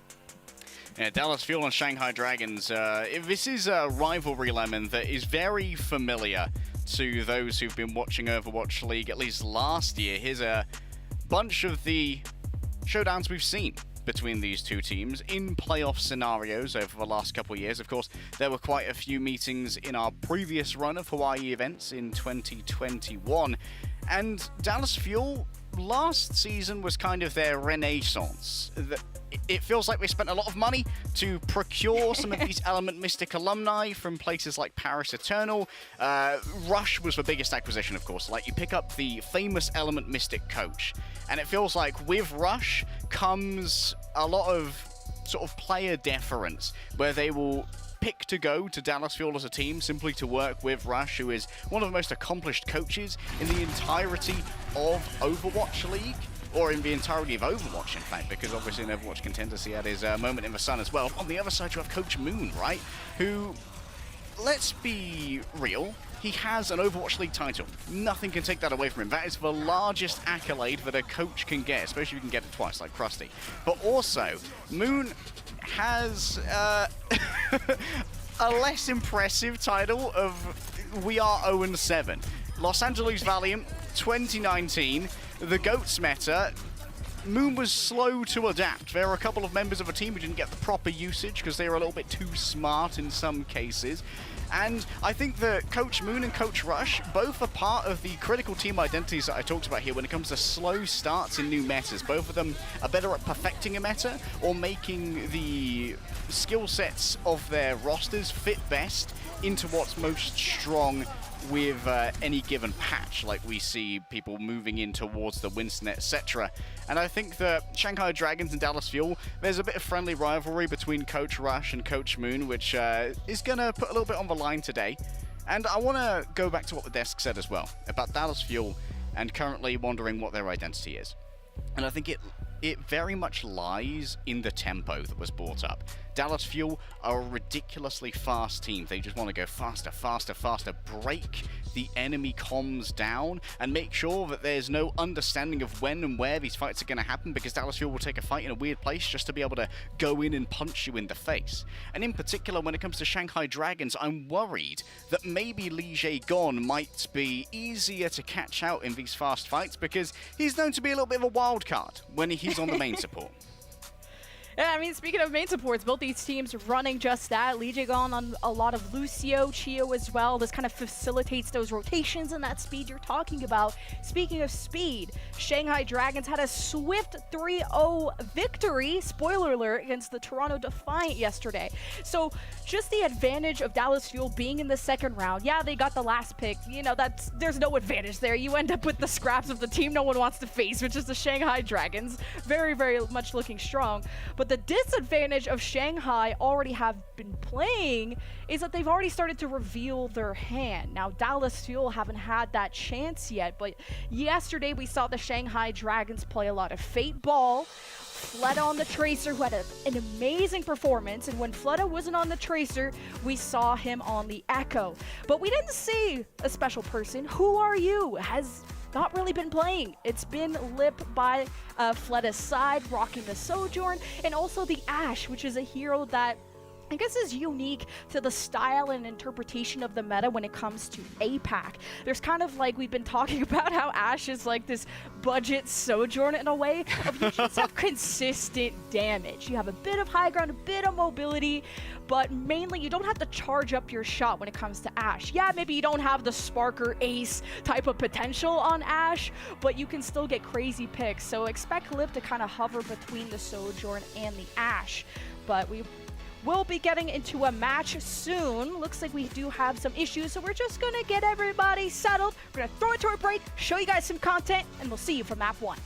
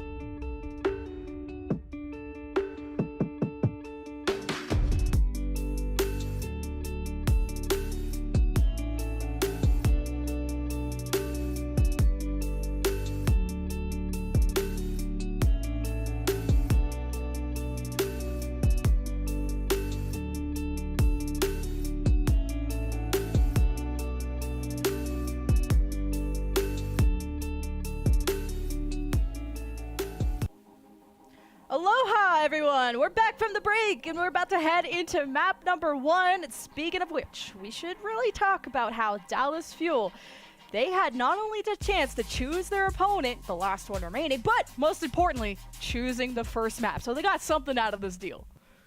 Yeah, coming into our map set here, Oasis is the number 4 seed. That's all that Dallas Fuel really got to pick going into this match.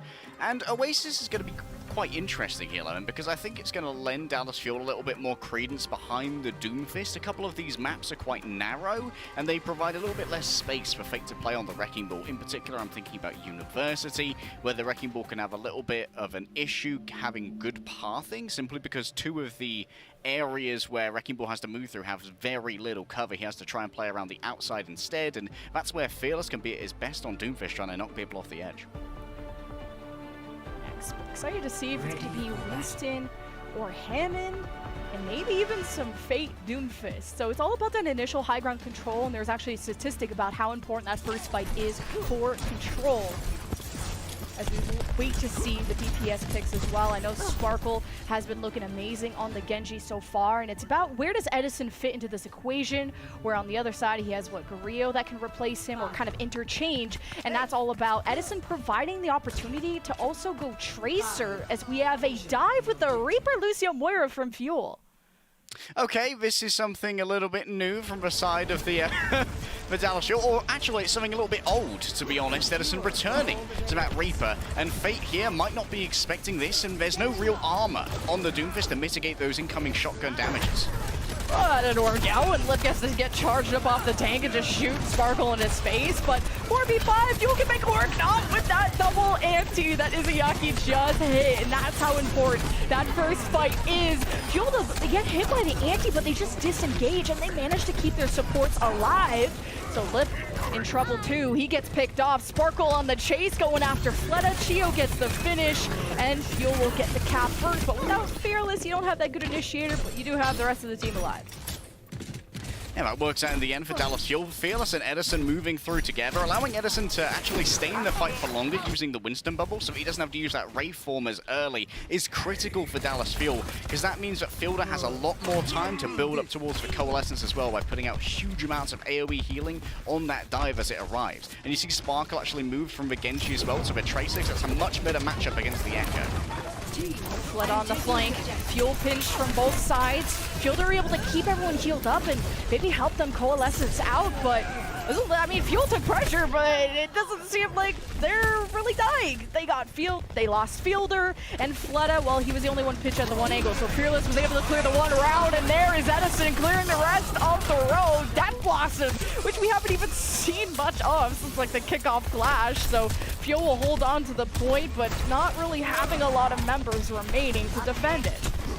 Yeah, Fate is going to try and take advantage of that by moving up and claiming an advanced position. Is actually getting harassed by these supports at the moment. Might actually have to run away. They are going to charge up the Fist, which might be a touch foolhardy as the Meteor Strike has to be invested simply to claim some safety. Here's the Coalescence to carve through multiple members of Dragons. Face will try to body block for Lip, and Sparkle gets a double pulse bomb while the Dragons Club are trying to run away. This is almost a flawless round for Fuel, and they have ults to spare. I want to give Fuel a little bit of credit for that previous engagement as well, where they actually forced out Fate's punch onto Fearless to make sure that Edison couldn't be easily stunned out of that Death Blossom. And they also put down the Winston bubble as well so that the sleep couldn't be delivered. Huge accommodating of those stuns from Dallas. Okay, last fight for Dragons. They have Overclock, they have Dupe. Fleta likes to go after those tanks. We'll see if he can connect. It's a Sounder engage. Fuel taking the initiative. Fearless with the Primal. He has all the health and the shields in the world, and the Dragon's already down too. Lip didn't even have the opportunity to use Overclock, because you know he delivers on it. And Dragons haven't delivered us a single kill in this last fight. It's not very exciting. They did try to flip the point to relieve the pressure from the front line, but not a single kill earned from the Dragons. But 100-0 round for the Dallas Fuel. Yeah, Lip pops the overclock and Spawn, but at this point, Lemon, it's all but hypothetical for the hit scan player. The desk lauded Lip as the best player in the lobby, but when it comes to the team movements, Dallas Fuel, they had an identity in Kickoff Clash. It was about the Zarya and the Reaper, but the real defining factor about Dallas Fuel is that they are a hive mind. They do not have 5 separate brains. They are all plugged into the Rush Matrix like he's playing in RTS, and it seems like they finally have once again found the mojo to move and act together as a singular Voltron team. We've seen Dallas Fuel run this exact composition and strategy against the NYXL just a couple of weeks ago with the Lucio Moira. They play as a clump and as a unit, and Dragons hope to, divide and conquer this. And how will they? Fuel first to get the high ground control. Fleta always on that off angle, just like he was before. But he has to be careful if he tries to solo that without a Mercy Pocket, because he'll need to go back for packs from Lee J. Gon. So he's being a little bit more connected in that way. Sparkle might be in dash range. He wants to go after Fleta. Fate trying to keep this locked down on the right side. Fuel have the space to go for the point cap first. Dragons trying to prevent it. There is a flank from the Dragons as Fuel holds the stronger supports while they're unprotected. Fade is going after the backline and hasn't converted on any kills yet. He's got great slows onto Fielder, and that's the execution Fade was looking for. Fuel are left without supports, and they never captured the objective. I think Dallas Fuel Sparkle there in particular being a little bit hesitant with his usage of the dash to try and get those finishes when it meant that he essentially became a very weak poking DPS on the Genji, and Dallas Fuel were unable to really leverage the massive advantage that they have when it comes to these comps, and that is speed, and that's what Chio's delivering on the Lucio. Fielder's not actually getting that much healing out either. Sparkle's already been picked off because Lip has a much better poke setup here, and Dallas Fuel can't really approach that easily. Yeah, and when you play a shield tank like Winston, I know there's very few of them in this game, but it just allows your Sojourn to get much more energy and to find those random picks. Still, Pleta will be back.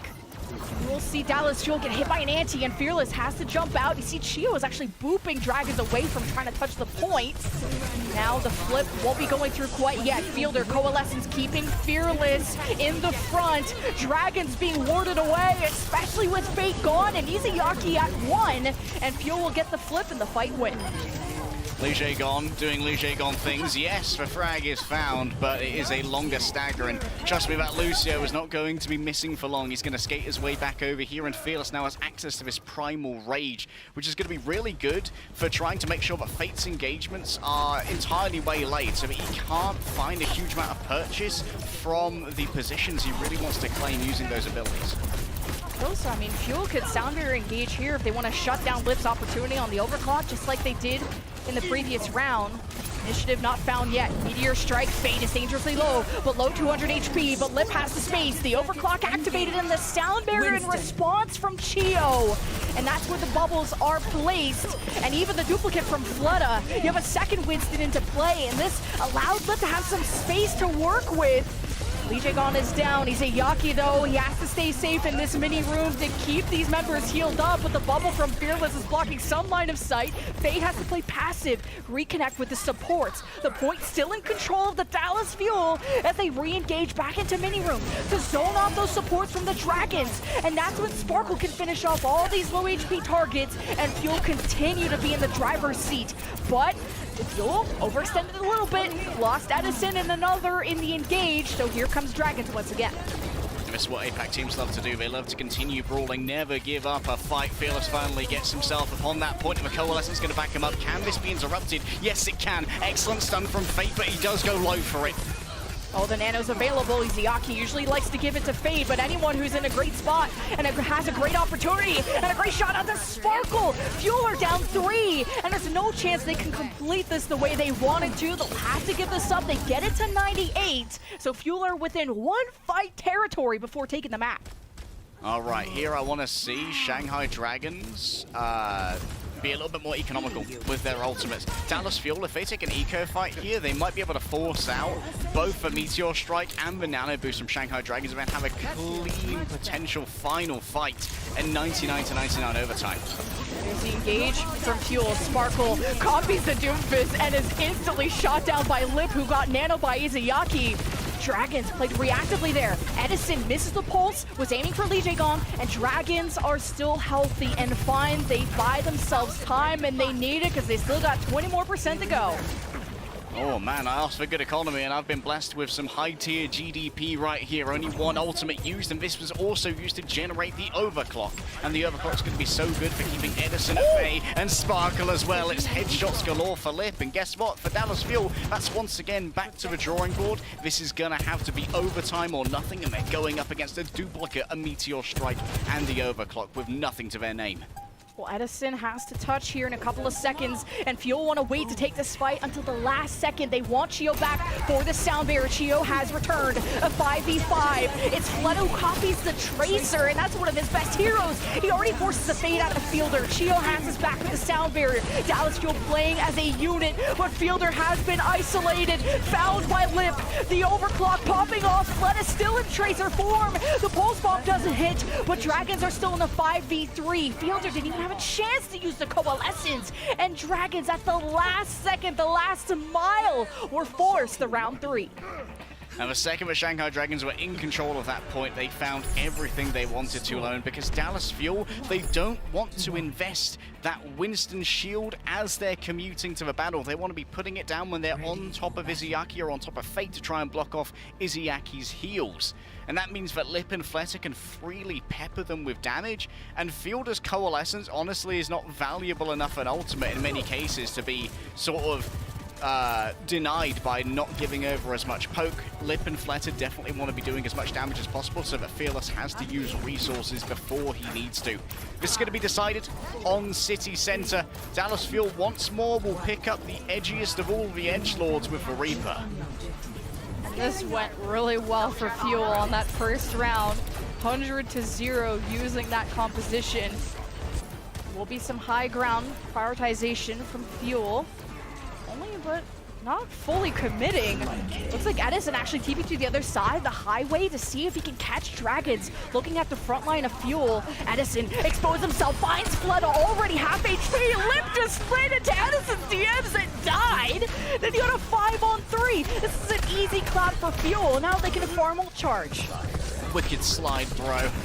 Excellent stuff, and that was just really good communications and pinging there from Dallas Fuel, forcing Fletter to leave the sky by, I assume, a conflux of poke from Fearless's right click and maybe Fielder getting up on top of the pavilion and using the Bardic Grasp, because Dallas Fuel don't really have a reliable way of getting rid of Fletter in the sky, so Fletter's got to make use of that space and not be caught when he's low disengaging.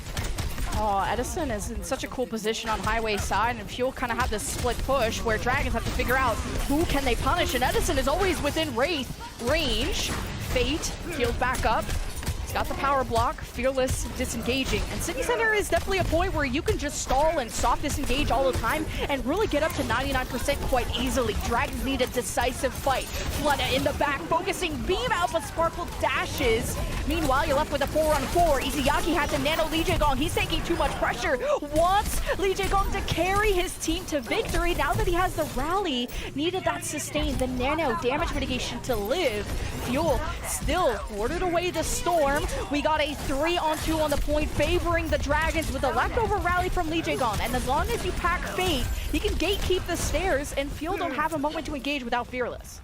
Fearless getting out, however, gave Fielder all the charge he needed for the Coalescence, but once more, I'm looking to Fate to try and cancel this. It's combined with the Blade. It's beams and blades all over Lemon. Yeah, the Coalescence to get all the targets low, and Sparkle to get dash resets, but there was so much healing from the rally of Lee Jae-gong that not a lot of resets, but Sparkle still was able to live. Can't say the same about Edison. 5v4. Now the Dragons with the copy. Flutta with the Winston. Primal Rage gone in a second. Fuel needing to flip back this point, but deciding that, you know, a 3v5 is just not worth it. So Dallas will reset. Lee Jae-gong really is the stopgap here, and the thing is, Izayaki, he's having a pretty easy time hitting some of these antis onto players like Fielder and Chio. Once those initial cooldowns like the Fade and the Bubble have been used, Izayaki is essentially home free if he survives that initial engagement, and that's why Fate's playing more of a peeling Doomfist to knock back these assailants. Now I'm waiting for the timing of the Sound Bear. Chio uses it to engage, caught the supports of the Dragons against the wall quite literally, and then convert a kill on the Izayaki and Lee Jae-gong within the start. Fuel in a great position, they just gotta keep Fielder alive, but Fielder was caught using Fade, and Fate had the hunt down, so neither team have supports, and we're left with a 3-on-2. Dallas Fuel, though, dangerously low. They had the numbers, but no longer. It's 2-2 split. The Reaper of Edison looking at Fate as Flutta hopes to fly away. Now the supports of Dragons are back, and Fielder can throw an orb as well from the Fuel side. This is an extended fight that Dragons are benefiting from. And Izayaki has the nano good to go. Additional survivability, additional damage for last time. It went onto Lee Jae-gong and was able to mace their way through the entirety of Dallas Fuel's stack. Once more, Lee Jae-gong's mace is a shining lemon. Oh, I don't think Fearless want that smoke, though. That's a Nano Brigader. That's the ultimate boss of Overwatch 2, and he found out the hard way. Now the rally starts, and Dragons are 5v3. Dragons are so good at identifying when Fielder uses Fade. You bring out the Mortar for that survivability, but the Fuel are dead in the water, and Dragons will take map 1. In the end, Lemon, it's a level 1 Moira versus a level 100 Brig Boss who just manages to cleave through all who stand in her way. The Winston shield means nothing. The damage of a Reaper means nothing. And Fate, kudos to him.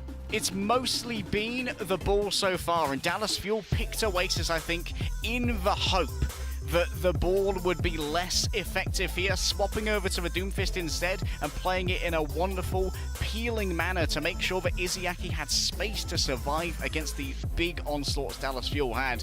While it did begin in a grandiose manner, it's ended with a little bit of a puff. The fuel is starting to run out. We'll see if it can be reignited after this break.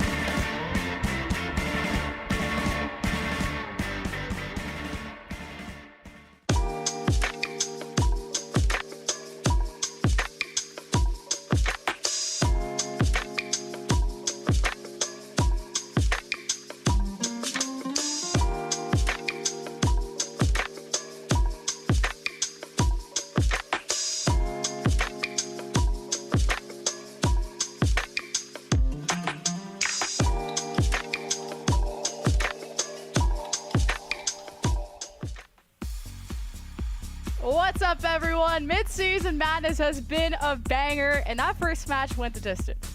First map, I should say. Round 3 all the way. That was Dallas Fuel's pick, by the way, on Oasis. And they brought out the strats. The ace up the sleeve has come out. The Edison Reaper of all things. So Dallas Fuel sure know how to change things up. And we have some substitutions. Speaking of changes, we got Bebe in for Lee Jae-gon. And we have Gurio in for Edison. Both of these are curious, Lemon, as they are hallmarks of the previous less effective attempts at mid-season Madness qualifier success that these teams had. Gurio, over the last couple of matches, which Dallas Fuel have played very well, has kind of been phased out on the Sojourn in favor of Edison, and Bebe was part of the Void experiment for Shanghai Dragons, but Bebe being brought in here in the place of Lee Jae-gon, you've got to expect that we're going to be seeing what we'd call a double flex support in the more antiquated term, maybe playing a little bit more of the Ana or the BAP, alongside Izayaki, who'd likely be playing a Zenyatta. And Gurio, well, he's a really good flick scan. Bloody good at things like Widowmaker, Ashe, and of course the Sojourn as well. But Dallas Fuel was sort of hinting at how much they liked Edison's Sojourn recently. So I'm wondering if this is more of a lean towards something like an Ashe. Because of course we have that kind of trifecta at the moment of the Ashe, the Sojourn, and the Hangzhou, each fulfilling a slightly different role. Absolutely, yeah. Gurio definitely kind of the ranged hit scan. Edison, I guess now I was talking about the Tracer option. How could I ever forget about Reaper?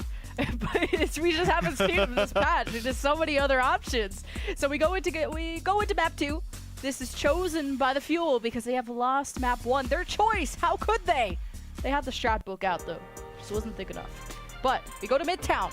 And I gotta say, this is maybe a weakness for the Shanghai Dragons, because the last time they went to Midtown, it was against the Chengdu Hunters a couple weeks ago, and they got full health by Chengdu on this map.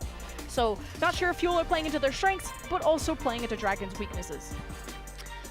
Maybe Dallas Fuel have been watching the tape, trying to figure out what Shanghai Dragons try to achieve here.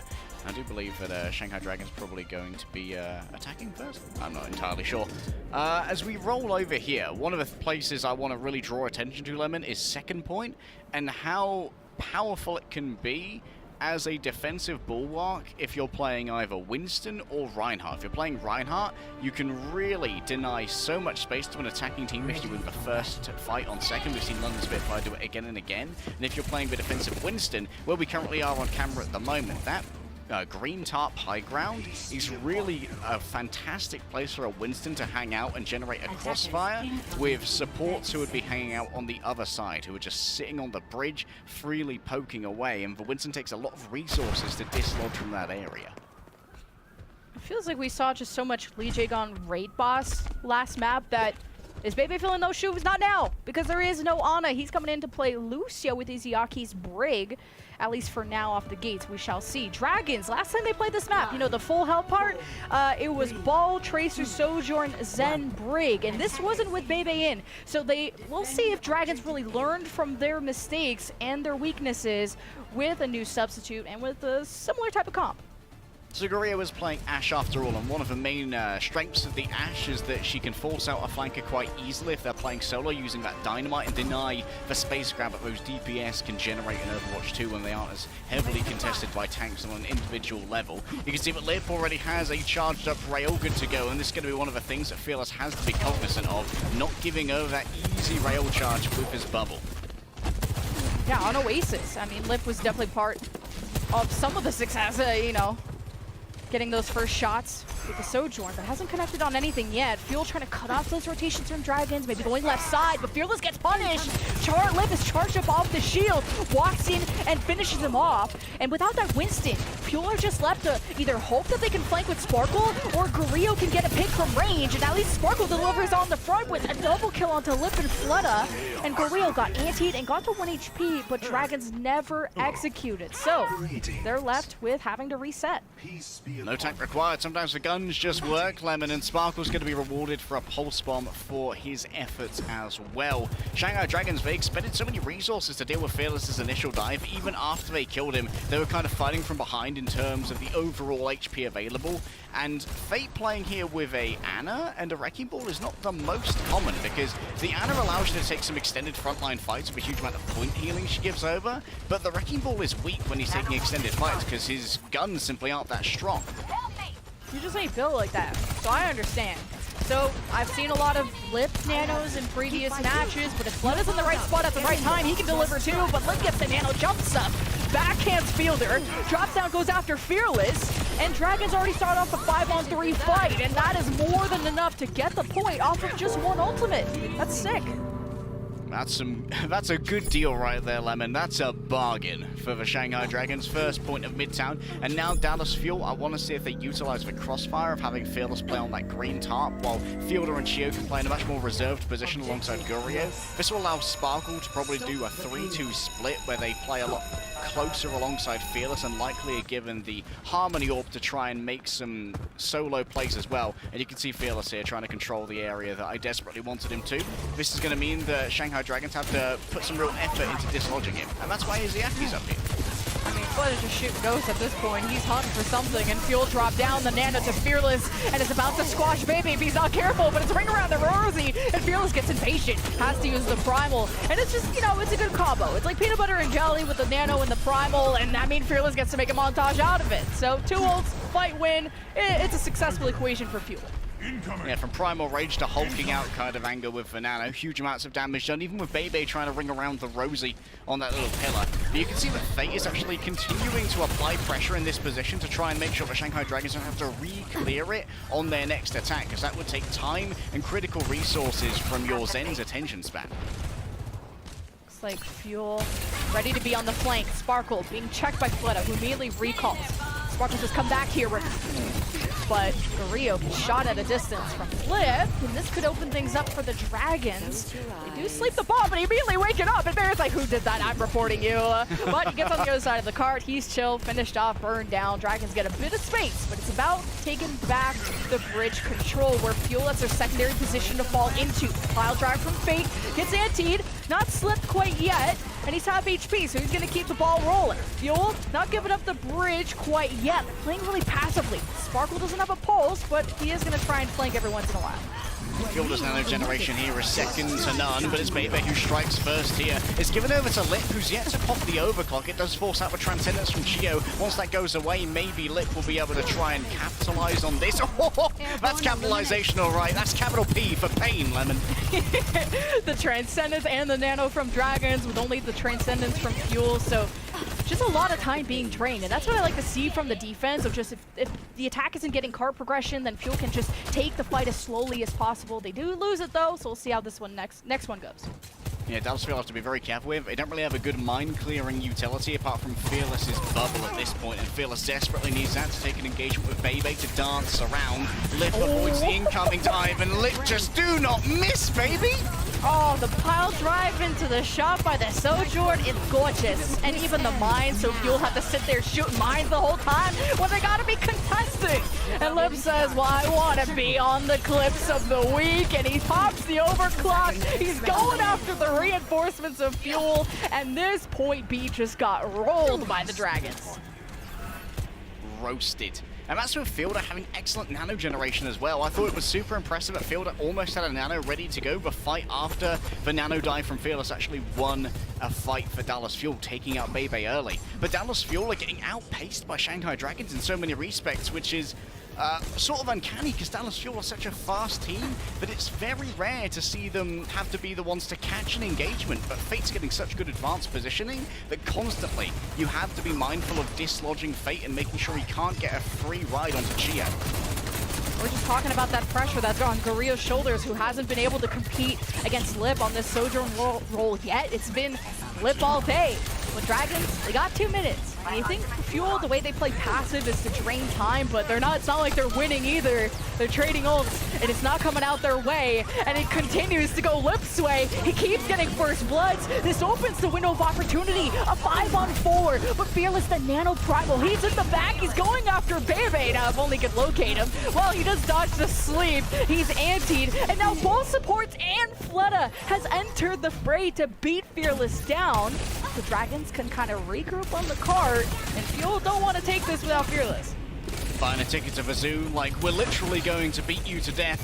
It ain't Madagascar anymore, though, Lemon. This is Overwatch mid-season madness. Fleta does not commit to the full fight on Shio. Getting rid of that Zen would be super important, removing the capacity for that trance, and Shio moves these time. They do it's fine. They nanoed Lip, and Guriel got squashed a little bit, just trying to stay alive in your spot. How dare he do that? But Dragons, they gotta win this quick. They don't have Baby. Very limited heals with the Zenyatta. Speaking of which, Shio Transcendence to anchor to the cart 2 meters away. It's a bit of a waste. Not like anyone was healed, but you stop the cart from being capped. It's up to Fearless. Someone has to touch, and he has to permanently be present there. But there's mines from Fate in the way. Now Fleta has to be there. Little bit of space thanks to Fate's mines, and Dragons have the Fuel's backs against the wall, and they complete with 41 seconds on the clock. All right, a Nesto entry frag, also known as Lit. It felt like Dallas Fuel were permanently fighting a 4 versus 5 game here just because Lip is so damn accurate. When it comes to those railgun shots, I'm getting flashes of Shy in my mind, but for my money, Lip might even be better. Lip could be the premier hit scan that we have in the league, and according to Shanghai Dragons, not even the best Sojourn on the team. I think I heard that they had a Sojourn 1 versus 1 tournament when the hero was initially released, and Fleta was actually the one who won that. And we've seen Fleta absolutely dominate on the Sojourn on maps like Circuit Royale when Shanghai Dragons can really overpower their opponents with double hit scan. Lip is overheating my laptop right now because he just went 16-3 on Sojourn. Wow. We were not capping when we said this guy was dominating on Sojourn.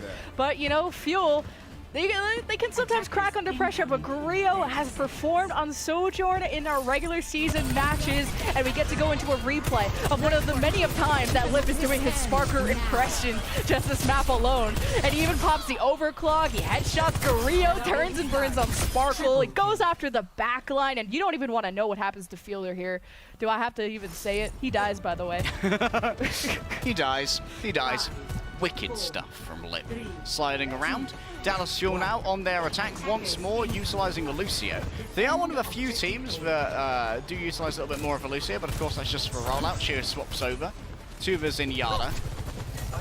And this will allow for a little bit better poke. Fate's actually emoting at the moment in the laundromat. Just getting himself a little bit of that 3D peek, and of course making sure that his white tees are completely clean. I mean, this... Dragons at least have been able to complete the map. We said they got full health before. Look how the tides have turned, and Fearless gets burned alive. He got antied, he got shot down by Lip. There was a trade by Sparkle while Lip was focused down on Fearless, so you have a 4v4, but the engage is off of usually Fearless, who's actually turning to go towards a Doomfist to match Fate. Fearless just can't seem to survive all the bursts that Dragons have. You know, the thing is, with Fearless missing, these engagements become more and more perilous for Dallas Fuel as they enter these crossfires. Chio was just a remnant of an attack long finished and was an easy pickup for those who remain. Fate charges up his fist and then simply leaves them, and at the moment, Dallas Fuel, it's their time bank that they're wasting, to paraphrase a teacher. Well, you got a nano advantage, I guess, for Dragons, so... Usually giving this over to Fate, but we've seen it given to Lip before. You should give him a shiny sticker for how much Lip is just... His back is broken. The deadlift happening. Fate has got the nano, crushes Chio to death. Fielder, well, he's trying to land the sleep, but he's just... Fate is just so wiggly. Meanwhile, I think Bebe hit his sleep, but unfortunately died, so Fuel It's the time bank is halfway gone, and there's not much openings happening. Sparkle, though, is creeping towards the point. Fearless engages the backline. Dragons disengaging towards spawn. Lip shows himself at the door, and that's scary to do against Doomfist, who still had Nano. Now 2 minutes left for Fuel. They start that first tick, and the second. Dragons have the ult. Izayaki has Transcendence, but do Dragons think this is winnable? It has to be Fate. Uses the meter strike, maybe to go towards the point. You got a railgun from Lip. The overclock trying to shoot down these supports, and especially Gurio, who has to escape into top tunnel. Izayaki's like, let me lay this red carpet down for you. The Transcendence right into the enemy team, and Fuel are just absolutely overwhelmed. Have really lost control of the entire situation, and Fuel don't get the second tick.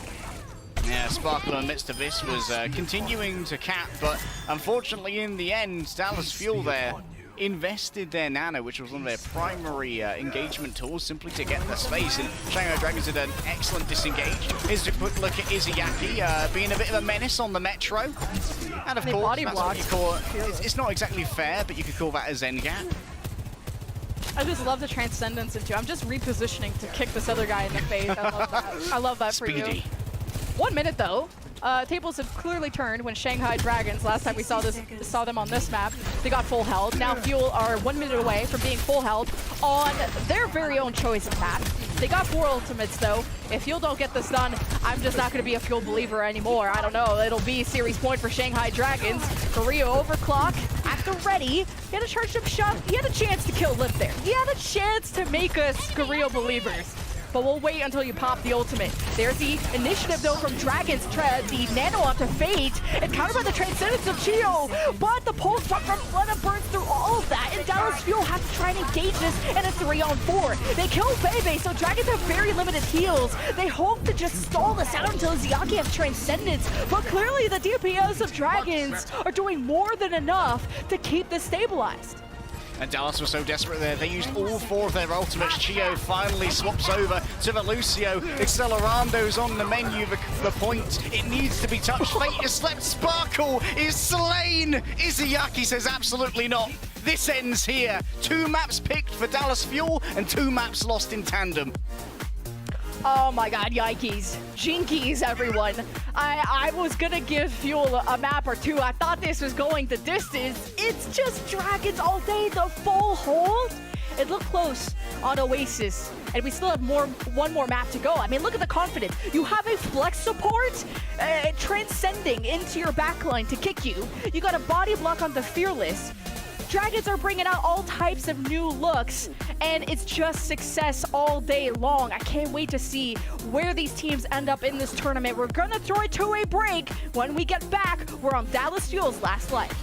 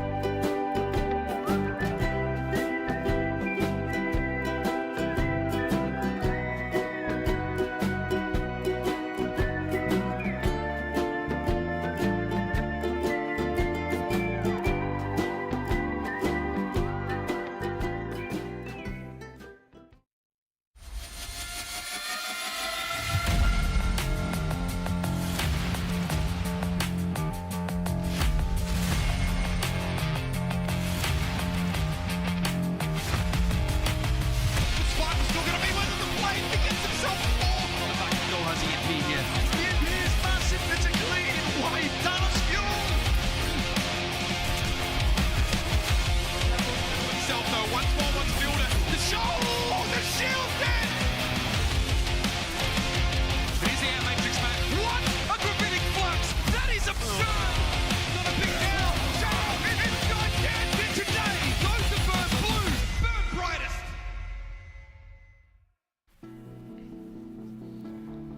Gamers, get your pencils sharper than a lip rail flick. There's no better time than now. As a mid-season madness global tournament rages on, submit your art celebrating the team or the region that you'd like to see win it all on the Overwatch League Fan Art Gallery. Lemon, we certainly have two fan favorites here today, but I don't think the Dallas Fuel fans are going to be feeling pretty good about that Midtown. Yeah, let me paint y'all a pretty ugly picture, or beautiful, depending on which side of the coin you are or who you're a fan of. Dallas Fuel are 0-2 in the series. Shanghai Dragons on series point. Remember, the winner of this gets the luxury of facing the Shock, the San Francisco Shock on Thursday. So I'm not sure how great you're feeling about that, but Shanghai Dragons one map away, but it's Fuel that choose to go to Circuit. And as we go to Circuit, you know who gets summoned here. We got Void, we got Hanbin substituted in for tanks. Yeah, Void and Hanbin coming in because Sigma is love here on Circuit Royale, Lemon. And, well, Void and Bebe, we were talking about how the initial Shanghai Dragons mid-season madness experiment did not go great with Void and Bebe, but it makes a lot more sense here on Circuit Royale. Bebe also, I think, winning one of their first maps in a while over on Midtown. So, excellent performance from him. Izayaki staying in. I wonder if Bebe might be inclined to play a little bit of Brigitte here. I think it's much more likely from the Dallas Fuel to play the Brigitte here alongside Sparkle on a Genji. If I was going to postulate on what's going to happen between these two teams, on Shanghai Dragons, they're going to have Lip and Fletter play some kind of combination of double sniper with one on Soju and the other on Widowmaker likely. And Dallas Fuel, instead they're going to play a lot more for the Sigma versus Sigma matchup with a Brigitte and likely a Genji to try and overwhelm Void before Lip and Fletter get their picks. It's essentially a ticking time bomb when you're going up against the Shanghai Dragon snipers. We've just seen new looks from both these teams, including Fate on the Doomfist, who has really not played Doomfist much at all this season. We haven't even seen much of Bebe, and here are the stats. I mean, most of Fate's time on Doomfist has been in the map you just saw, and they won it. And he has more time than Fearless on the Doomfist. So this is Smash Glass and Red Alert in the Fuel rooms right now. And even the Shanghai Dragons incorporating Bebe in a tournament setting where we've seen mostly him come in on the Baptiste in the regular season, but he was on the Ana so that Izayaki could be on the Zen, because it's usually Izayaki on the Ana and Bebe staying in. Because of course you need a BAP player on Circuit Royale where it's going to be poke central, at least for our first point. On Circuit Royale, I do wonder if this might be a bit of an over-adjustment from the Dallas Fuel to try and make sure they won't be going up against the Fate Doomfist. In my mind, it feels like Dallas Fuel were planning for a lot more of a Fate Winston and the Fate Ball. Like you said, a majority of the Doomfist that Fate has ever played in professional play have been in the last two maps. The tape didn't really do much to give us an idea that Fate would be coming into play this. Now Dallas Fuel are going to one of the few maps where the Doomfist would be considered less than optimal, and you can kind of telegraph you're going up against a Sigma at least. However, this does come with a trade-off, that now you're going up against Fletter and Lip on a potential double sniper setup. And to be honest, if we're being brutal, Gurio didn't really hold a candle to Lip in Midtown. It was all Lip all the time. Thanks, my ears are bleeding, Dragons. I get it. For this to stop. I get it. I get it. Okay. Also, we should also talk about what is accompanying said Widowmaker, who is usually a mainstay in this. Sparkle's on the Genji, and usually you'll see anything from Hangzhou, Genji, Sojourn, Tracer. There's so many options teams are going with, but Sparkle on the Genji allows for quick dashes to really get in the faces of the enemy team, get quick finishes, and get out, hopefully. There is always a risk, but the Dallas Fuel can play a lot more aggressive on that defense thanks to that. Flutter, though, he's on the Sojourn. One of the important things about that Genji dash as well is that it does not get nullified by the kinetic grasp of the Sigma, neither does Chio's mace on the Brigitte. So if Void uses that kinetic grasp as a get out of jail card when he gets super low, they can be aggressed upon by the Dallas Fuel and potentially burned down. Okay, here's a challenge, Sparkle. Dodge the giant meteors coming your way, because that is the ultimate kryptonite to our superhero Sparkle, which Fuel, if there's one thing you can depend on, it's Sparkle's Genji. He has turned around fights time and time again, but if he gets rocked like that, he could get first picked, and that's just not cash money. Fuel, though, they gave up a ton of space, and I think that's because they're really worried about Fletta's one-shot opportunity.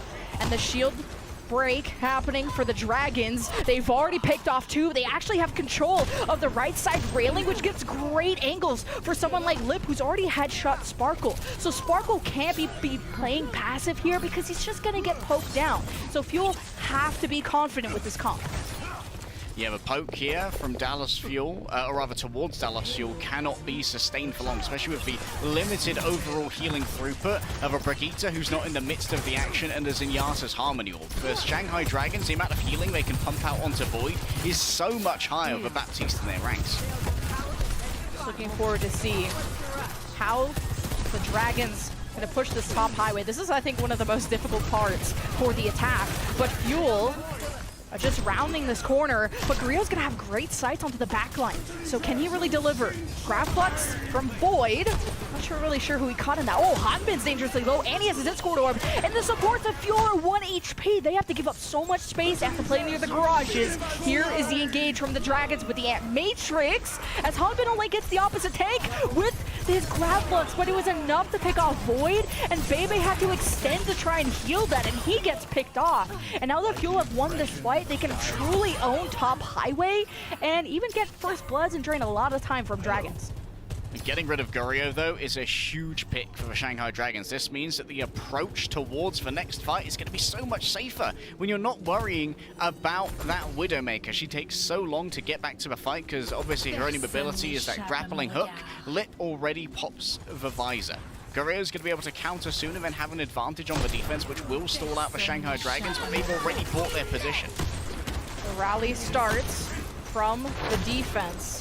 Shots exchange, but finally Sparkle gets involved, and that's really the value you're hoping to get out of the Genji, is to apply pressure to some of these range hit scans that the Dragons have. And this is the first time in a while we've seen Sparkle be able to get up in their face like that without getting picked. So the Dragons have to reset. I love a little nod from Lip when he died, like, yep, Sparkle. Sometimes these things just happen when you're going up against one of the most hotly anticipated player pickups of, I think, 2020 is when Sparkle was initially picked up by the Paris Eternal, to the surprise of many. Shanghai Dragons now, once again, open up with the pick. It's Lip. Ernesto entry fragger once more knocking at the door. Yeah, it's usually the defense that has just better sight lines. They have better protection up here. When you're the attack, you have to round the corner and just be out in the open. Speaking of which, Dragons overclock plus the Transcendence, but Hanbin waits for the perfect opportunity to grab Flux and get the Dragons low. And Sparkle, he's already trying to dash reset through them. Hanbin is rocking the socks off of Izayaki, and there's no heals left from the Dragons. And Void thought that was winnable, and he fluxed a ghost. So they have to go wrong, again. Lemon. It was wrong. It was a misread, a misappropriation. Fleta swaps over to the Genji now, swapping away from what worked in APAC to deal with brand new threats and brand new approaches. Now Izayaki having to move from their comfort zone a little bit, playing the Brigitte instead. This is going to be an up-close battle now between the Sigmas, which of course has been Dallas Fuel's bread and butter with the brawling DPS that Genji brings alongside the Brig.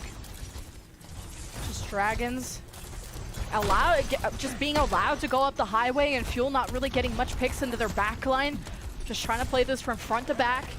Rally versus Ant Matrix. Ant Matrix first from Bebe, and just completely catches Gurrio off guard, and Sparkle can't handle all the heat. You gotta rally for Gurrio just to keep Hanbin alive, but you're just hoping and praying for a miracle if you're the Fuel. You're 3 versus 5. So Dragons really have to put pedal to the metal here if they want to claim point B before reinforcements get back, and this shouldn't be a problem, especially with Hanbin dying last. All right, Bebe sitting that StarCraft tier, APM at the moment.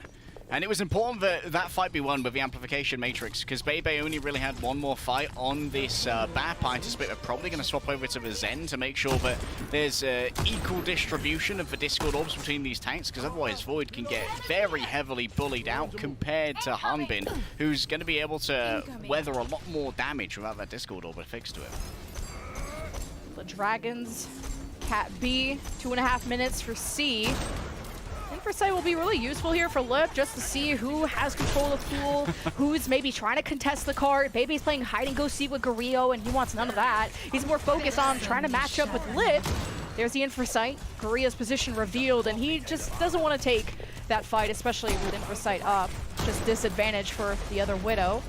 Dragons will have the grab Flux, and it's like they're baiting Fuel out of Pool's side to see if they can get them clumped up. But Fleta has already converted on 2 kills after swapping to the Genji, and this works out perfectly. You got great card push, you're halfway to C, and Fuel are investing the Transcendence. They either had to die now, or they had to go out with a swing, and the Transcendence runs out at the end of the grab Flux, and Dragons stagger out 3 people and are heading at the end of C. The value from Void there, unbelievable. We'll probably have to talk about it after this round's concluded because a rally is giving Fleta some extra armor, some extra cushion, but you need a big cushion to try and eat this blade. Sparkle is instantly lost, and so too is the objective, Lemon. Void managed to keep Hunbin, Fielder, and Chio staring at him across that bridge, and that left Guerrillo and Sparkle with no support in the roadway. They were overwhelmed in 3 versus 1 scenarios. And then we saw Chio try and, or maybe Fielder try and engage with a trance, and so that could be timed out perfectly by Void. That was a masterclass in demanding attention and creating mental space by the off-tank that Shanghai Dragons have brought in just for Circuit. Just what did Fleta do? Like, he just killed 2. Can I get I will give $5 to the whoever's replays to see how Fleta just killed 2 people for free. Like, no blade, nothing. Just godlike Genji plays. Because usually that part of the map, there's such a long kind of brawly contest for pool control to get your Widow set up and blah, blah, blah. And then Fleta's just like, I'm just gonna 1v whoever. And just at 5-on-3 alone, it's just Fuel were forced with that decision of either transcending or dying and hoping that they reset in time, and they chose the first option. So it was the right option, because I don't even know if they would have had time to Transcendence at the end. Oh, $5 to you, my man. There is Fleta catching Sparkle out of position, gets a dash reset, right clicks, and melees Guerrillo. What a play. This is what won Dragon's Point C. But the real critical thing there is that Fleta wasn't alone, Lemon. There was the Brigitte of Izayaki with him, whereas Chio's Brigitte was sitting up with Hanbin and Fielder on the bridge, essentially doing nothing, just like Guerrillo's corpse, as it falls to the ground. Lip opens up the Widow versus Widow once more in glorious fashion. Yeah, Lip continues to div Guerrillo, where you were hoping Guerrillo steps up for the Fuel, because this is Fuel's last life. Dragons cap with 1:32. Fuel got to go all the way to the end with time. You know, that'd be kind of nice. Or else, you drop 0-3 and go to the lower bracket. And you have to face Fusion, which who knows, because you've never played them before. So we'll see how that goes. Dragons, though, jump snipes from Lip. Sparkle doing the cheating move. He's trying to go onto the bridge because Fuel or Dragons are he's not actually cheating. I'm tapping the admin sit down, but he does go onto the bridge because Dragons were playing far forward, but Dragons ended up disengaging, picking off Sparkle, and that's a risk that Fuel were willing to take. And Shanghai are happy to try and take this extended fight until Chio and Hanbin really get up onto Void, because they have the overall healing from the Baptiste to make sure that they can take these long-range poke fights, and they only really have to start disengaging when Chio starts whacking upon the Sigma and delivering that Inspire healing over a long term. And this gives Lip plenty of time to look for opening picks. I really want to be inspired by the Fuel right now, because you just got to hold as much time as possible. Dragons rolled point A and got a lot of time here. So Fuel, it's a time race. That's what this payload map is all about. Maybe working up to some ultimates though, but just getting some free space. Fleta a little bit low. And Sparkle, I mean, he's Narnia away. He can't follow up on that. It's all about Guerrillo to deal with 2 ranged DPS on the other side, because Dragons are playing so far away. It's Void just anchoring the cart. He's going to use the Gravitic Flux, but it's countered by Fielder Transcendence. Fleta's poking his way through the staircase, and Guerrillo hasn't been able to get a good sight line. So he focuses his attention on Void, but Void gets healed back up by the Transcendence. But because Fleta keeps being a little eager, he eventually got punished. Guerrillo only looked at Void for a second, but Void getting all the attention now. And Dragons are down 2. Fuel just have to bully their way to point A, and they got 4 minutes for B. I've got to make my own $5 offer to replay. Did that Flux miss? I think that Flux from Void missed. I think he might have hit no one. which is abysmal, honestly, if you're going to get that little value out of such a fantastic ultimate. Maybe it grabbed someone, but they just didn't go up that high. For now, Shanghai Dragons are almost confined to the hotel at the moment. Fielder's putting down so much poke here that Void has to take a much more passive pathing forward to try and find some targets for Lip via pings. Leave my man Void alone. You know, sometimes you have an unbranded mouse, gravitic flux that happens. It's a little goofy, but this is your one map to shine on, and it's about holding the end of B. You got ults from the Dragons. Overclock, push against the wall, and he puts shots into Hanbin. Shield comes up, and he just presents himself to be killed by the rest of Fuel. Fleta just is unprotected, trying to play on top of the tent to get angles above the Sigma. It just doesn't really get much, but a few members of Fuel low. Now they're pulling their way through, and Sparkle gets his blade shut down twice in a row.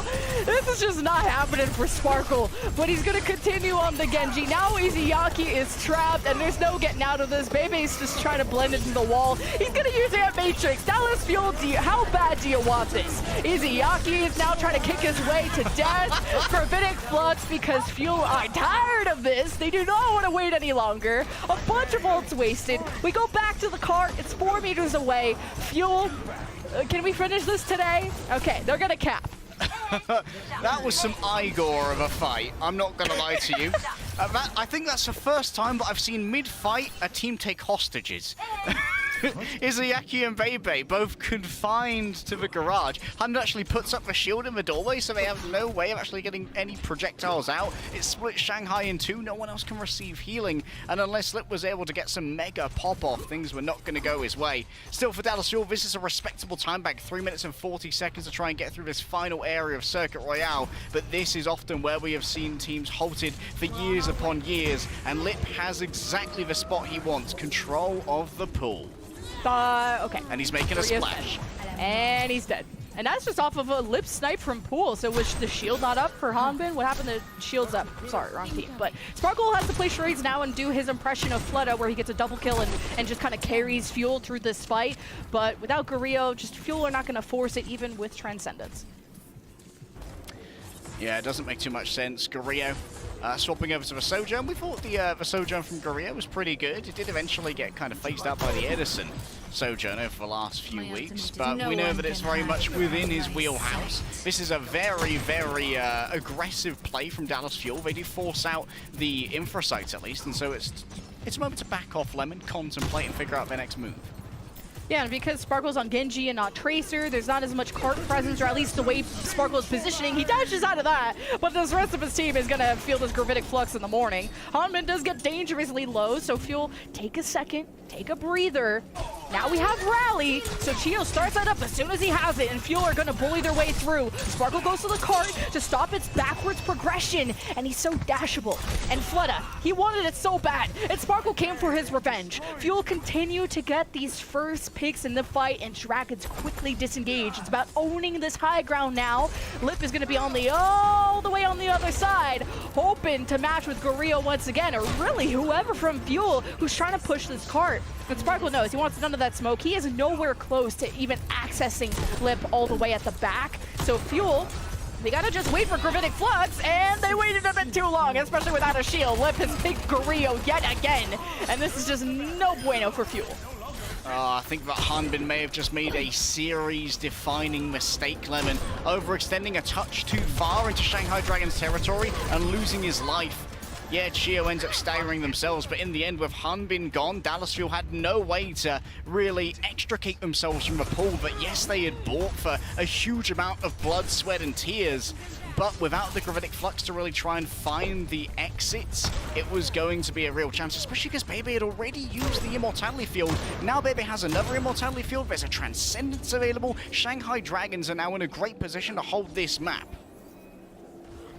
Oh, just so much of that Fuel time is gone. You have the ults. Fuel, you have to go all the way to the end, or this series is toast. Hanbin's shield's already low. He's gonna use the Matrix, and Fuel are just trying to not get shot by Lip for once. Infrasight activated. He knows where the Fuel are. Gravitic Flux. Hanbin is on his own. Here comes Fuel, their life-saving. Oh, and he's dead. Hanbin cannot be saved. And now you don't have to take for 38 seconds. Fuel have to make a decision. Do we fight this without him or not? and well, they get wiped away. At least they die quickly, so 30 seconds remain, and Fuel will have one last fight to go. Critically, Izayaki did not break. The iron will of the Iron Monk has stayed resolute.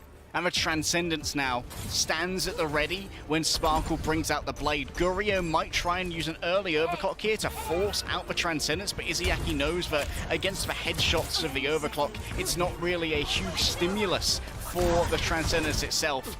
On the other side, Fleta going to be basically unanswered when he uses his own blade. Only Hunbin's shields can really protect anyone. Never mind the blade, Lemon. Oh Never my mind! God. Headshot after headshot! Oh, I was waiting for my moment to say that. Fuel just lost. I didn't even get to keep going. Lip didn't even get to keep going. So, sweet 3-0 from the Shanghai Dragons. Absolute domination over the Dallas Fuel with even a full hold on Midtown, a short series. But not a short life for Fuel because they'll get to go down to the lower bracket to face Philadelphia Fusion on a Wednesday. And if you're a Shanghai Dragons fan, you better tune in on Thursday because they face the Shock. But this was still a fun series to watch. I think I might have just witnessed the first ever iteration of an aim 9, which is forcing the enemy to not be able to touch the point because you just hit every single shot as a sniper. That's frankly bizarre, but then again, Lip has never been anything but bizarre, whether it's doing some weird EMPs or just being an absolute freak show when it comes to the aim. What a performance from the sniper of Shanghai Dragons, Lemon. And it's just Gurio hasn't been able to even just put a dent into Lip at all. Hasn't installed Overwatch yet.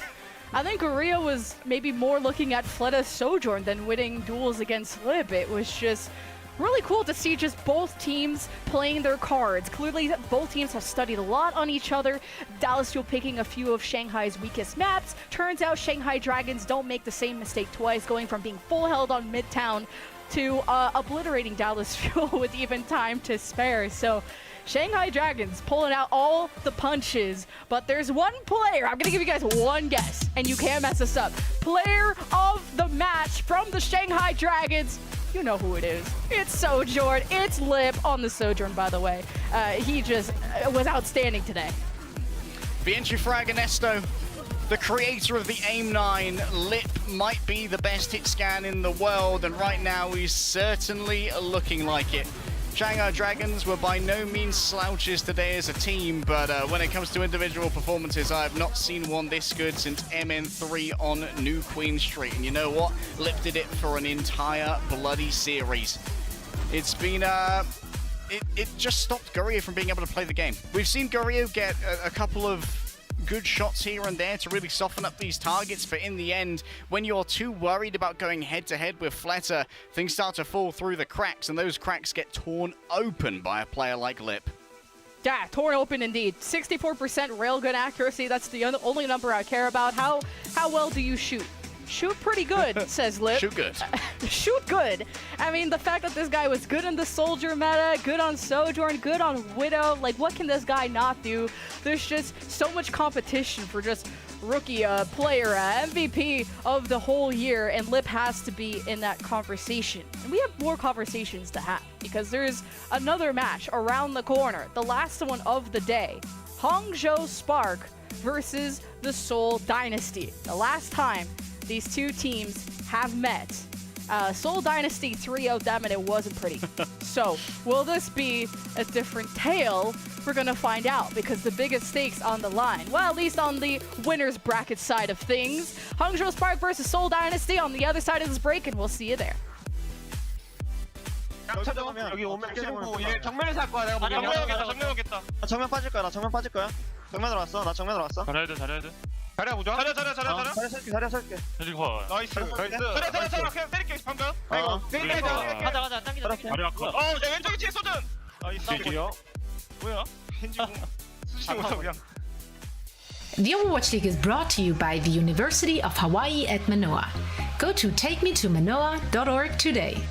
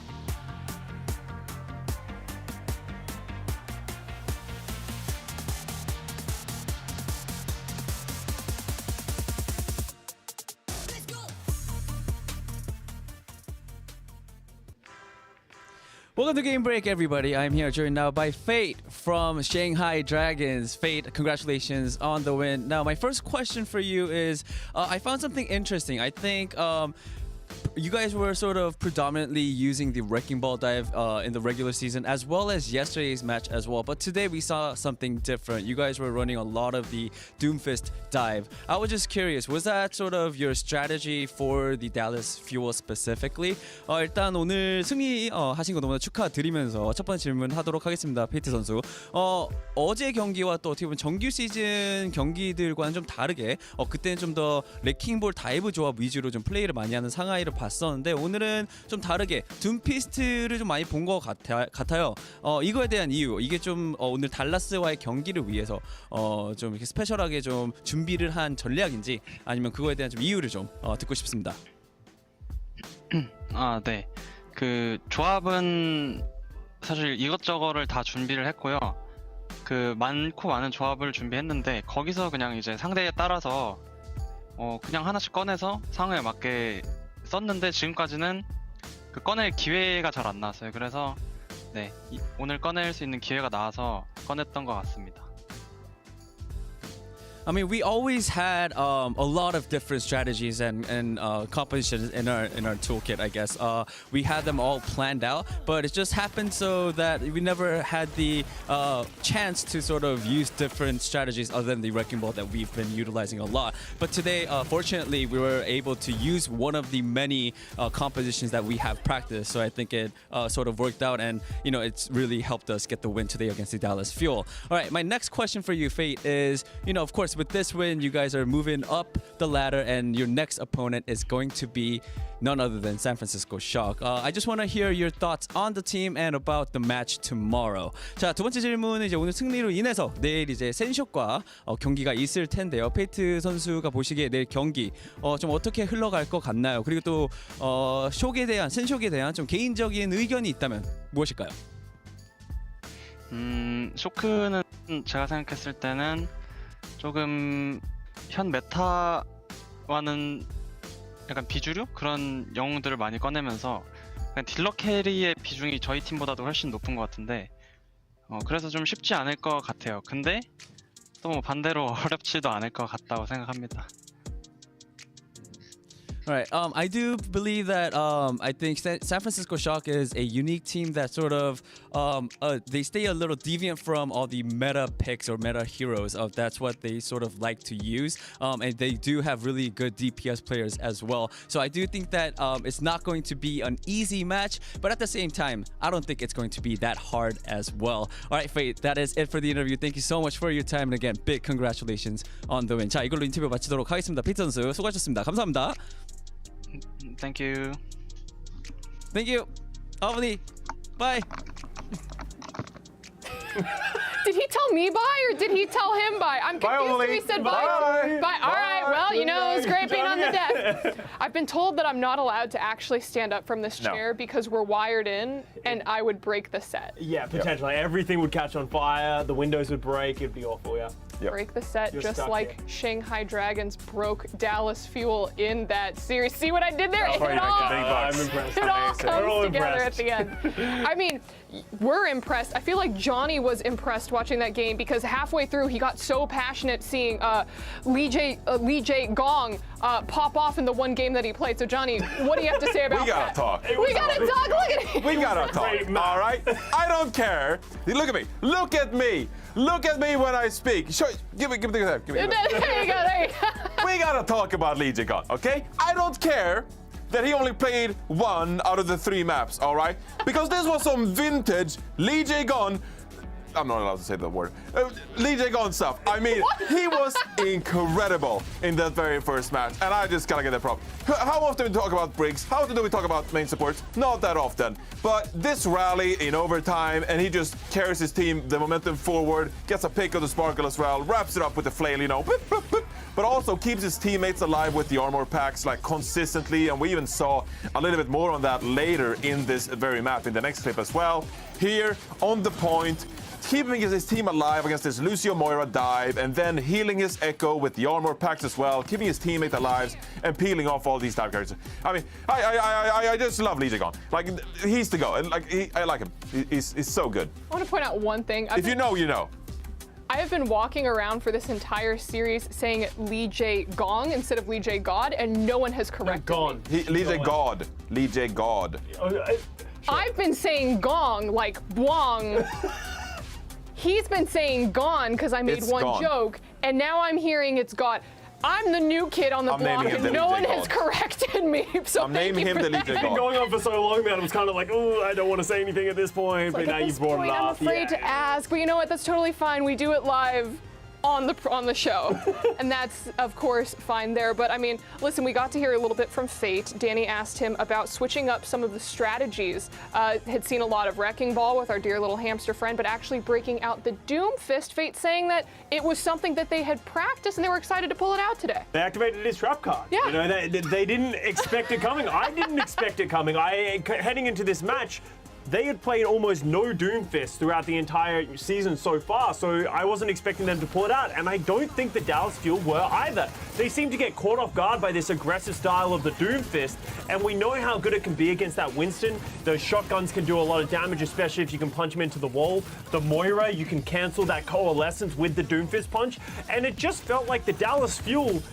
with this Lucio Moira comp that I'm just not in love with, it doesn't have enough damage to close out these fights, especially when you have, as Johnny said, such a great main support in Lee Jae-gon on that Brig. So I wasn't in love with what they did in that first map. We head over to Midtown and we go towards a more mirror style with the Sojourn, Tracer, Winston / Doom style, and this is really when Lip started taking over the game. We've hyped him up so much this season and this series, and he really delivered, just absolutely going crazy.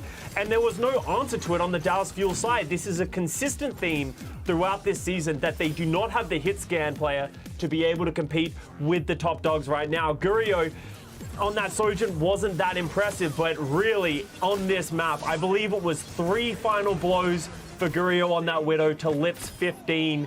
It just was not close. And even though the match happened every time the Dallas Fuel started gaining steam, Lip just clicks head after head after head. I actually remember Hex saying, I'm going to throw Hex under the bus here. Hex was walking and he goes, oh, that 3K wasn't that impressive. I could have done that. They were just walking to the cart. I did. So, you know, Lip, if you ever need a Widow 1v1, we have Hex. I mean, it wasn't wrong.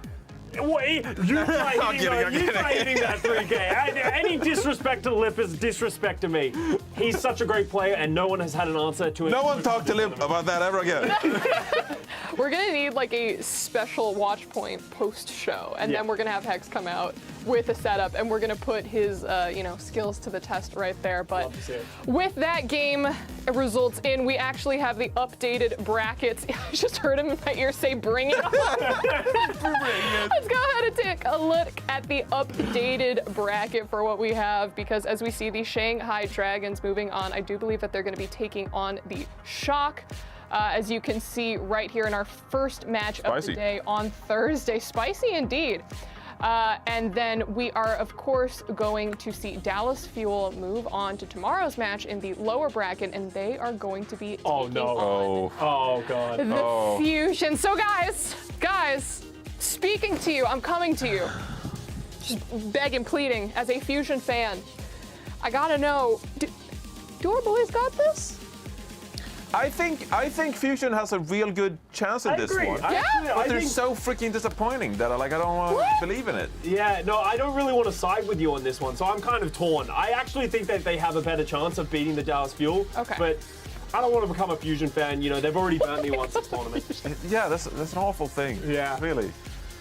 I just feel so. But they have a chance. They do have a chance. They have a So in chance. all actuality. Like a good chance. Good chance. I'd say this one is actually like a 60-40 Dallas, maybe. I'd say it's 60-40 really close. Dallas? 60-40 Dallas?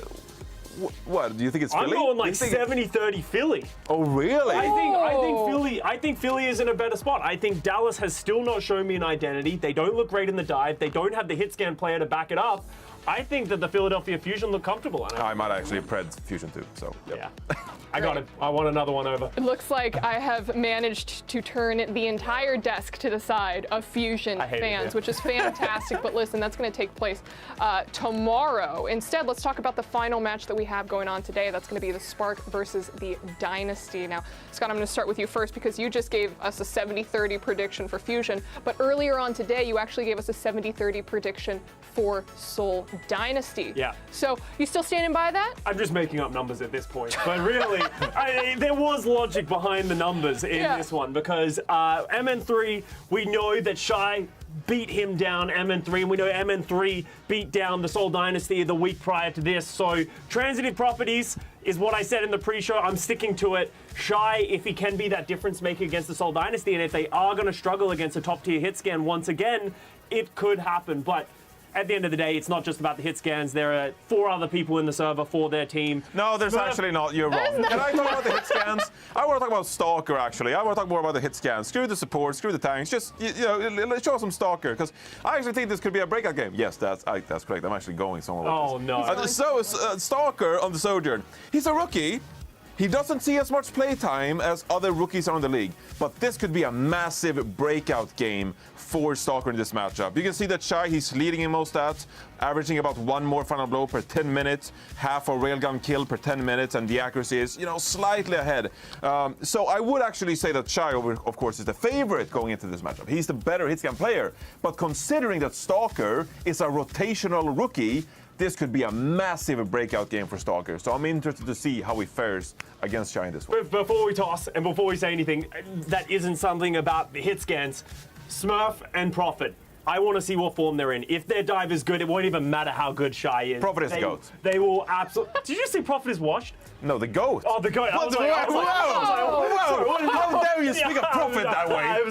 I'm sorry. Prophet is the GOAT. Keep an eye on him. You've never seen him play. You're in for a treat. Heresy. We're all in for a treat as we get into this game because, of course, we are going to be led by our 2 casters taking us into the action, Lemon Kiwi and Leg Day. Take it away.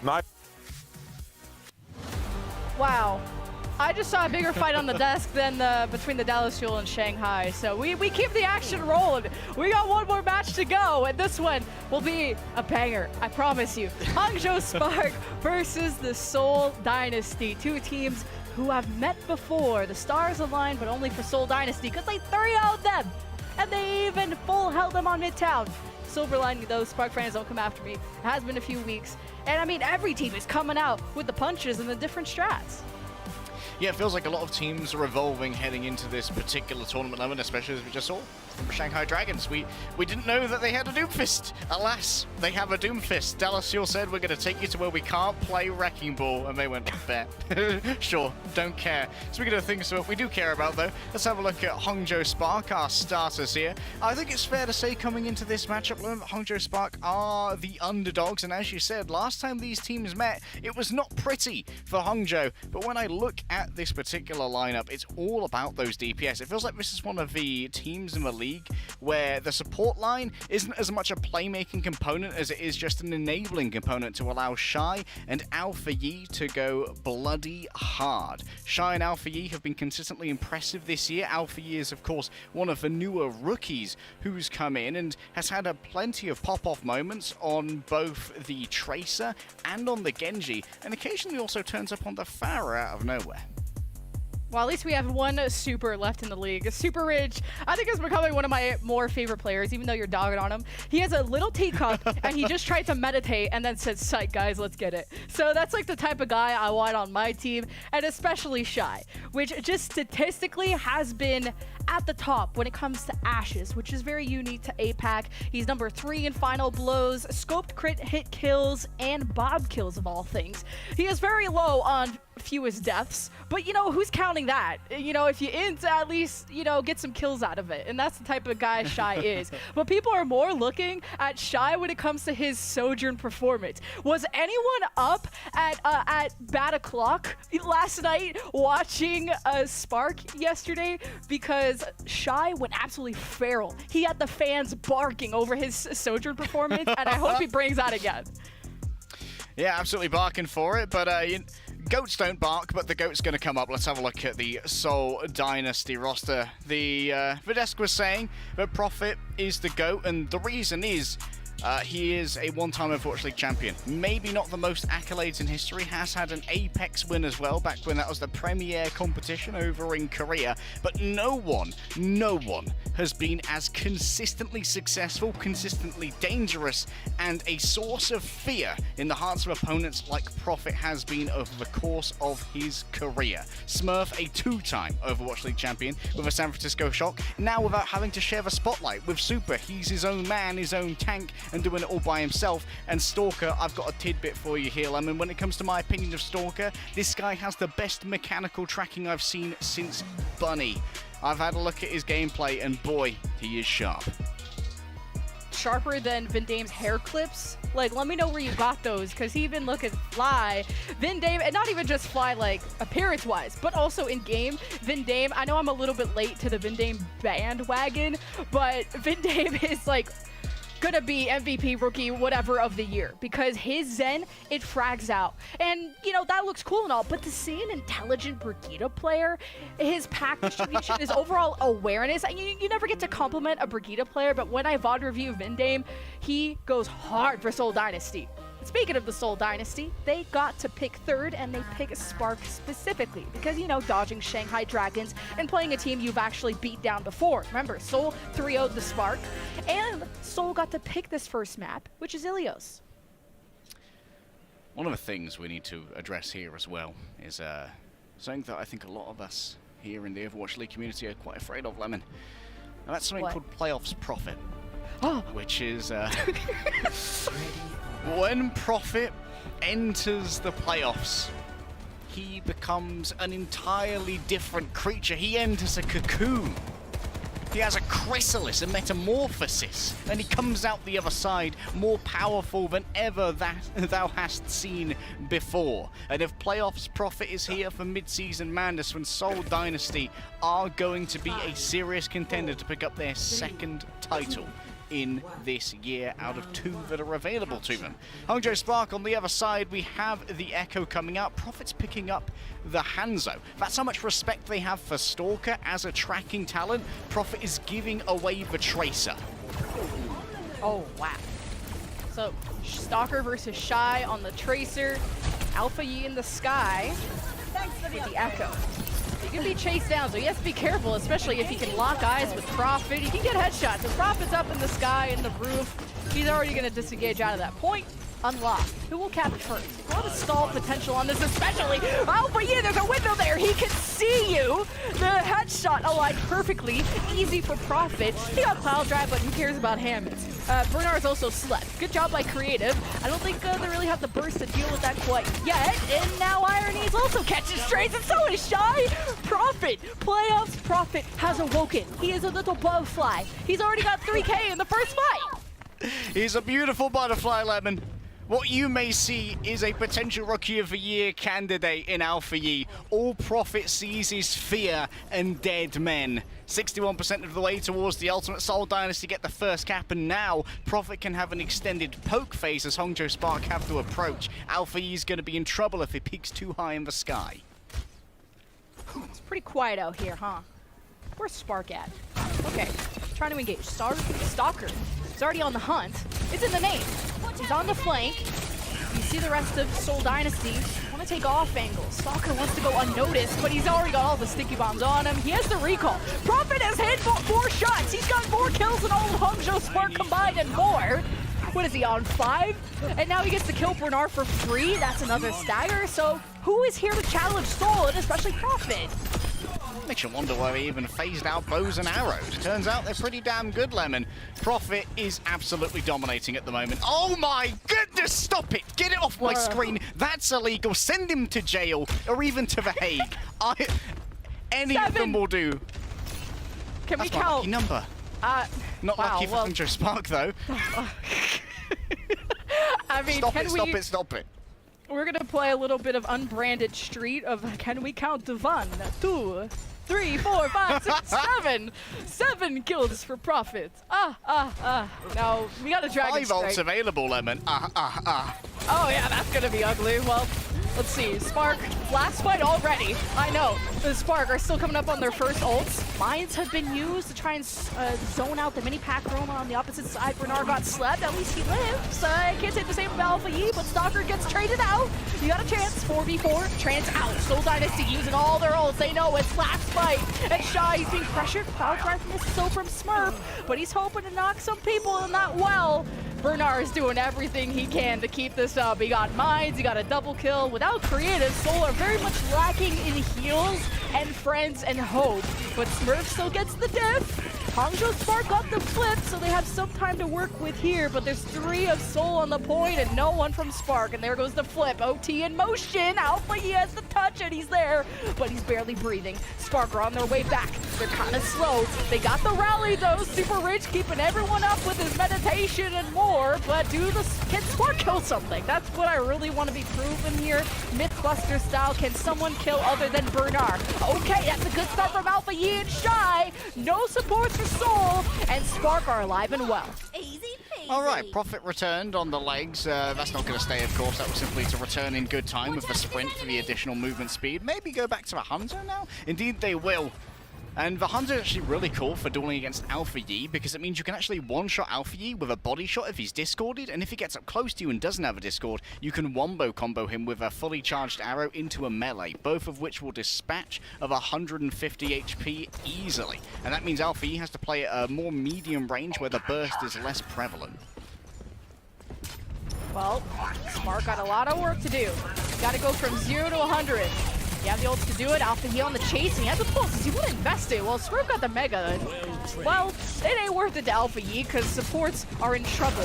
Zen's traded out from the range duels between Shy and Prophet. Prophet gets another. He's getting to double digits. Everyone, it is time to panic because Prophet just can't be stopped. And then Stalker with the pulse bomb in the back. Prophet, he knows how to climb though.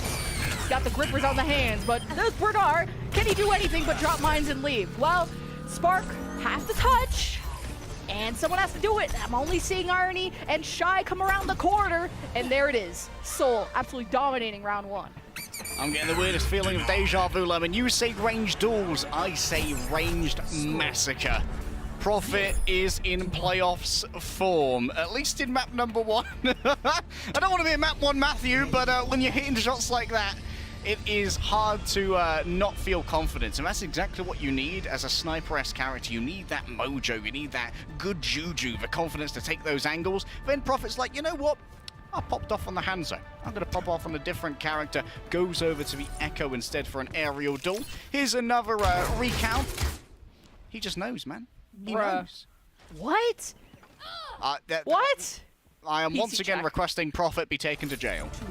I said range duels. I didn't say duels from another galaxy, but all right. Prophet, he just knows the lineups, and Alpha Yi, he just can't even get close. I mean, that was one of the first picks, was Alpha Yi just trying to get to Prophet, but now they can at least duel on the same ground, or in the same air, I guess. Now both on Echo. So you see the point already being anchored by those Hammonds. We'll unlock in a second. Stalker's more involved, and now Vindame 2 towards the point. So Seoul just have a lot more bodies there, while the Hangzhou Spark have the middle of the map. Vindame getting tossed up by Bernard, and Bernard's completely surrounded, but enough focus fire from the Spark went into those numbers of Seoul that were anchoring that objective, and they were able to convert 2 kills. So Spark, they do not get boomed. They wait for their moment to strike. I think Hangzhou Spark actually played that a little bit more smartly by keeping Super Rich up on the high ground with Irony for a while longer. It gave a great line of sight to continue giving packs over to Alpha Yi so that he could be a bit more audacious. Meanwhile, Seoul Dynasty there had Vindame go over onto a point, and that meant that when Bernard came in to start contesting and Shy was there as well, they could start tearing through that Brigitte before she could really get on a roll with those Inspire procs, and was just out-engaged by the speed with which Hangzhou could hit them. See Stalker going towards the point, try and draw some attention away. Super Rich is there on Brigitte trying to contest it, but there's just so many cooks in this kitchen that Super Rich don't want any of that. He is getting some assistance now from the rest of the Spark, but Alpha Yi dips Prophet in the sky, a pulse behind the shield, but Vindame will give Spark yet another fight, and starting that comeback too. 2 fights in a row and about 50% and more. Beautiful stick there from Shy, and also worth noting, Shy on the Tracer. Not his most well-known hero, more of a classical hit scan, but it's definitely within the wheelhouse, and it's mostly been Alfie who's been playing that particular hero this year. Alfie at the moment is hard diffing Prophet on the Echo, 30% ahead in terms of ult charge, and finding the final blows as well. Stalker here needs to be the difference maker with their own pulse and take out Super Ritual Irony ASAP.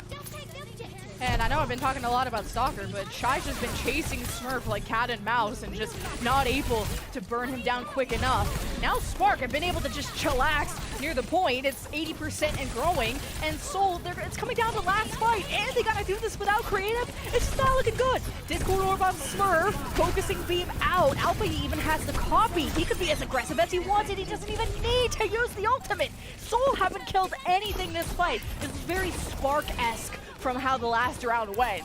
But Spark have done more than enough. It's up to Seoul to touch the point, and no one is nearby. So 100-0.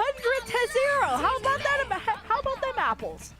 I see a lot of apples for Hangzhou Spark, and Seoul Dynasty, they had 4 members of the team who didn't even reach an ultimate. Yikes. Okay, so Playoffs Prophet was more of a one-stage Samantha. That's okay. That's okay. Now we're heading over to Ruins. The topography of this map is very narrow and very long, so this is where you're looking for your hit scan / long-range duelists to be at their best. Shy and Prophet are once more going to be hotly contesting each other, unless Prophet here swaps over to the Tracer and Stalker stays on the Sojourn. And the thing about the Sojourn here, if it stays for Stalker, is he's going to have a lot of trouble building up towards that Railgun Lemon, which means that Stalker's uptime as a dangerous DPS is going to be severely limited compared to Shy, who has DPS at his beck and call. That's what the Ashe really brings to the table, that instant damage.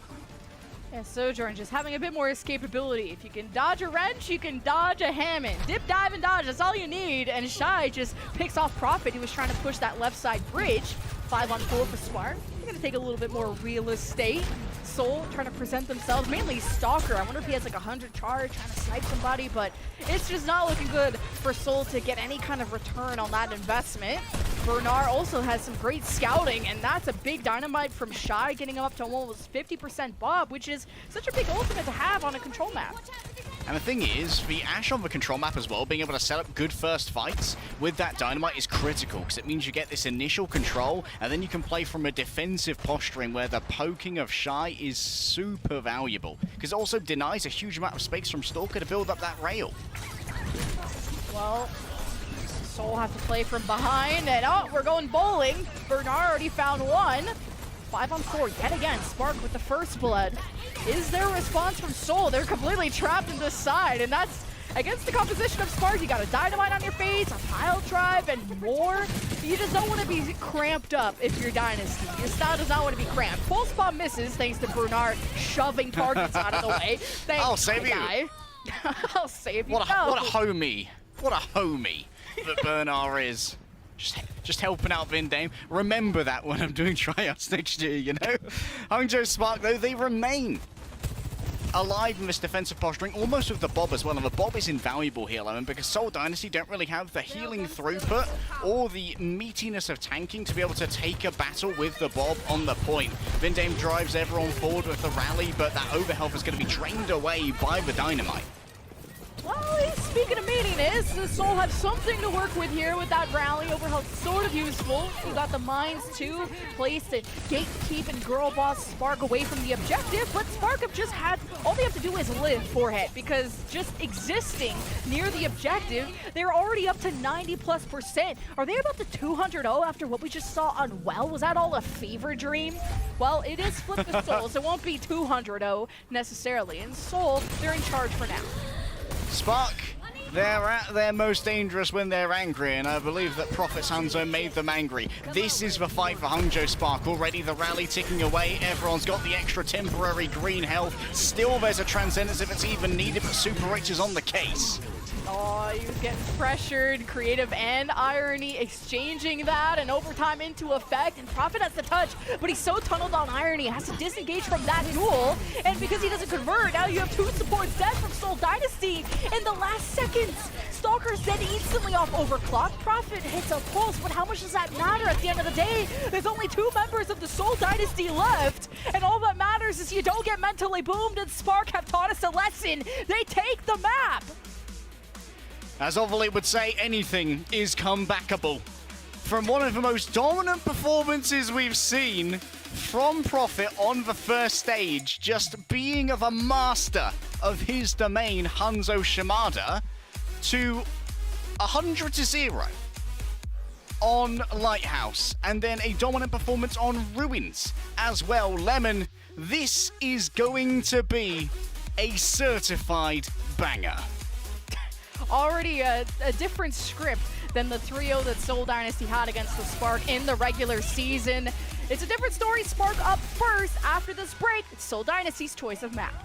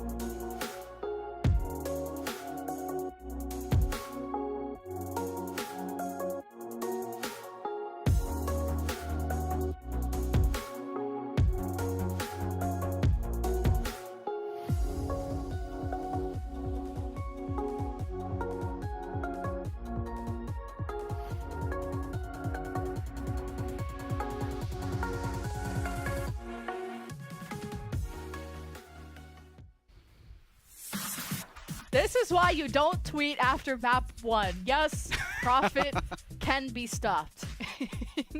The savings are just in the toilet, but Spark are cashing in map 1.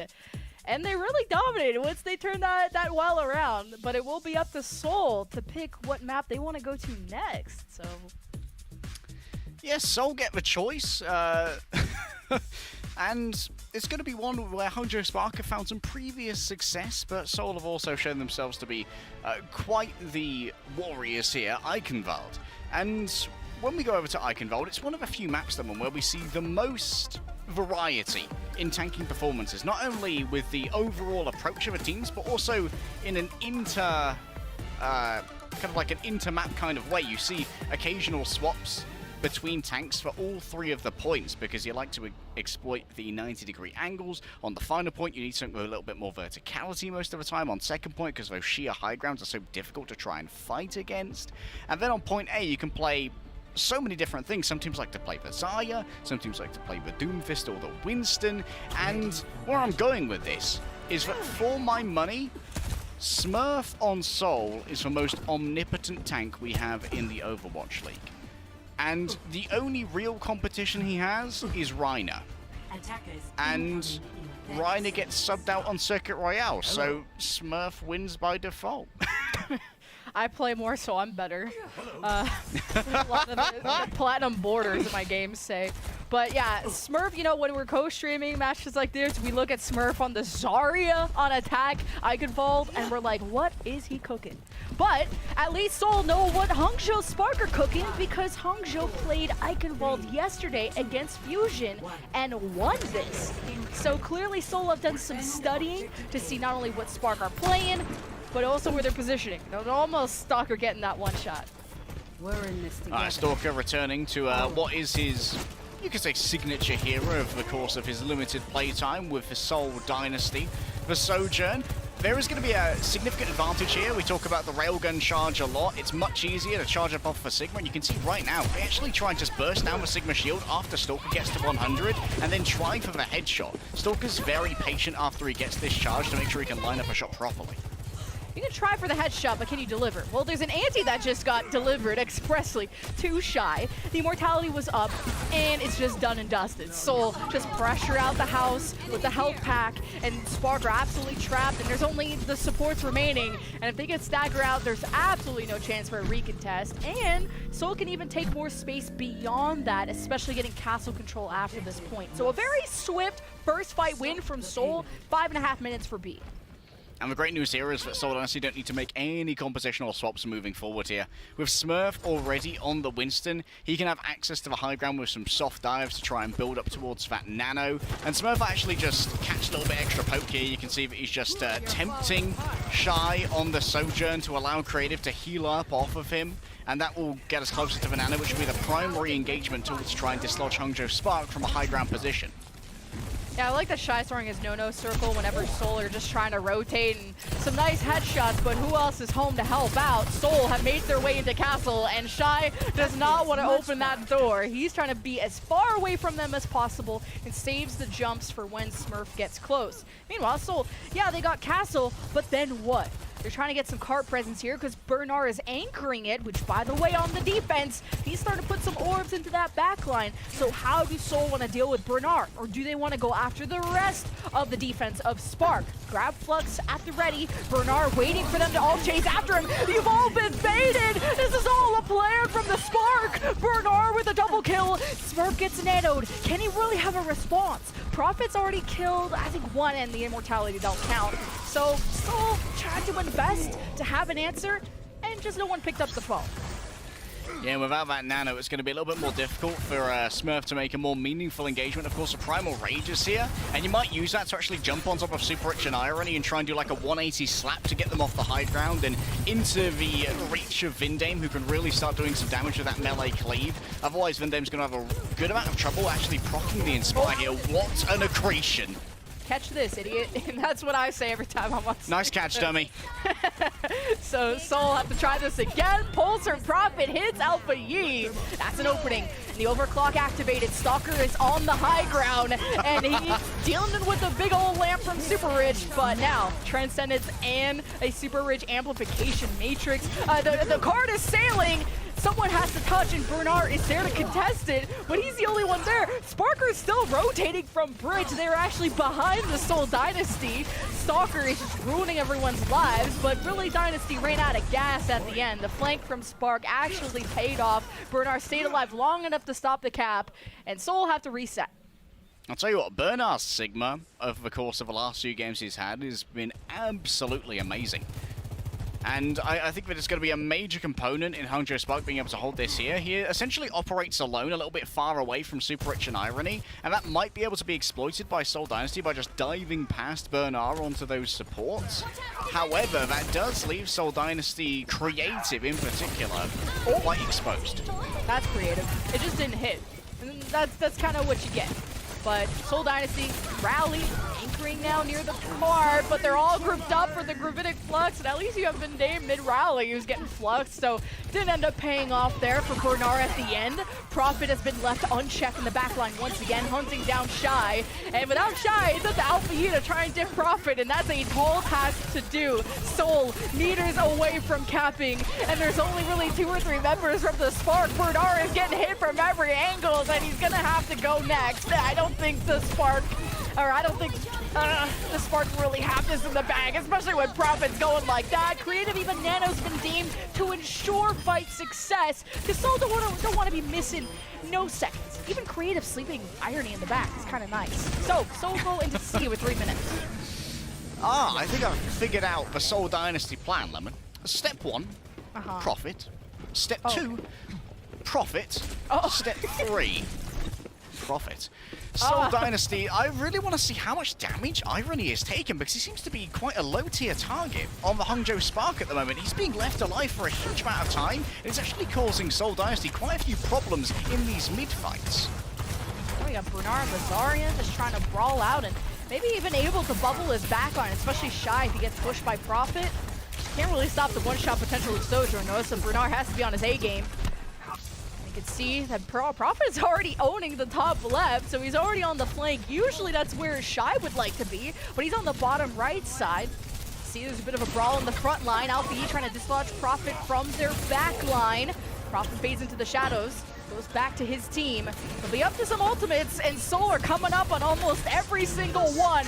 Transcendence first from forced by Irony, and Seoul just slowly disengaged. They can't deal with all those resources. Smurf then Primals, the re-engage ensues from Seoul. The overclock, now the Stalker has space to work with, and he already delivers. He's killed Shy, and 3 fall from the Spark, and what a swift cap from Seoul with 2 minutes in the bank. The pains of B have been forgotten, Lemon, because point C is an absolute breeze for Seoul Dynasty. Stalker finally comes alive after what was admittedly a fairly slow start for one of our better statted Sojourns that we have in the league. Maybe a little bit of nerves. Admittedly, this is only Stalker's 2nd time in a top-tier playoffs in the Overwatch League, has had significant success on Gen G. Speaking of which, Gen G is Seoul Dynasty's academy team where Stalker came from. They've been sitting on this kid for years. He was there at the 2019 Gauntlet as a part of Gen G and only just got brought up to the team proper. They've essentially had a 3-year-long dibs on Stalker, so Seoul Dynasty, they have invested a huge amount in making sure this kid gets on this roster.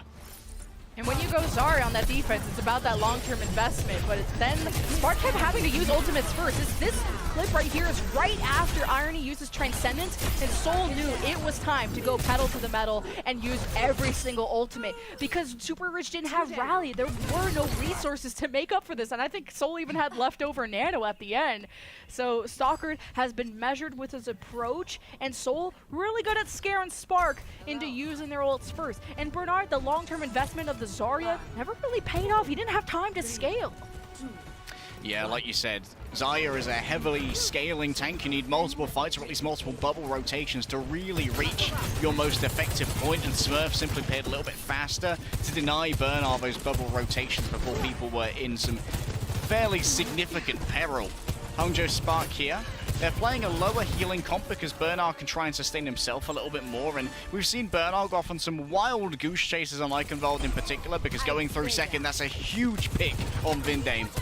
And that's what you hope your Sojourn to do, but slid right into the ante, and Shy was hoping to get Mini, and Prophet chases it down. So the first blood that Spark had immediately forgiven by a double kill from Prophet, and Spark thought they had it. They thought. Well, Prophet has to get out of here quickly. If he's discorded, that Tracer duel is not going to be very preferable to take. Alpha Ye's moved up a touch closer now, and Shy will rejoin the fray in but a second. Now Seoul Dynasty have backed on off, and they have to consider how to make this engagement happen again. Remember, Vindame's on the Lucio, which allows for a full team speed. We're actually crouching as a group. I mean, yeah, Vindame went from Zen when he got first pick to swapping to Lucio, giving Seoul Dynasty a chance to re-engage as 5. And that's a bold choice to make. Not something we usually see him on. And then they get off the point. My eyes. Oh, well, 2 ticks. That's what you get for giving up 2 ticks and being a little bit too passive on the approach. So a very swift cap by Spark. All that speed, all that power, all that ferocity, and yet no point touch. Unfortunate there for Seoul Dynasty, and Vindame will actually move back over to the Brigitte here, which is, this is an interesting shift in the power dynamic here for Hangzhou Spark versus Seoul Dynasty. Prophet should be able to get a little bit more in terms of feeling. That was an AC-130 style pulse bomb. Doesn't work out. Meanwhile, Irony has to make the decision as to whether he wants to bring over the Discord Orb onto Prophet rather than Smurf to make sure that Alfie has an advantage in that 1 versus 1. At least Vindame's back on the brace, so he can try and stop the incoming dive as much as he can. Prophet has already jumped down, and Smurf is there with him. The Nano given over. Smurf's taking way too many shots, though. But Seoul, they took the initiative, and it just did not pay off. And now, the counter clap that is ensuing from the Spark is just even stronger. So Sparkle, they started with Bernard and Alpha Yi going to the high ground, which scared Seoul into, okay, we should actually fight while Bernard and Alpha Yi are gone. Just the Nano didn't work out. Seemed like a somewhat piecemeal engage there as well from Seoul Dynasty. Creative's gone over now onto the Zen, which is staying on the Ana for the Nano.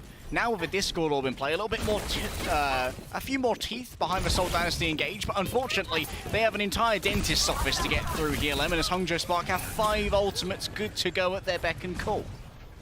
Yep, and now Seoul, I hope they win this fight, or this will be as painful as pulling teeth, that's for sure. 4 ults for Spark. Which one do they want to use first? Alpha Yi pulses and misses. Rally from Super Rich, but he's just going to get shoved off the map. Actually, I don't even know who took that L. Okay, it was Super Rich. So he has some tea time while the rest of the Spark hope to hold this down. Do you even want to use Transcendence, or do you want to meet the same fate? Well, Irony says, okay, the Primal's over. I can't be clipped off the map, right? A few more meters to go, though, from the Spark, and they've used all 4 ultimates they had in the bank, and even Shy's overclocked, but it's meant by Stalker's same ultimate.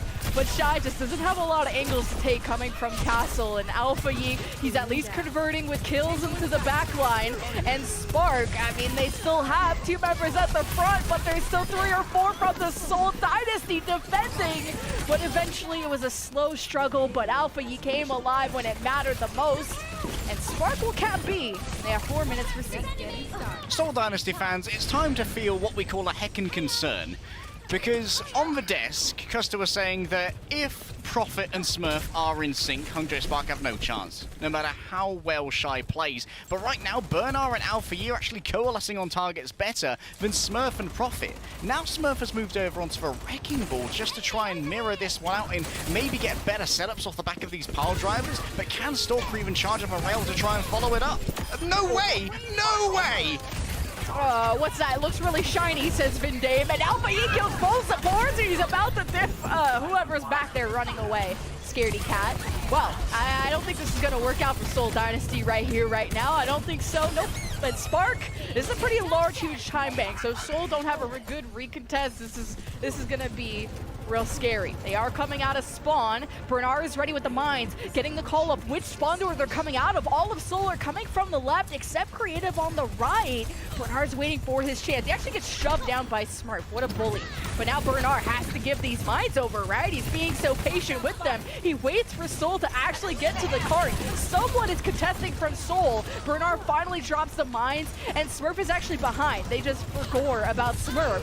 But thankfully, he's still alive. He's taking the mines like a champ. Spark have the resources because they have Rally, and Seoul, they ain't got no kills, and they shaved a bit of that time bank, but it's still a pretty big time bank for Spark at 237. Seoul have Schrodinger's support line at the moment. I don't know if they exist or not until our observers go and have a look at them. It's been very quiet in the creative and Vindane camp, I think. And Seoul Dynasty, they were kind of scrambling for an identity over the course of that defense. Couldn't really set up a good fight. And weirdly, it all feels like it snowballed from a singular pick. Shy picks off Vindane with a well-placed railgun. A well-placed headshot on a Zen. Vindane has to go Lucio to return to the point. Quickly using the speed boost, and then Seoul Dynasty actually fully disengage and make a speed boost engage, then C9 the point from there, and then Vindane starts to rotate around. Creative is stuck on the Ana, and they can't actually get onto the comp that they actually want to play until C. I don't know if Vindame's shield got broken there, but either way, Alpha Yi is having himself a game. He has progressed from Alpha Yi to Sigma Yi. Yeah, he said Alpha Yeet with that pulse bomb. Just Vindane was like, me rally, ooga booga, me go forward, W key. And then just, and then, you know, the shield could have been there. It's at his toes. I don't know what was going to happen there, but canceling that rally was pretty massive for the Spark. Alpha Yeet is having a fantastic Tracer performance today. Stalker, no shot at the beginning. Seoul Dynasty with a slightly smaller time bank will get to attack first. Let's see how this goes. All right, remember, Stalker's playbook here. Build up the rail, be patient, hit a support in the head. And now, when they're not up against Bernard on the Sigma, it's going to be a little bit more difficult to do that. Bernard's not going to be catching too much poke here. It's simply an exchange of fire between these two Sojourns. And to be honest, Shy can afford to do this for a little while because Super Rich is essentially acting as a pocket right now. Oh, no circle being thrown out, but actually the creative has been found alone. He just didn't feel like rotating that day. So good capitalization by Bernard and Alpha Yi, who are just harassing the backline, and they even chased down Smurf before he could even find an engage. So this already cuts down one fight for Seoul, and they're only left with 1 minute, and Prophet can't afford to be staggered here. Prophet picks up the Mega, so at least it was a little bit too dangerous to consider for Hangzhou Spark to move in there, but Stalker's at least even with Shy on ult charge. However, it feels like Seoul Dynasty, they're being a little bit piecemeal here with their engagements. They can't afford to allow Creative to be caught out again because that Discord orb is just too important when it comes to being able to win these DPS duels, which at the moment, Hangzhou Spark are dominating it. 30 seconds remaining. No mistakes can be had. Prophet's already been forced to use recall. He goes back to the team, and Alpha Yi sneaks with Dame again. Hey, this time he had a shield up. It's just pointing them the wrong way, and then Alpha Yi goes after Creative. There's no support for Seoul. Alpha Yi's out of 3K. Okay, there's the recall. Smurf is 1 HP, and now there's just no one left to touch. In 9 seconds, Seoul not getting anything done here? Creative and Vindame again and again evaporated. Prophet at least has the setup here to go and grab overtime, and Pulse Bomb in his back pocket, but it's a miss. Super Rich dodges the well-timed shield bash. Prophet returns, but there is no more recall, and you see Bernard. What's he cooking, Lemon, with this minefield? Oh, mines are on the menu. It cuts off Seoul Dynasty's rotations. Creative is just the ugly duckling who gets left behind on every rotation. There's no transcendence to forgive that rotation, bud. And Seoul Dynasty, they still have everyone in the mini room behind the camera, but all you see is death because Shy just hit a nasty 3K, and Spark had 3 leftover ultimates. That was disgusting by the Spark. Super Rich attempting a touch of mental warfare there with C9 in chat. Seoul Dynasty, once again, I got to remind you, both of these maps were Seoul Dynasty's picks. They entered these arenas, Lemon, with an inherent understanding that they were better. And the thing is, Hangzhou Spark as well, they've essentially popped off on point A on 2 different compositions now. Bernard's Sigma did pretty well, especially on point B for stalling Seoul Dynasty. And swapping over to a ball instead and making sure that Seoul Dynasty's preparation to field an attack against potentially the same defense again was stymied before they even knew what was happening. Seoul Dynasty are looking a touch lost right now. A little bit. This is some of the... I mean, Creative, he could have steel toes, and there's no kicking 3 people off of you. Great lines from Bernard. This stopped the rotations. Creative had an excuse that time. But Alpha is also sticking Vindame. They're killing Creative off rotations every time, and then Shy just slides in and kills 3 while Seoul thought they could maybe win without Discord, but that's pretty capped. So Spark have 2:37 on the clock to get 33%, and they go to series point. It's tieable. Yep, it's tieable. Not quite comebackable. But like a knot on a ship, Lemon, it is certainly tieable. Hangzhou Spark once again return to all reliable, the default composition. Seoul Dynasty now moving into the mirror. Creative and Vindame, at least they have themselves a defensive position, but they can't afford to get first picked yet again. Rotations going well. The first 30 seconds here for Spark. Left side approach. Irony trying to charge up, find any picks he can. You see how Prophet is just still near the point. He's just so scared of making any kind of mistake. You can't afford to lose anyone. This is one fight win for Spark and series point in the bag. The Soul playing real deep and around the house. Creative has been separated away from the flock. It was this disruptor shot from Shy that broke up Creative and the Brigida, and that's just it. There was a fight that happened, but the supports just died, and then Spark win the map. So not tieable, I guess. I have analysis, Lemon, and I have thoughts. But most of all, I have one word. Yikes. Seoul Dynasty, their supports have been thoroughly cyberbullied by the Hangzhou Spark, and no matter what happens, it seems like the pace of the Hangzhou Spark is outdoing the Seoul Dynasty. We look at Profit, we look at Smurf, and Super Rich and Irony should not have more than one dimension, let alone more than one health point left. But no, it's Shy, Alfie, Bernard just absolutely dominating Creative and Vindame. They are gonna go and, I don't know, get it together. I am frankly flabbergasted, Lemon. Is this Seoul Dynasty #1 team in APAC? Well, we're gonna see about that. We're gonna throw you to a break when we get back. I guess we're on Seoul Dynasty's last live.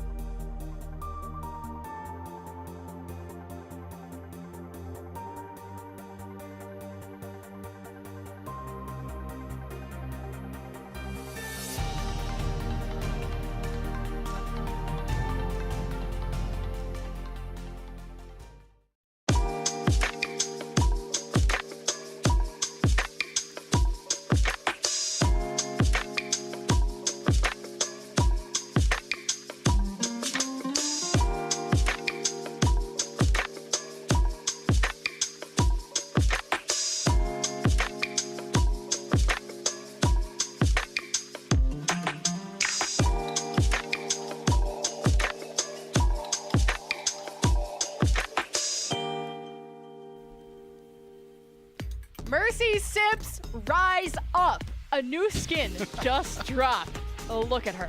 Gorgeous. Royal Knight available now, and you only have until August 19th to get them. So don't be under that rock. Use your 200 League tokens. I know you're gonna be here all night. You might as well put them to a good cause. Royal Knight is looking fly, and so do the Hangzhou Spark, which is not what I was expecting to see today. Mostly because Seoul Dynasty are the #1 team in APAC, according to the notes. But all I'm seeing leg day right now is a 2-0 for Spark. Yeah, I'm seeing a 2-0 for Spark. I'm seeing 2 maps that Seoul Dynasty picked and 2 maps that Seoul Dynasty failed to register their mark upon. We have ourselves a couple of substitutions, Lemon. The first one I want to zoom in on here is Stalker out and Fitz in. Profit and Fitz, or Profits together, of course, as they so lovely fit, has been the primary DPS line of Seoul Dynasty for a long time. Fitz is a prodigious flick scan player on both the Widowmaker and the Ashe, and of course on the Sombra as well. But on the other side, Spark have got a response, Lemon. So, sure. You've bought in Fitz, you've bought in your main DPS. I guess fine, Master. This one time, I will use 10% of my power, and I will draw the Primal Blade from its sheath. Gushue has been released from his Kung Fu Panda Tai Lung-style prison to play the Winston on Dorado. Yeah, the actual power levels of Alpha Yi. Can we talk about that for a second? Going from 0% on Ilios Well to being Prophet's target dummy to matching him on Echo, beating Prophet on Echo, and then beating him down on Tracer. I mean, Alpha Yi is the picture of composure when it comes to just turning things around, and he's having just the best performance of his life right now on the Tracer, carrying Spark to that victory back on Eichenwald, if you did just miss that. But this is still Seoul Dynasty's choice. Surely this one won't fumble. We go to Dorado, and it will be Hangzhou Spark on the defense. Gushue said, gotcha. I actually left the spot. I almost got you. No Orisa today. Almost had you. Gotcha for a second. But no, the Primal Blade comes in to do Primal Blade things. And Smurf versus Gushue and a Winston versus Winston is it would be a very fun matchup. And you know what? Gushue is probably going to spend a good amount of time here trying to bully the Seoul Dynasty backline. As Bernard went out, probably gave Gushue a high five as he made his way into the gaming room. Like, yep, those supports are toast, man. Easy clap. Just farm them. Creative and Vindame definitely need to be covering each other a little bit more here, or the rest of Seoul Dynasty needs to be doing a little bit more in order to force Gushue to play more of a peeling role by putting more pressure onto Irony and Super Rich, who've been playing quite safe and allowing Alpha Yi and Shy to simply pop off. At least Creative has a better kid to defend himself with. He has the sleep and the anti. Just don't forget, kids, rotations. Rotations. Don't just focus on fragging, because you'll face the Seoul Dynasty treatment like we saw in last map. So it is Seoul on the attack, already establishing themselves in the top right, where Fitz can charge up off of Gushue, see if he can connect onto someone, and Alpha Yi, the first victim, of course, the caster crews of just hyping up the man, then he gets shot first. First blood, though, for Seoul, and it's going well. Don't think we're in Kansas anymore, Lemon. It's an entirely different game for Alpha Yi. A brand new flick scan, a brand new threat, and Hangzhou Spark are forced to back on off here. It feels like this is a team that's a little bit less confident in playing without Alpha Yi, whereas Seoul Dynasty, they do enjoy taking their 3 versus 4s. Oh my god, no way! The Fitz continues to shoot things.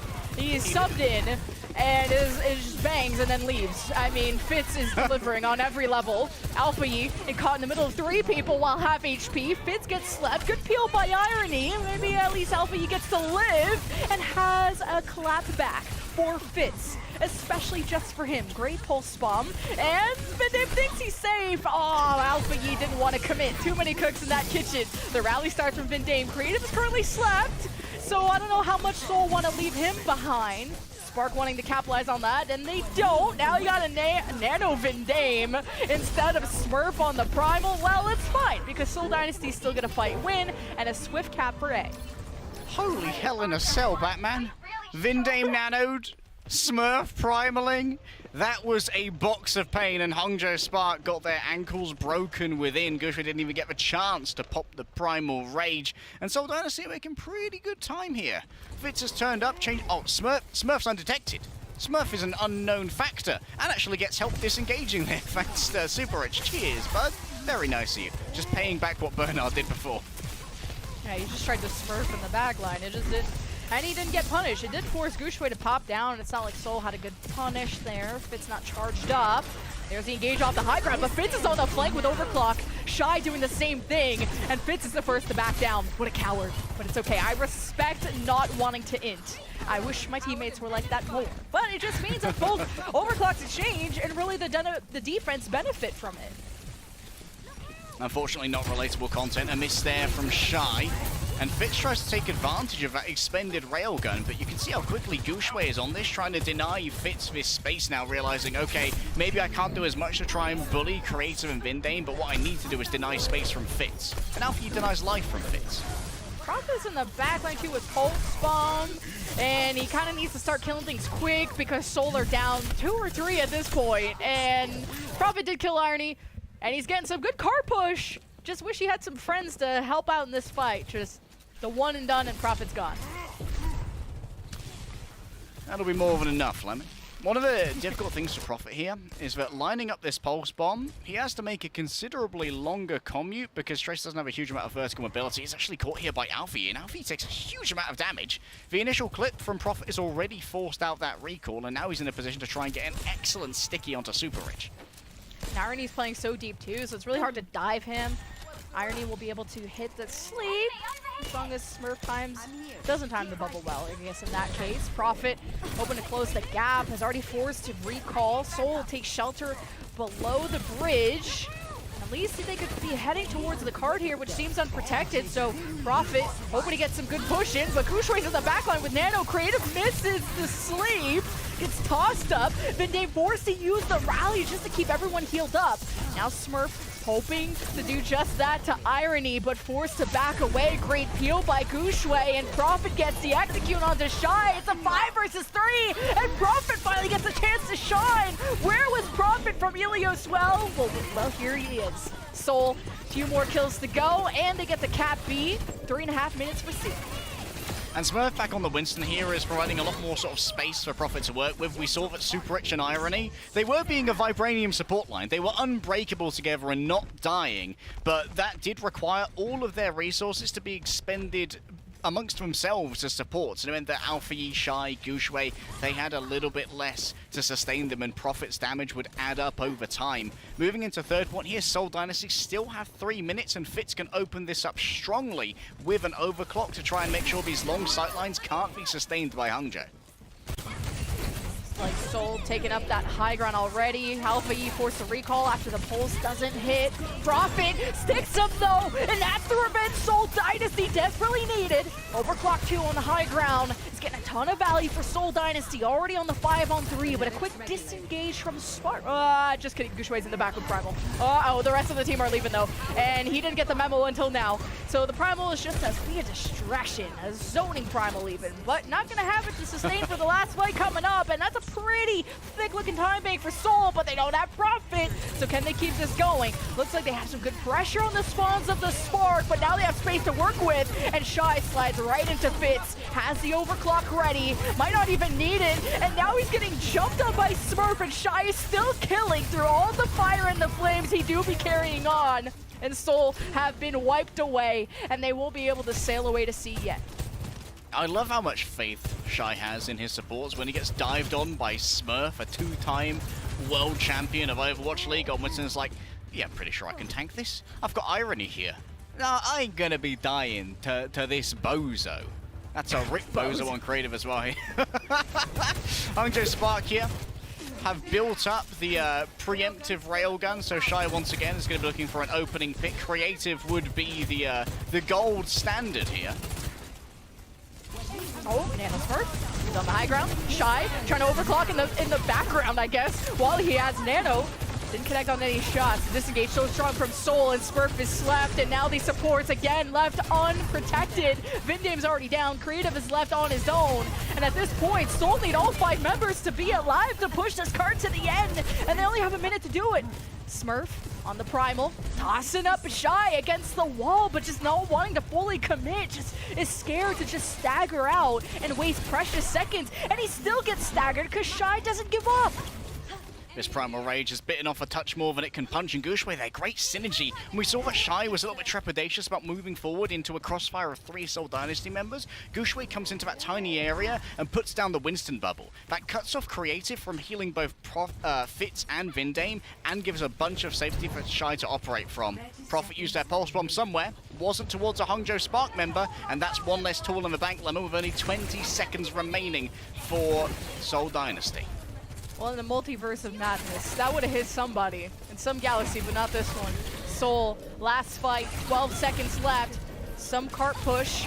Fitz, hoping to get this overclock going with the double pulse bomb! That is not what the Soul wanted to order on the menu! How do they pull this off in a 3 versus 5? It's just not gonna happen, Chief!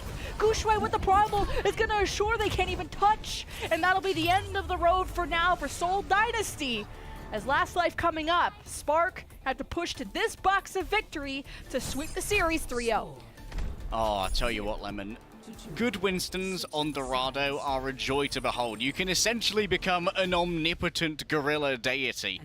And that's what Guangzhou was bringing to the table. And the thing is, because Guangzhou was able to demand so much attention again and again, that allowed Alpha Yi to make these precision incisions with the pulse bombs and with the pulse pistols to chip away Seoul Dynasty's numbers, finding a final blow here, an expenditure of a health pack there. One of the plays I really want to highlight from Alpha, even though it ended up being inconsequential, is when they were chasing down members of the Seoul Dynasty in what was ostensibly a 5 versus 5, but happening outside of Hangzhou Spark's territory, so it was almost like they were looking for stagger kills.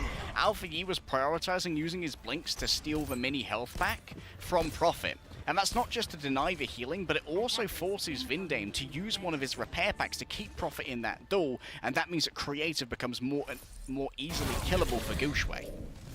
I'm just saying, okay, well, let me look at what Alpha Yi's doing. Oh yeah, this is the double sig. It hits Smurf, and then, you know...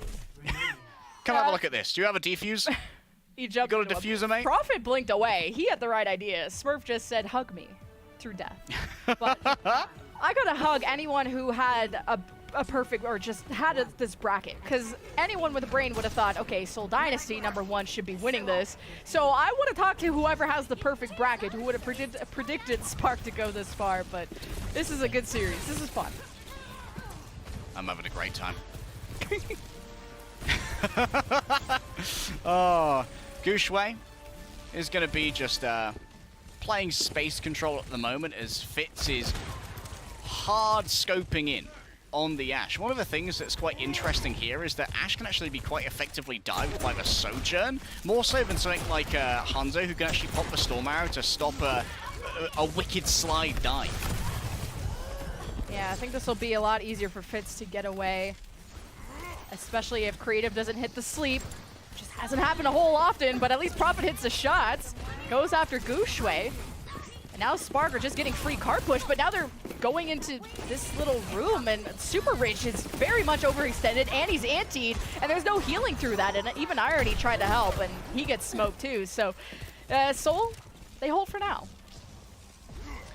This is such a powerful area. Seoul Dynasty want to exploit this for as long as possible, Lemon. Creative and Vindame can both essentially reign free on the high ground and put down huge amounts of healing and damage, and it allows Fitz some real freedom to operate as well. And critically for Smurf, he can make a drop-down engagement without having to expend his jump. Goodbye, Super Rich. That was quite intimate a stick, wasn't it? Yeah, you had the drop down all right, just with one of these. Look me in my eyes when you stick me. Spark are on. Still the attack. I know it hasn't moved very far. Almost half the time bank gone.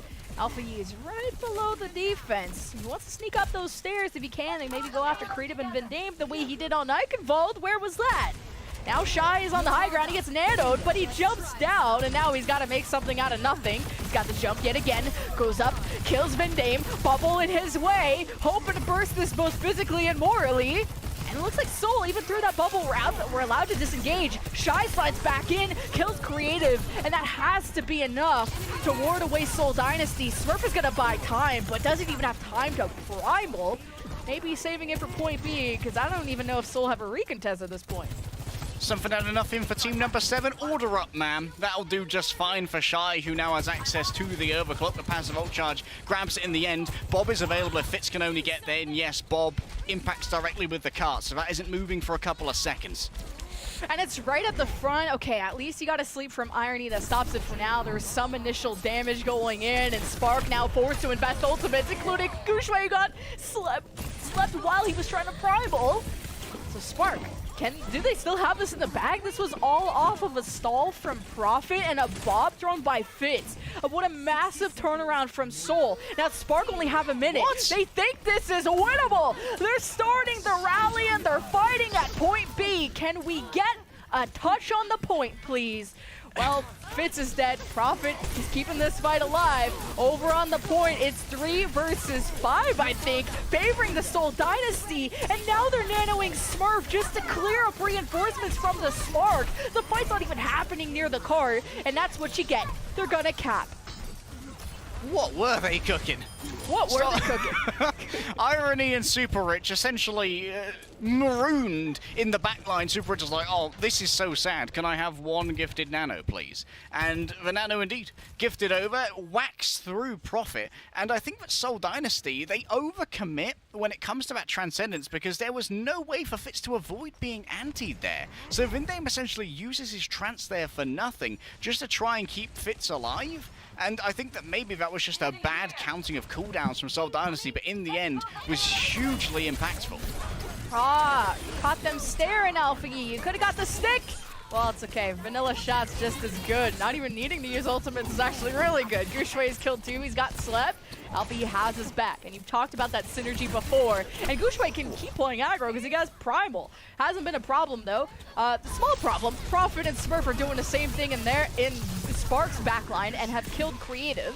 So there's still progress on the cart, though, so Seoul might have to think about that soon.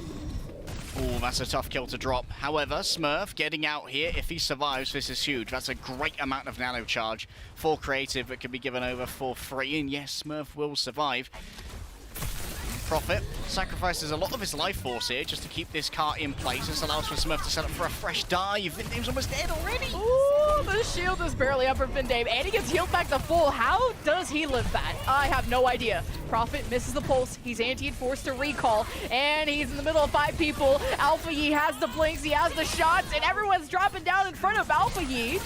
So now 5 versus 3. Spark even have the nano. Guangzhou will take a little nappy nap. And I don't know how much gas Seoul got in the tank. Smurf was also antied. He's in the back line dying. And not much of a recontest for Seoul. At least the card hasn't been pushing a whole lot. So definitely a touch available from Profit. But Smurf is last to die, so that sucks. Yeah, there's been some good objective griefing here from Profit just to continually keep it contested. Look at this. Guangzhou's already in the back line, causing problems. And he's got a Primal if he needs to pop it. This is bad news for Seoul. And the bubble from Guangzhou just forcing Seoul Dynasty to extend forward, and now they have to nano Smurf. Good stall by Profit just to make this fight possible, but Guangzhou is making living impossible for Seoul Dynasty's backline. Continues to bully them, stuff them into lockers. Vindame got slept, and he's last to die, so Spark will be capping B, and they only have 2 minutes for C. In 2022, Gorillas have learned sign language and tool use. In the 2060s, when Overwatch 2 takes place, their tool use has expanded significantly, Lemon. The Primal Blade is a huge evolutionary trait for Guangzhou to pick up, and boy, is he Primal Blading today. Seoul Dynasty, at least they've drained down the clock significantly. There's only a minute and a half here for Hangzhou Spark, so this is a far from guaranteed win as Seoul Dynasty get closer and closer to that rally. And just with the amount of push that Spark already have, this is within one fight territory to sweep the series 3-0. But Seoul will go down without a fight. It's been 3 or 4 kills against only the 2 that Shy had, which was a valiant effort with the overclock, but shot down almost immediately. So Seoul get to breathe for now. I think Shy got the wrong memo there, Lemon. That would have been so good to have, especially against the rally when Vindame used it to just strip away all of that additional health. But now, Hangzhou Spark, they're going to be moving into a potentially final fight here, depending on how long they take for setup, with limited resources, only really a nano, and yes, it's an advantage over Creative's nano, but if he can stay alive for a good portion of this fight, that nano will be up in no time, and Fitz almost has an overclock of his own. Plus, on top of all of this, Hangzhou Spark have to invest resources to get through these chokes and find the high ground against Smurf. Yeah, Arnie's like, get out of the way, Alpha Yi. I gotta nano the right person here. I can't mess this up. Prophet messes up the pulse though, but Spark, head in. There's the nano on the Gushue. Forces out the rally from Vindame. He shield bashes back to spawn. Fitz thought he had a chance on the right side, and Gushue keeps him in. And that is a big anti, or at least heals from Creative at the very least. Overclock from Fitz on the off angle, and no bubble to really stop him until Gushue takes it for himself. He has the Primal Rage, and Gushue's in the back, but Seoul Dynasty on the counter flank. They can't seem to get the same kills, and Hangzhou Spark are getting the push, and it's that 3-0 sweep against the #1 team of APAC, the ultimate upset of the mid-season madness. Hangzhou Spark defy every single expectation, and it's an in-series turnaround as well.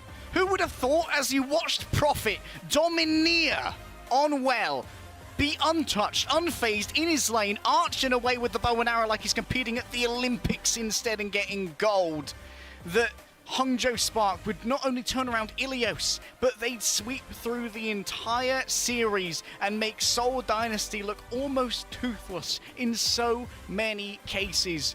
This was an absolute showcase, not for Alpha Yi, not for Shy, but for the entirety of Hangzhou Spark, because the fact is, Hangzhou Spark's support line today has been worth its weight in gold. Oh man, just you saw the emotion from Hangzhou Spark of how much work they put into this moment, turning around a 3-0 that happened in the regular season. Seoul were beating them down. I mean, Seoul had third pick. They could have chosen Shanghai. They thought Hangzhou Spark was the easier opponent, and they got 3-0'd. And they lost every single map that they picked. I mean, Seoul, a monumental fumble. But you saw it on the faces of Hangzhou Spark, just the emotion, especially from Alpha Yi. I was watching him even yesterday when they played. I mean, Spark's cards were on the table. They played yesterday. So it was up to Seoul to study up and know where those weaknesses are, and they still couldn't capitalize. But you saw the faces of especially Alpha Yi, who I even saw him slapping himself at one point. I'm not sure if he was waking himself up or really just feeling defeated in those moments. But man, did he rise to the occasion today.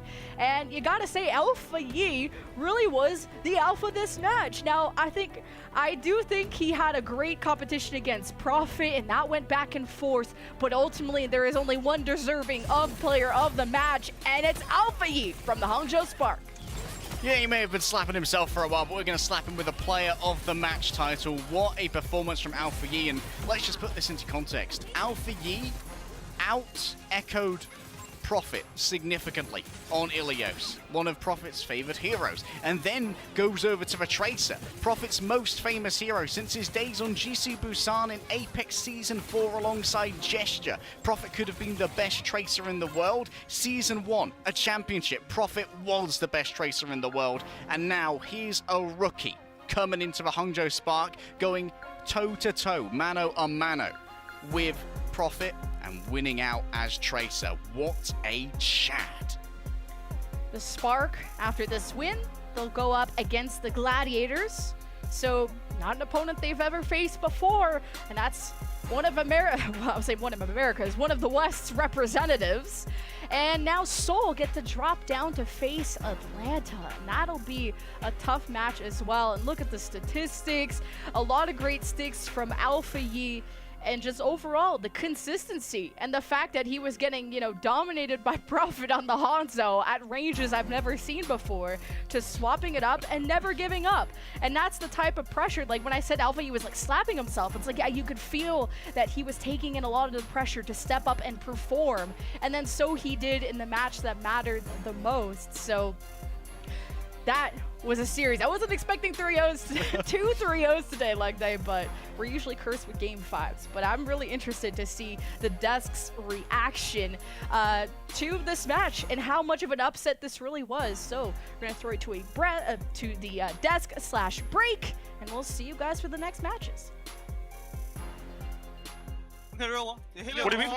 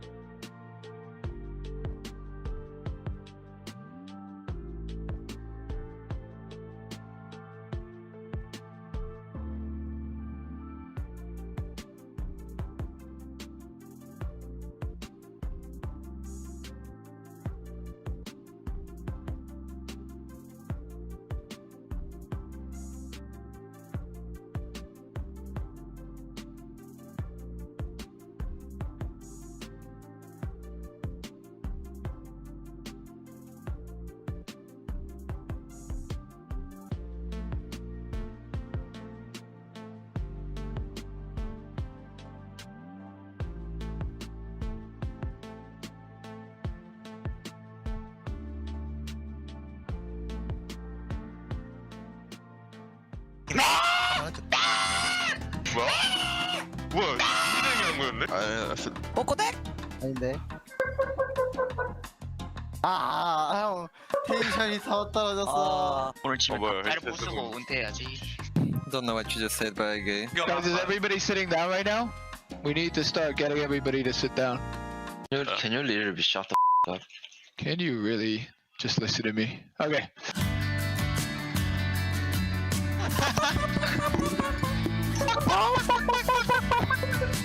억울한데.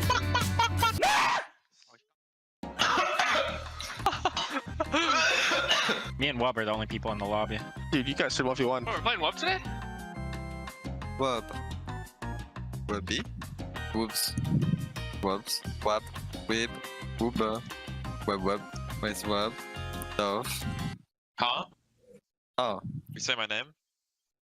No. Never mind. Danny, every time I win an off-roll, on an off-roll hero, you need to type, you just lost to Hawk Ryan, you just lost to Hawk Winston. I need someone to type that in that chat. Let's go. 야, 나 원숭이 소리 내줘 그러면. 원숭이? 아, 나 원숭이 소리 낼줄 몰라. 아, 하잖아. 해줘.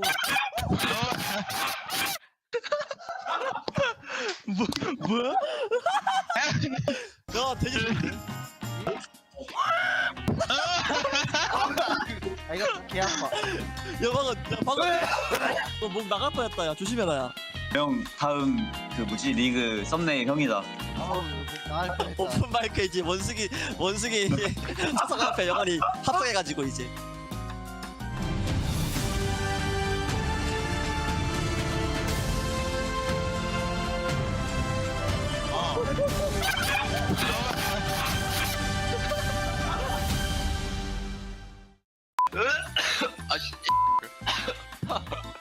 되게 카메라 잘 나오려고 안경 벗고 이러고 있는 거 레전드 잘생기거든 레전드. I feel like today. You guys need to carry me. I feel like too. 이 냄새. 야 냄새. 와 신비주 이 냄새 레전드. The only thing that matters in this comp is the Ryan, so. Yeah. Welcome to Watchpoint Post Show, everybody. I'm Danny Lim. I'm here with Bernard from Hangzhou Spark. Bernard, congratulations on the win. And yeah, what a crazy upset. I don't think a lot of people would have predicted the Hangzhou Spark win over the Seoul Dynasty, but you guys made it happen. How are you guys able to defeat the Seoul Dynasty today? 자, 오늘 일단 승리를 축하드리면서 좀 제가 봤을 때 많은 분들이 항저우가 이길 거라는 생각을 못했을까라는 생각을 좀 합니다. 하지만 오늘 또 항저우가 너무 좋은 모습을 보여주셔서 오늘 서울과의 경기 어떻게 해서 승리를 거두시게 되셨나요? 일단 저희도 아무래도 서울이 되게 강한 팀이다 보니까 걱정도 많았고 또 경기를 아직 서울을 하지 않았었던 터라서 되게 불안했었는데 그래도 뭔가 그냥 우리가 뭔가 해야 될 걸 좀 더 집중하자 그런 식으로 집중을 하게 되면서 오히려 저희가 원하는 쪽으로 게임을 잘 이끌어왔던 것 같습니다. I mean, Seoul's a great team, and also, we were sort of worried that because they were such a strong team that, we weren't really sure how the matches were going to play out. But in the end, what we thought of was, we just had to focus really hard on what we had to do, and that was the key to our success and the victory against the Seoul Dynasty today. And I also want to follow up with another question, Bernard, because I think I was watching your matches yesterday and today, and I do want to say that Hangzhou Spark, you guys are popping off in the tournament right now. You guys always have been a great team, but I think especially in the tournament, this tournament cycle, I think you guys are just going crazy. What sort of did anything change internally to sort of just help that, or was it just sort of like a tournament buff? 자, 두 번째 질문은 항저우 팀이 워낙 또 항상 또 잘해왔던 팀이긴 하지만 이번 토너먼트에 들어오게 되면서 훨씬 더 좋은 모습을 많이 보여줬다고 제 생각엔 좀 그렇게 생각을 하는데요. 베르나르 선수가 보시기에는 어떻게 좀 이렇게 요즘 토너먼트에 들어와서 지금 두 경기를 치르면서 이렇게 좀 좋은 모습을 보여주는 게 이렇게 팀적으로 좀 변환이 있던 건지 아니면 좀 이렇게 토너먼트라서 조금 더 개인적인 좀 실력이 그렇게 좀 올라왔다고 생각을 하시나요?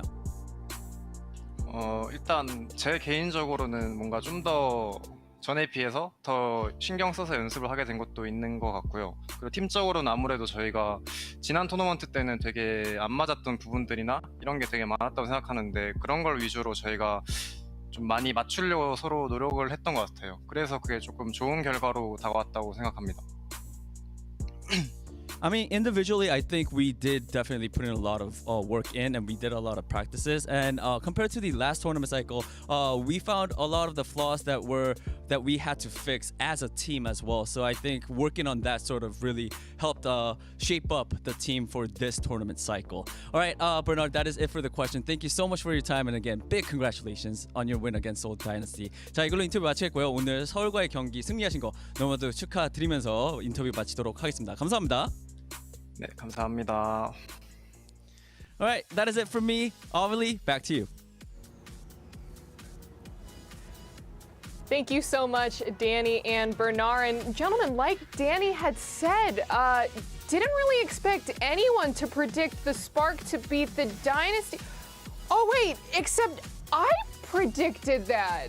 And both of you thought that Seoul, the team that just got, 3-0'd, were the ones that were gonna win? That's so interesting. You said 70 to 30 odds that they were gonna win. What happened there, Scott? What? Spark are really good now, I guess. And the thing is, we hype up Shy. We've talked about how great he is as a hit scan.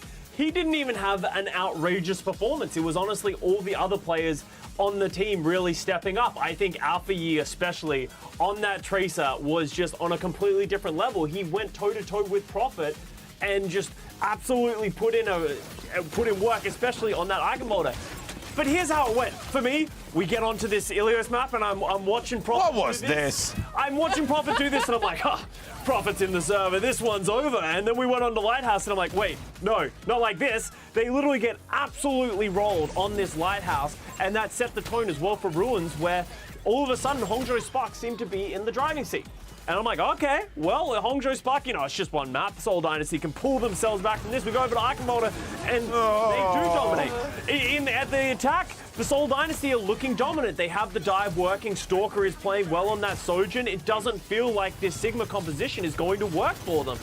And then all of a sudden, the Hangzhou Spark have their attack, and they finish with even more time. The Seoul Dynasty crumble on their attack, and all of a sudden it's a 2-0 deficit. And then Dorado, the rest is history. But Johnny, we were talking about it. We need to talk about it more. The backline of the Seoul Dynasty, we've hyped them up so far this season, but Creative and Vindame were just everywhere they should not have been in this series. I mean, yeah, credit where credit is due. First of all, the dives were good, right? Like Alpha on the Tracer, so much impact, so many final blows. And the dive even from Seoul Dynasty was good. Like Prophet, as you said, racked up the final blows to begin with. It was pretty even when it came to the dive. But the backline from Seoul Dynasty, if we want to get a bit analytical, but individual performances, the backline just didn't help each other out. And Fitz on the Ash, he was nowhere to be found. It's such a stark difference from when we talked about San Francisco Shock and playing around the Baptiste, playing together as 5. This is Irony and Creative on all heroes in today's matchup. And you can see for yourselves, twice the amount of deaths from Irony, final blows 19 to 5. He got 5 final blows on all heroes over the course of 3 maps, playing Senyara and Ana. It was a tough matchup. The backline from Seoul Dynasty, I didn't think that they helped each other out that good. Supporting each other to keep alive, to survive these Tracer and win some dives. And on the opposite side of the spectrum, the Hangzhou Spark backline, they had that moment in the little hut, on point A, Dorado, and they're like, I'm going to nano you, Brig. And Brig's like, I'm going to rally you, Senyara, and we're going to make this work together as a team. And meanwhile, Vindam and Creative, they were just not playing well together. Fitz on the Ash, I think he should have helped them out with the coach gun, peel a bit more for his team, and they just couldn't stay alive. So Seoul Dynasty, not what we expected at all from them today in this match. Yeah, definitely not what we expected from them, but they still have the chance of redemption as they get knocked into the losers bracket, which we are going to see in just a bit. But first, we're going to be talking about the best of the day, because I think we had a lot of really good moments. But I'm going to go ahead and I'm going to start with mine. And this was actually from the San Francisco Shock game against the London Spitfire. You know me, I'm a Spitfire fan, but I thought that this was really an amazing play. If we could just go ahead and take a look at it. Honestly, just game changing. I think we could see it right here. So we see, I think we had all 5 up on the side of the Shock. And then here we see it's, being contested and then contested again. Until it isn't. Contested again. What do we call this? Overly? We call it a C9. There we go. Yeah. Good old C9. Oh, look at the reactions. Oh. Just Backbone's just laughing. Just evil maniacal laughter. Oh, no. He did not look one. happy. And I think that was the only map that they had taken. Yeah. Well, hey, we don't talk about that. We don't talk about that. We talk about that. They played well. They played well. Backable. They played backable. Yeah. And talking about people that potentially got overconfident in their matches, we have A strange play by Reiner. You know, we've all talked about the tactical crouch. We've talked about the impacts of, is that a toxic thing to do? Is that a negative thing to do? I love a good tactical crouch, you know, a little bit of a teabag onto them. But Reiner's taking it one step forward. He's adding a dab into the mix. Here we go. We're going to see him getting onto Pelican. He gets the empowered punch. He predicts the blink, gets Pelican in, and gives him a tactical crouch. But the cam has to be here. You guys ready for it? Wait for it. Oh! Damn. Sometimes you just got to do it to him. Reiner absolutely popping off. Oh, he knows what he just did. That's how you also know what you did. Inspire fear into the hearts of your opponents as well. Stand up, dab on them. Houston did win the map, or they drew it actually. They drew it actually after that. They were rolling until he dabbed on them, and then it went The dab terribly. ruined everything. Let that be a lesson to you kids at home. Don't you dare dab. No dabbing. I'm gonna tell kids to dab at home. I think it's safe, but Johnny. Is dabbing still cool? No. Oh, It's never you been didn't cool. know? No. I have no idea. Yeah, I have no idea. Right? I haven't seen it. TikTokers, please help me out. Is this a trend, or are we back into more Doja Cat? Well, talking about my worst of the day, let's transition into my best of the day. Whoa! Actually, some gameplay that was pretty cool, unlike, you know, random gestures that are not cool at all. Sparker on a long Spitfire. God, I am meant to be a host with my transitions. He fragged out on Grace Route 66 against the Shock. So even though they did lose the map, I gotta give it to Sparker, not because he's Swedish, biased, but because he generally popped off so hard with this here as well. Got a collateral, you know, through the Diva mech as well.